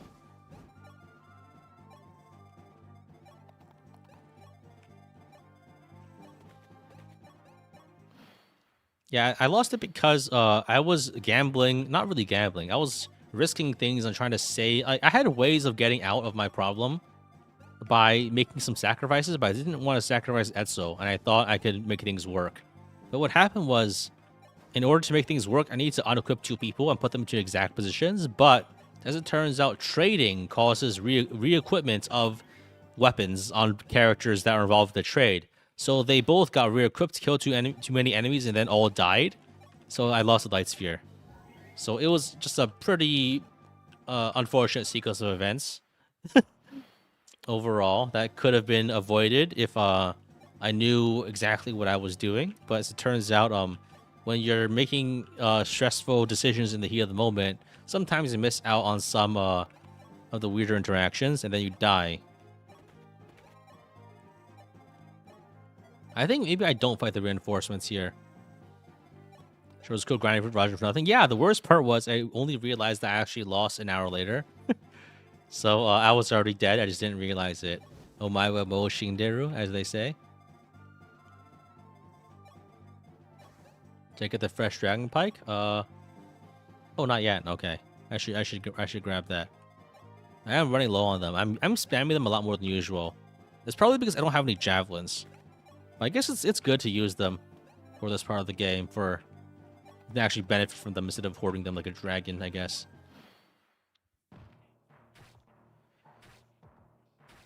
All right, good. Pala XP and then Katria kill. Sita kill. These guys aren't in range, right? Okay, we're good.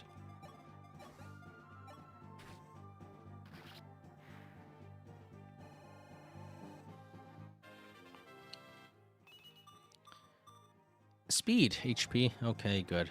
Let's grab the stat booster.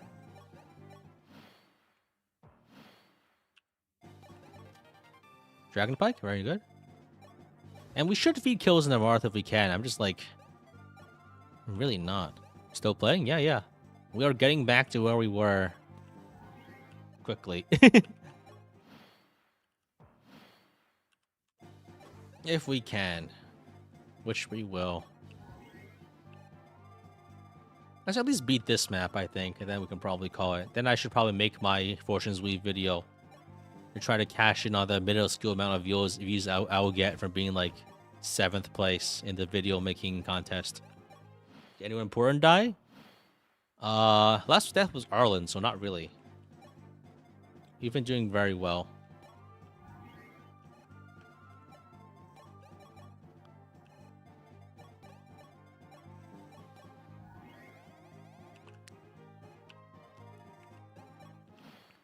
Okay, so I think I just want to skip getting the, I don't really want to fight the reinforcements here, so it just seems like a lot of effort, and I don't really have javelins to do it.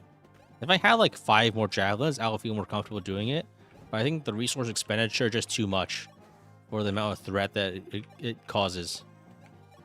Maybe we play one more map after this. Just one more map, bro. Just one more map, bro.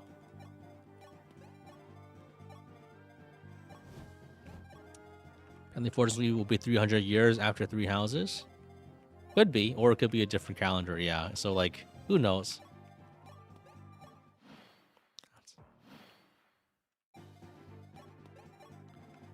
Alright, how do I cross here? Ah, fuck, it's the, walk all the way around. What a pain in the ass.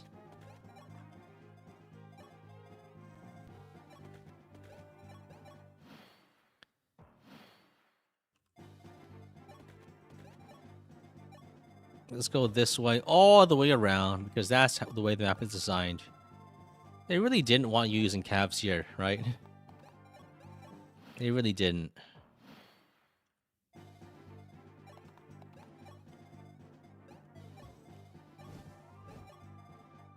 At least dancers can cross the water, so that's nice, I guess.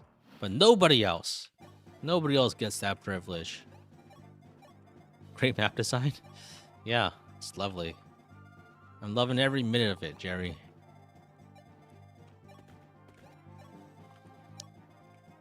Okay, let's move all the way around.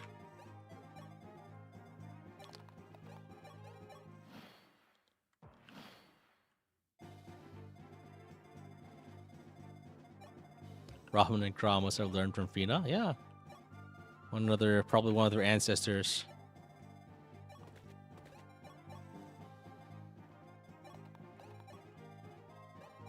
So I think the play is Mars should be fine here. We just need to not cross into the middle area.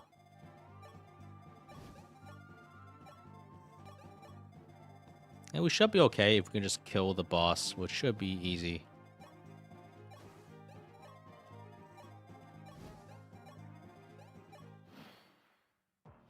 I'm always nervous about getting into enemy range when, like, you know, they could potentially kill you, but they don't.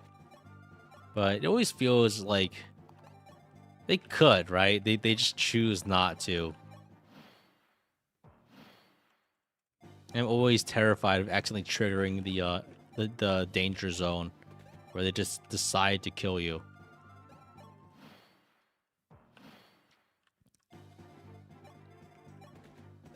Yeah.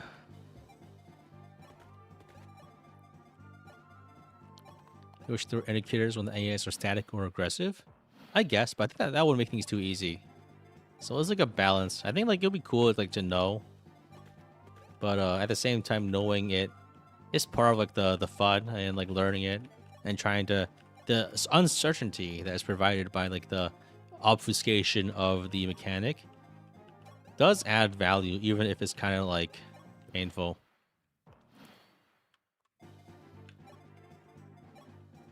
So I think here's the play. We kill dragon, and then we kill dragon. If that's possible.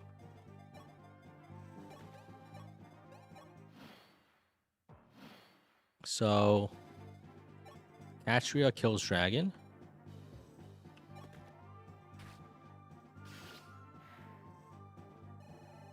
Very good. 1, 2, 3, 4, 5, 6, 7, 8, 9. I'm exactly in position to seize on accident. That's good. I think we killed this dragon.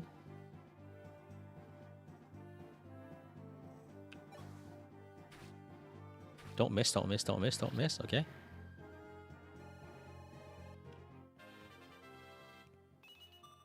Strength, yo!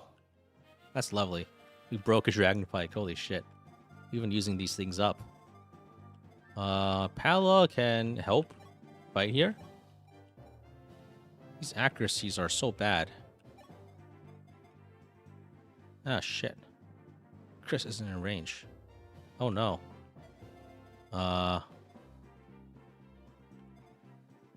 Ooh, that's really bad. That's really bad.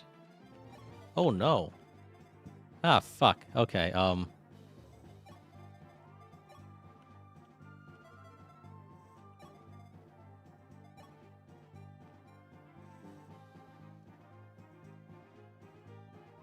This guy does 19 damage. So maybe if we kill the reinforcements are the problem.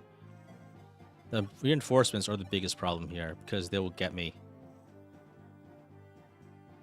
Because we're going to be here from here and all the forts. So if we don't get out now, we're in big trouble.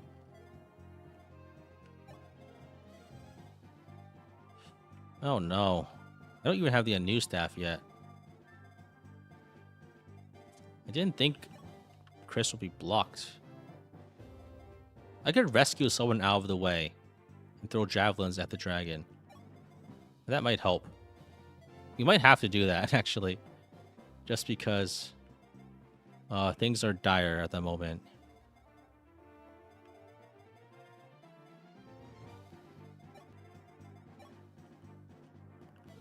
Minerva use a Dragon Pike. Can Chris reach Athena's help? If I go around, maybe. Oh, maybe if I go around, that works. That does work, actually. That's a good idea. Thank you for the save. Let's go. We can go over here and grab the Dragon Pike or a better weapon, or... Okay, we can't move Chris here because he needs to stay there. But if we use a Silver Lance, maybe we can just kill him.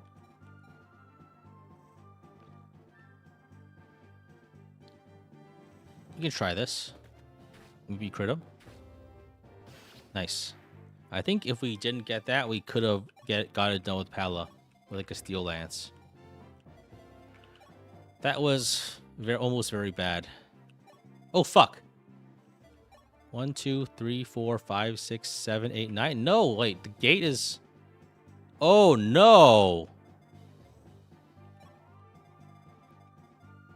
Or one tile off because the gate causes 1+ move.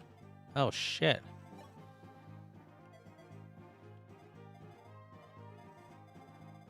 One, 2, 3, 4, 5, 6, 7, 8, 9, 10, 11, 12. I think we're not in range of that guy. We can block the bottom for it. We can try to kill one of these guys.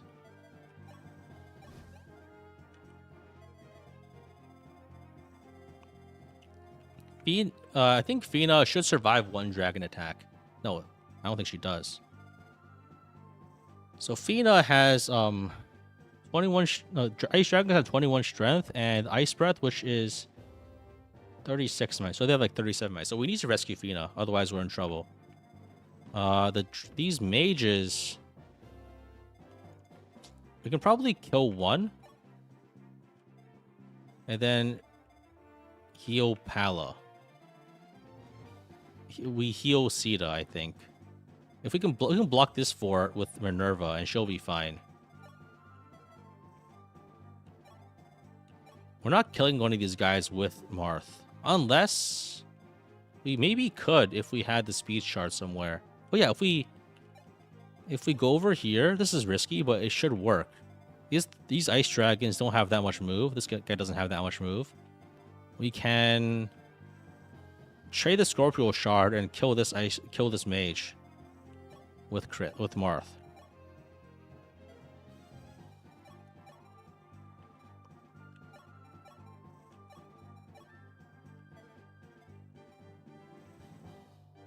Okay.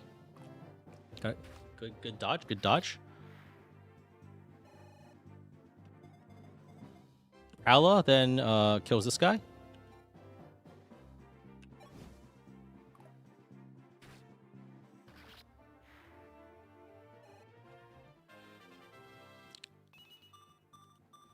Boss is dead, so no reinforcements. Oh shit, you're right. Wait, really? Is that how it works? All reinforcements are halted upon the boss Ice Dragon being defeated. Oh shit, you're right, so we're safe. Just barely. Because we killed the boss, so we're fine. Actually, wait, even if yeah, I think we're okay. Somehow. Depends on the game. Yeah, it works in this game, yeah. It works in this game. So we're safe. Yeah. Oh. That was too tense, and it never should have come to that, but it worked out, so I'm happy.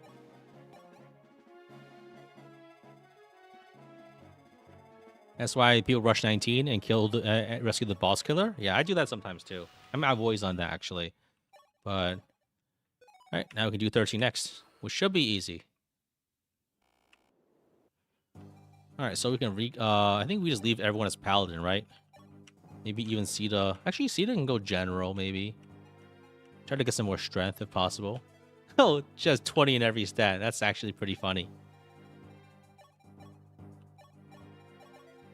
20 in every stat, Sita. Lovely. It's actually so funny how all of her stats are lined up here. Oh, man. Do you think I'll finally get Shield? Yeah, I think it should work. I mean, last time I did get it, I just like missed it later, but it is a little unfortunate, but sometimes that just happens, right? We're playing this one. I think we can do 13 next. This one's fast. Well, you won't do 14 though. That one's gonna take a while.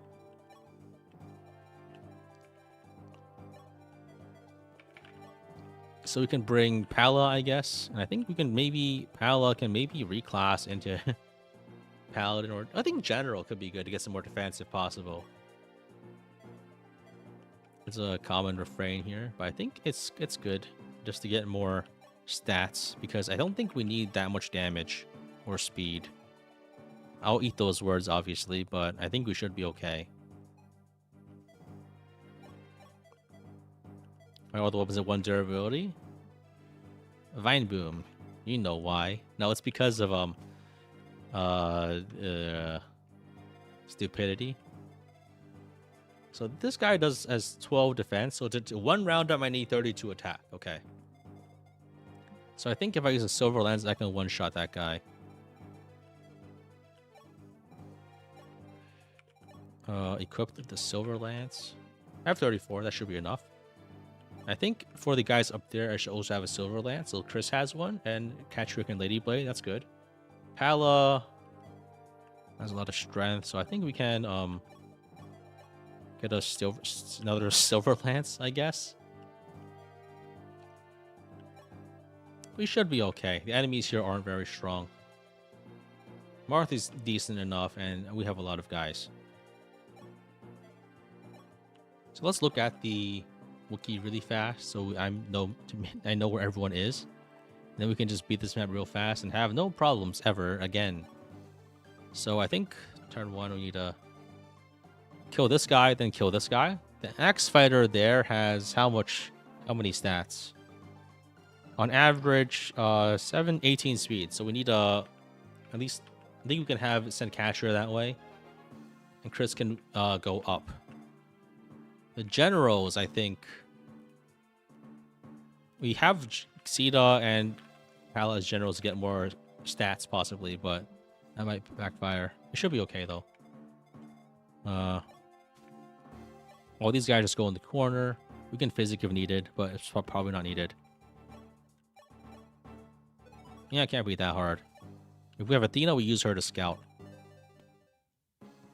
Okay. So here we send Pala or Sita this way to kill this guy. The Silver Lance, do a lot of damage.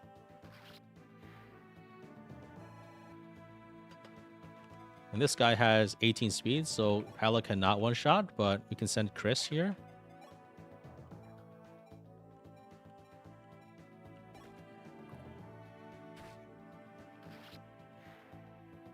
This is a route? It's a route. So we can leave the last ballista alive, so that's fine. So we can... Next, there's another ballista over here, so we need to spot him. So we can go over here. Steel Lance this guy.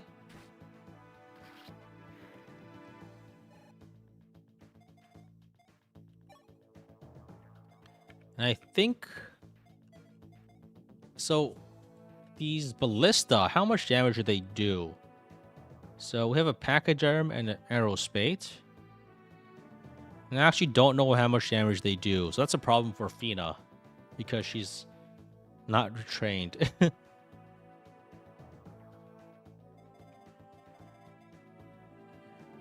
So maybe we just let Athena die. And we just don't take risks if possible. We can stack her just like this. Send Pala up here. That's probably fine, right? Athena gets shot and dies. Okay.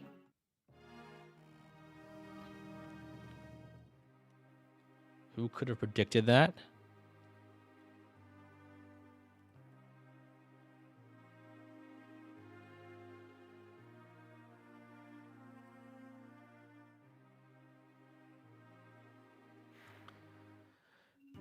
That guy hits Chris and dies. Okay, good.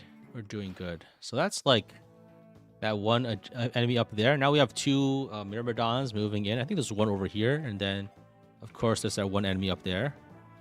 So I think the play here is to... Oops. Hit this guy. And then try to fight the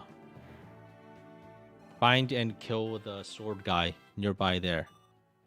HP, undisappointing, but what can you do? I think there's a guy like right over here. Yeah, that's the one. So we can kill this guy, and then we're probably pretty safe next turn.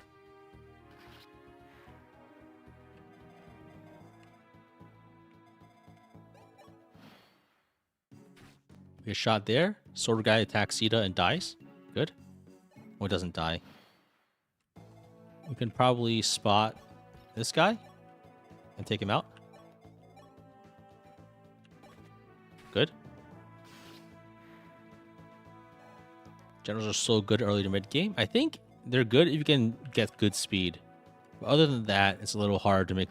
Like, 21 speed is good enough for some of the game, but for the parts where it's not good enough, it's really not good enough. I think that's all the aggressive enemies. Right? That should be all the aggressive enemies. There's only maybe one more Berserker and Clarice.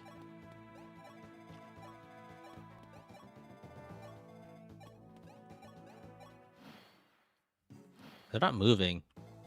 This is because I think they're triggered once the ballista attacks, right? Maybe you have to be in their range too. I don't really know. Let's crawl forward if possible. As long as we don't kill the ballista, we should be fine. Actually, now that I think about it. So Clarice has like 27 speed or 24 speed, so my guys do get doubled, but it's probably not that big of a deal, honestly. Let's go for Javelin, and maybe we can just kill her.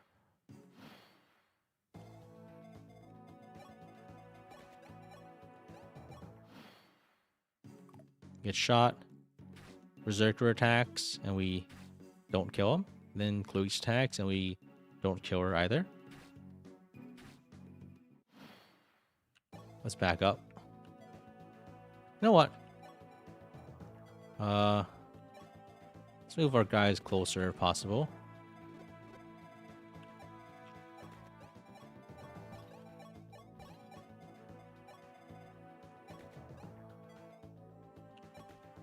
We let them move in, and then we can just spot them later.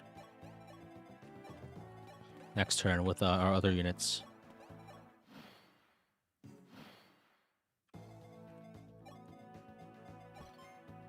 Okay, we spotted Clarice.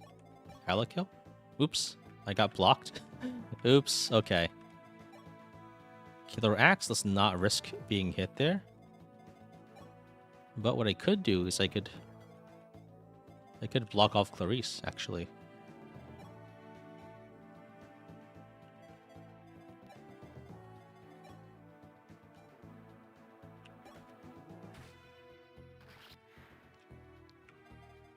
And then we can just we can just kill her with Marth. Nice. Well, we actually can be the kill to Marth. That's nice.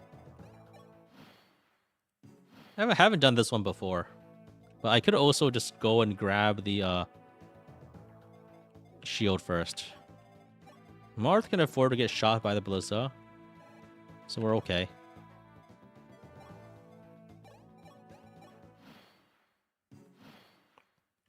It's important not to miss it this time. Healed shield, very good shield. Useful for the next bundle of chapters. We move out ASAP. And we heal just in case.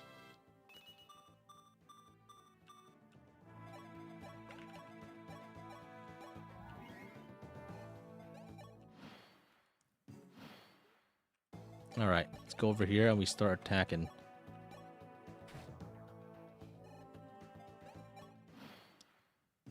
What's the defense, Pog?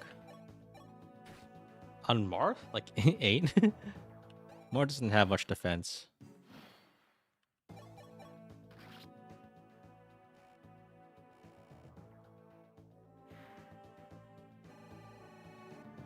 Very good. Good level up. If only we were on a unit that actually needed them. Alright, so let's just walk Marth up into range and slowly up smash, I guess. I think we can actually move past the range if we want to. Like we can go one tile up, dance, and then move in.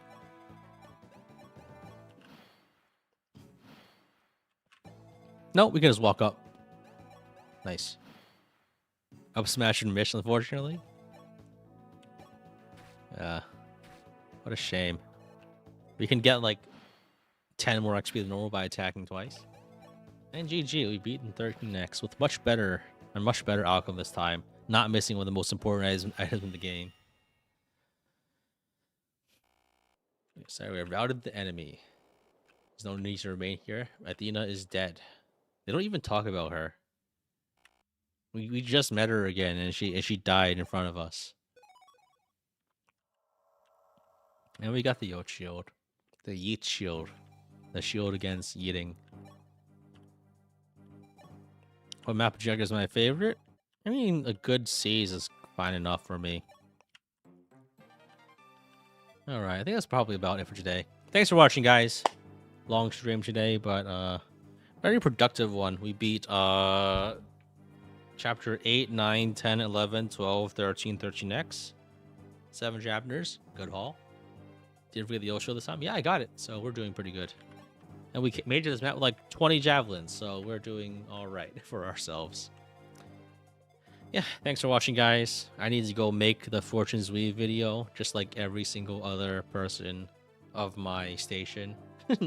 I say that, but like, it's gonna be derivative. Everyone knows what everyone's already like figured everything out they wanted for this. So, yeah. All right, thanks for watching, guys. Thanks for hanging out, and good night, everyone. Bye.